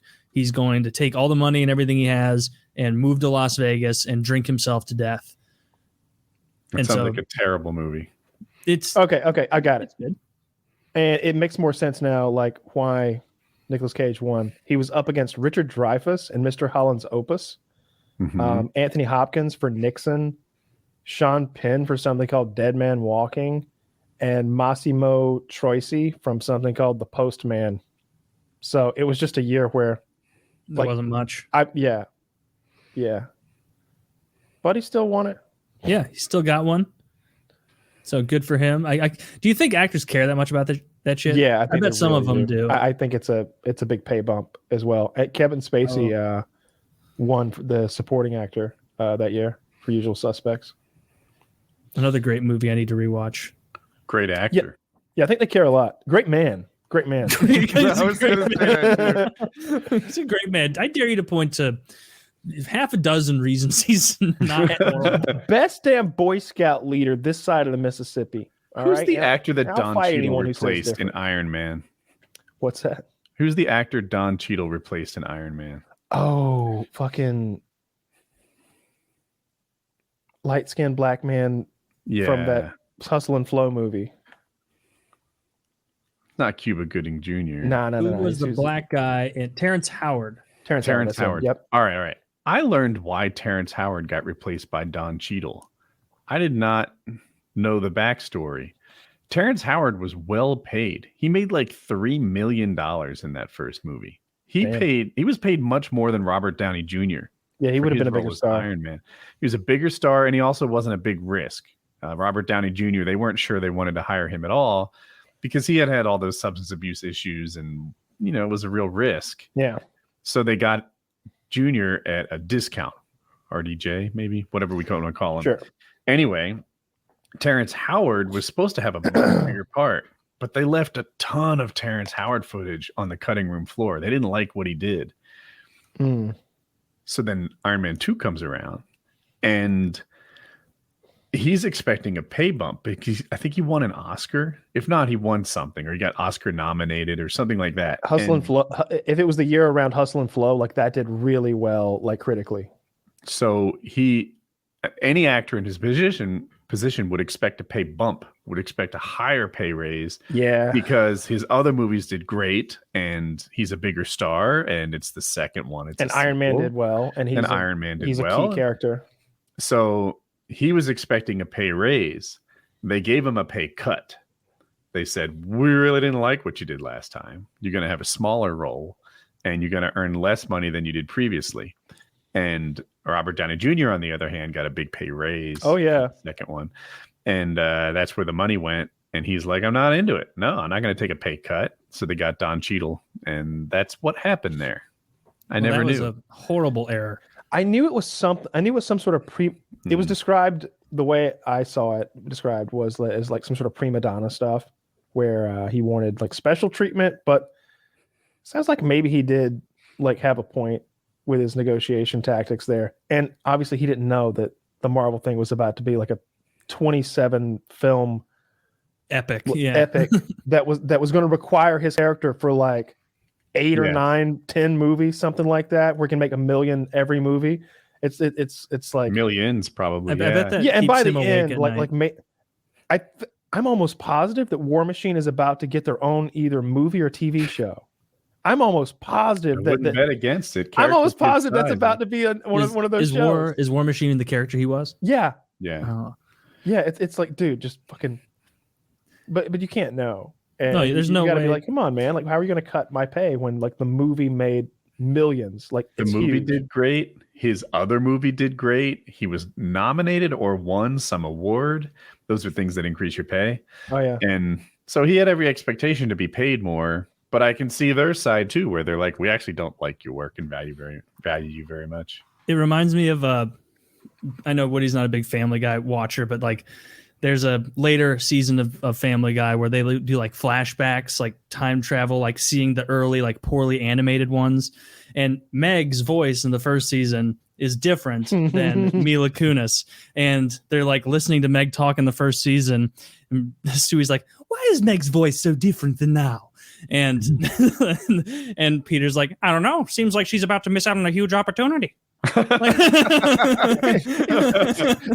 like some young actress is about to mess up a huge career opportunity to me. Missing an incredible opportunity. And that's so true though. It is so true. Family has been going for like fucking how many seasons? 20? Like being one of those voices, or even better, if you can be like 3 of those voices on like one of those animated shows that does 20 fucking seasons or whatever, is such a good gig. Do you earn that much? And why is it a good gig? They make a lot. They if it's need like the guy who does like the Simpsons actors, voice actors. I'm sure their pay has fluctuated. I highly doubt that right now they're at their height, but I think at one point they were making enormous amounts of money. Oh yeah, it's absurd how much. And they can't be replaced. Like the ones who do like, what is it, Dan Castellaneta or whatever his name is? Dan like, Castellaneta, yeah. Yeah, I think he does like half a dozen voices maybe. Like what are all his voices? I know that one woman just basically does Bart. And like Mia Kunis gets $2 million a year for Family Guy. Yeah. But she's worth $75 million. Good God. I didn't know. She's married to Ashton Kutcher. She gets $250,000 an episode, roughly. That's a lot of cookies. She's made $15 million from Family Guy in total. Okay, that's awesome. That's pretty good. Yeah. Dan Castellaneta from The Simpsons, like he's got to be worth almost $100 million or something insane just for being Homer and a bunch of other characters. But Kyle's right. Like it's the ultimate job security where it's like, all right, this guy Homer, we're gonna fire the guy who does Homer. Oh, we can't fire the guy who does Homer, Mr. Burns, Apu, Smithers, the Sea Captain, like all of these different characters. Yeah, I mean, it's one like if he were just a sea captain, for example, you'd be like, we'll find a sea captain. You know what? Yar, matey, have a nice day. You know, like, you wouldn't give a fuck. But like when the guy's like, yeah, you know that. Let's look at today's screenplay. Let's see. Yeah, I'm 8 characters today.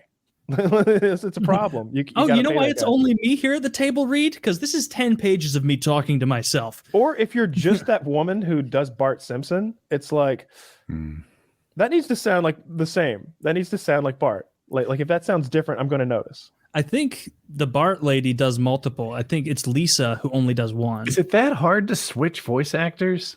Because I would say the same thing about the people drawing, right? The artist. You're like, oh, it's got to look like this. Yeah, but isn't there a whole host of people who can do it? You know what my guess is? I think that like with a show like this, they're all kind of part of a family, and they all kind of want to like make money together, and it's kind of become that at this point. Like friends. Like 25 years in, like the creators aren't thinking of ways to like save some money by not paying Dan Tana or whatever the fuck his name is. they're like, hey, can we get Dan some more money this year? Like maybe some more Homer episodes. Yeah. He doesn't even need more Homer episodes. Oh, this one's Krusty centered. Well, that's me too. Dude, that's yeah. You mentioned that they're all a family. This anti-work thing that I see it on Reddit, I get exposed to it, and sometimes Facebook. Oh, we've looked at it before. Yeah. Is interesting to me. There's like a movement, especially amongst young people, to compartmentalize work and not have it take over their lives. And I'm really torn on it because to do the bare minimum. Right. Okay.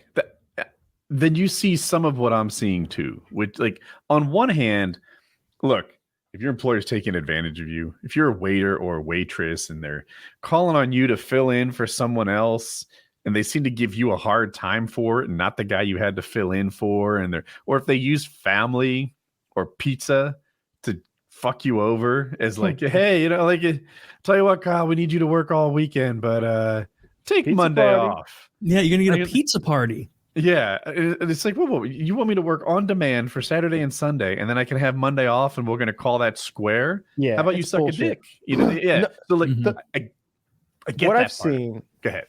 What I've seen is they don't really draw any difference between working hard to get ahead, which I think is like something that we all grew up with, like hearing a lot, and sort of those scenarios like you see in like maybe Asian business culture where people are literally being worked to death.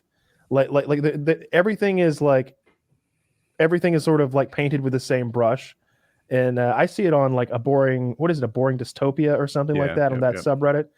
And sometimes I agree with it. It's like someone like having a hard time just trying to follow the rules. And then sometimes it's like, my boss expected me to come in on Saturday to do clerical like corrections. And can you believe it? And it's like, well, what'd you do? Yeah. What'd you do? Did you decide you didn't want to like have a job this week? I don't know. They just. It's like you said, they don't make any distinguishment between. Is distinguishment a word? They don't distinguish at all between like working to get ahead and showing a little ambition and your work just like fucking you over. Like I'm all for standing up to bad bosses. I'm all for this idea of like being able to get yourself in the perfect job for you. I love that. When the gig economy first came around, I falsely thought that it would lower. There's this thing called like an economist would call workplace friction. And this friction is this idea like, why aren't you in the perfect job for you? Oh, it's because it's kind of hard to leave my job to find a new job, etc. And if somehow it becomes really easy to do that, to find the perfect job, because you don't need to move anymore. Now we can work online and you can just go on, fill out a form and get a better job. And it's an easy switch. There's less workplace friction and you're more likely to be in the best place for you. That sounds great. Now that's not what the gig economy kind of did. It just fucked people over who deliver food, but that's what I thought would happen. That was my dream of how it would play out. Anyway, I'm for people getting the best job. I'm for people not getting screwed over by bad bosses. I like that. But man, sometimes Reddit is like, they wanted me to finish my task. I told them no. It's like, well, I mean, he is paying you. Yeah, They're so anti-work. Carry on. there does seem very to be like a like chasm here of difference between some of the. I just looked at top this month on anti-work Reddit, and like some of them are like straight up like someone being like, the boss being like, you got to come into work tomorrow, and they're like, it's my day off. He's like, you got to be a team player, and the person's like, my dad died yesterday. It's like Okay. my grandpa, my uncle died a few days ago. Don't be a victim. And he's like, it's is like that a real one? It is, but it's like it's so perfect and in text. Like you can obviously fake text conversations, but like that's a league away from what Woody's referring to, which is like, hey, you got to wipe down the counters before we leave, before we close up Cold Stone Creamery for the evening. Go fuck yourself. I'm not closing the ice cream hatch. Kiss my ass, you wage slave. I'm going home. Yeah. I'm not locking the door on my way out either. I'm going to steal all your cream, bitch. Yeah, I don't know. I see it a lot, and I'm kind of 50-50 on like some of it, because like sometimes it's like what I'll see are like want ads, like and like the things that are required for a job, and it's just like, of course, the thing you see all the time, which is like tons of experience that's in some cases impossible.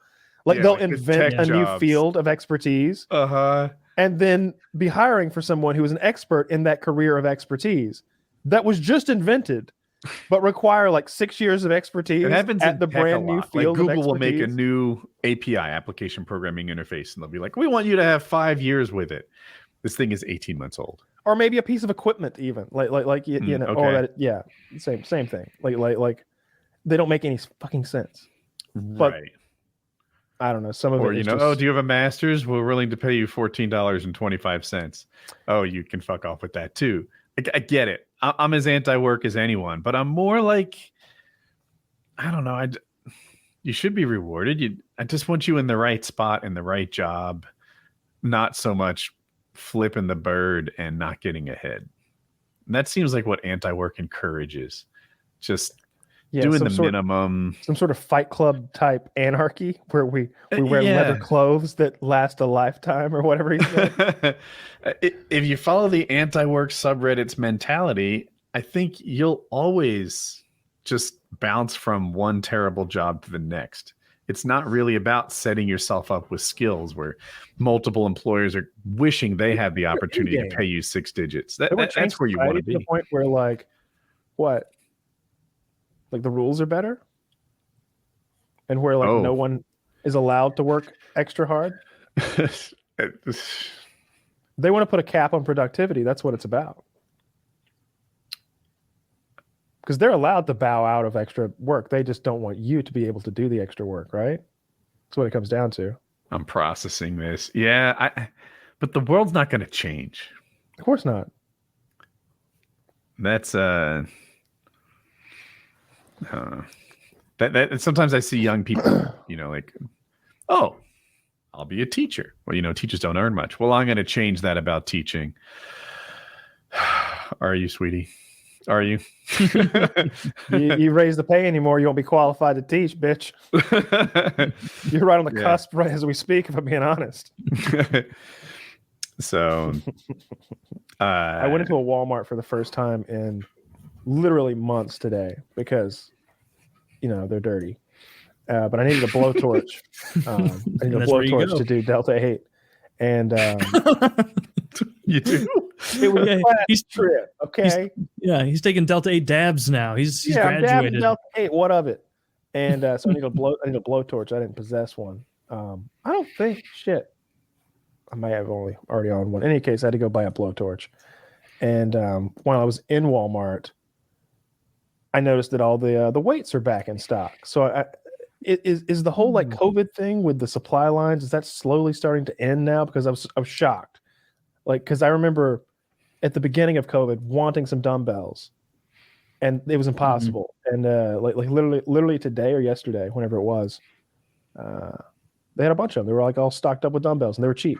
I have noticed that gym stuff is doing a little better, but I think that is an indicator that either home gyms have been built out or regular gyms are reopening. I don't think it means the supply chain is functioning well, because if that was the case, I'd have a new visor for my helmet. Like I am fucked on a million items I wish I had. I recently bought warmer weather camping gear, and my whole life, the balance has been what you're willing to pay versus what you want.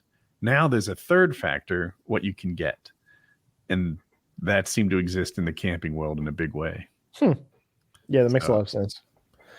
I would think camping would have taken off during the COVID stuff. That seems like a perfect COVID activity, right? Getting out on your own in the wilderness. I think it was. It did take off, and I would say in general, outdoor shit took off. Like you lock people up inside for 18 months or something, and they just came out like a trebuchet. Camping's a pretty expensive hobby to get into, or is it not? Not really. At first, it is, but I feel like you need a ton of shit. That much. So if you go high end, a sleeping bag, pad, and backpack is $800 or something like that.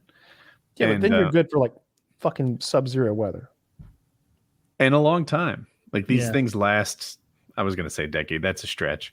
If you use it much, you probably want to replace it in 5 or 6 years. But compared to staying in a place, like I guess I didn't know how expensive 8 days and were. it paid off. My tent, I think, was $350 or $450, and it's a good one. Oh, okay. Well, never mind. For some reason I had it. I've never looked into camping stuff because I've never gone camping very much. But I had it in my head that tents were super expensive. Somebody asked me a while back, like, how much money would it take to get you to go on another survival trip?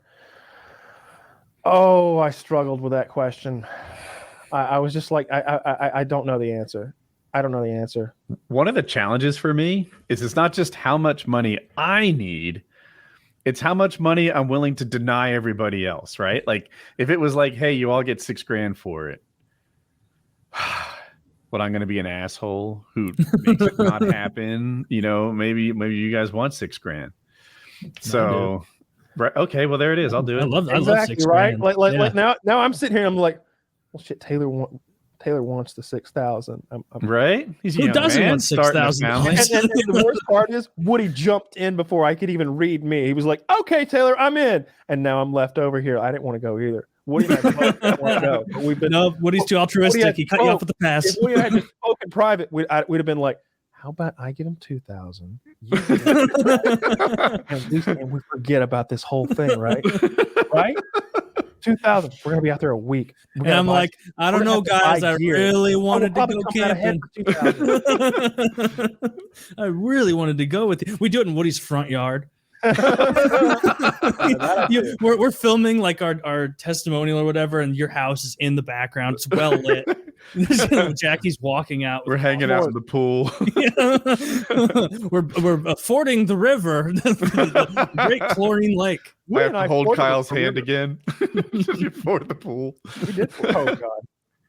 Yeah, no, that was the worst. I've crossed a lot of rivers since then. I was swimming 2 camping trips ago. Oh, you're a natural. Actually, I struggled. No, you were like Aquaman coming across there. I was shocked. You're very sweet. You moved like some sort of fish man hybrid. I had on a heavy backpack and I think bad shoes or something, and the rocks were like slippery baby heads. It was like a shark had mated with a panther, and they were slinking across those slippery rocks. It was very embarrassing. It was the best thing I'd ever seen.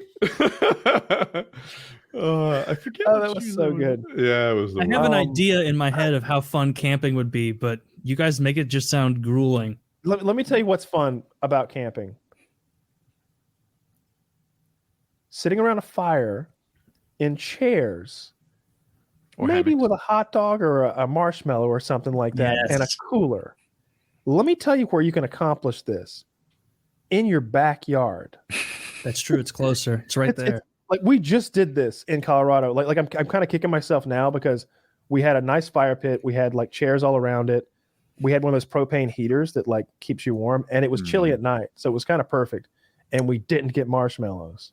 I don't know how that didn't happen. That propane heater, when you need it, is really nice. Yeah, I like them. I mean, it like when it's too cold without a heater, but you have a heater or fire, it's so nice. It is the biggest morale. campfire is my scene. There isn't a place I'd rather be in the world typically than surrounding a campfire with some friends. I agree with you 100%. I like the That's campfire nice. a lot. I just don't like. I don't need to be in the woods. I think for a lot of people, camping is this kind of cool thing because they didn't grow up like. I don't know. I lived right next to the woods. I was always in the woods, so it's not like a new interesting thing to me. It's just like that place where the ticks are. Yeah. And so when I get out there, I'm just like, all right, we're here where the ticks are. That is I'm a gonna terrible stay part here, of it. eh? Ticks are scary. Good at making campfires. I've been doing it since I was 10, I guess. And there's a bunch of different little things like patterns that you see that'll make it work. And whenever someone helps me who's not good at making campfires, I struggle to contain my rage. It's just like you're gonna come along and fuck up my fire under the guise of helping. Like, oh goodness, I hope I didn't make a campfire fool of myself I at don't our last recall you outing. doing that. He's sniping you right now. What I bet happened was you made this speech before we got there, and so when it became campfire time, I was just like, hands off. Woody's arranging the firewood like origami over here. No, there's a couple you can put it. You can see where the air is going to come in. You make chimneys, and you get these, raging little fire things, and it's pretty simple. But I've seen that one where they have like the dugout thing in the ground, so that oxygen is coming down and up into the back, and it sort of almost makes like a blowtorch effect of like. And they're always like heating up like cans of food and stuff like that. But that seems dreadful. I want a big like silly fire. Once it gets a nice bed of coals, you almost can't fuck it up. It's the beginning. That's it's true. A little more sensitive. Yeah, that makes sense. But yeah, every so often I'll be by the campfire and someone like helps. It's like, oh, thanks. I'll fix it. Yeah, I enjoyed the campfire and get just real fucking high hanging out around the campfire. That was awesome. We played a game where we like set an animal with every letter of the alphabet. So it'd be like, I've played that with you. We played that at the campfire. Oh yeah. Fox and then whatever letters after X. F, I mean. G, yeah. Yeah, so you say like fox, that giraffe, game. And then what is it? H? Hippopotamus? Hippo. Play the game. Let's play. All right, we got 5 minutes. All right. Aardvark. Aardvark. We've got 5 minutes, man. Time flies when you're having fun. Baboon. Yeah, this has flown. Oh Baboon. man, I feel like we didn't discuss Driftor nearly enough. Kyle, we're doing the animal alphabet. All right, tell me how to play real quick. We're gonna go through the alphabet. First letter. The letter that you're on is the letter of the animal. So I say aardvark. All right, baboon. Crab. Dog. Elephant. What's a good fucking F? Fish. Frog. Is that too general? Frog or fish works. All right. Guppy. Hippo. I is socks. Iguana, you fool. Iguana. Man, I'm bad at the animal game. Is it a jackal? Jackal. Kangaroo.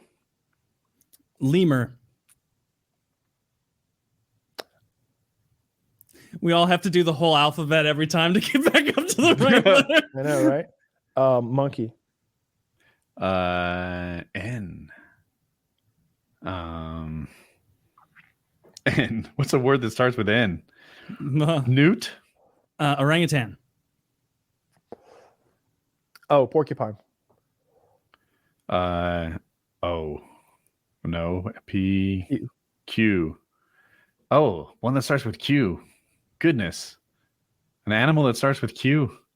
I've gotten a tough letter. You have. Ha ha. I'm like, a quill is not an animal. It has to be one. I think I'm taking the L in this game. I felt like I was killing it. I was doing everyone else's letters. Q. Is there a bird? So this game's like eeny, meeny, miny, mo. No. It's like And that whoever gets Q loses. No. It's like Scrabble, where you need to know your like one letter words. Well, do you know any Q animals? I'm working on it. A quail. Quail. That's a good one. Rhino. Stingray. T, right? Yeah. That should be easy. Why am I struggling? T. I'm coming up with fruits. I need to think ahead. Tarantula. You. I do want to get to Z. You. You. We got 2 minutes. You. Yeah, I'm stuck on orangutan, but it doesn't start with you.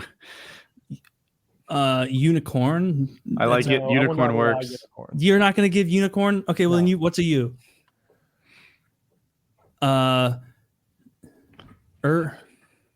Is Ursaring a? Or that's a Pokemon. Fuck. Not guess a Pokemon. Underwater snake. That's cheating too. You. It's Urchin. hard, huh? Urchin. That's a good one. You know, I thought of typed urchin that as in. well. Well, what's Some a sort of V? fucking critter is on my desk right now. What was that? Oh, got him though. Got him. Fuck that guy. Maybe he Kyle starts V. with a Oh, V. V. Viper. Oh, damn. And then what's W? W. There has to be a fucking wood thing. Oh, W. Willow. Woodpecker. You get a woodchuck, something like that. X. Zan. Zoo. Z. What do you mean X-ray fish? That isn't a thing. Yeah, if we could say X-ray, this would be a piece of cake. X. I don't know of any X animals. Well, there has to be. This game is. There is one called an X-ray fish. I'm googling it. A Oh, Zeme? Xeme? There's an animal that starts with X. Xeme, Zeme, I guess. Okay, well, we got it. X-ray fish actually does count. Why? What do you got on Y? Yellowtail. Yellow You know, I tang. thought of yellowtail tuna, but I wanted to do better. Yeah, okay. yellow. Well, you wanted to get one without like a qualifier word in there. Yeah. A yang, a young, a yan. I'm just saying like Yak. Yak. That's a good one. Yak is Zebra. the good one. Boom. Zebra's easy We peasy. have beaten the game. All right, and that's exactly All right, 4 hours. let's do it. Thanks Now for let's do watching PKA. Now instead of animals, No, we're done.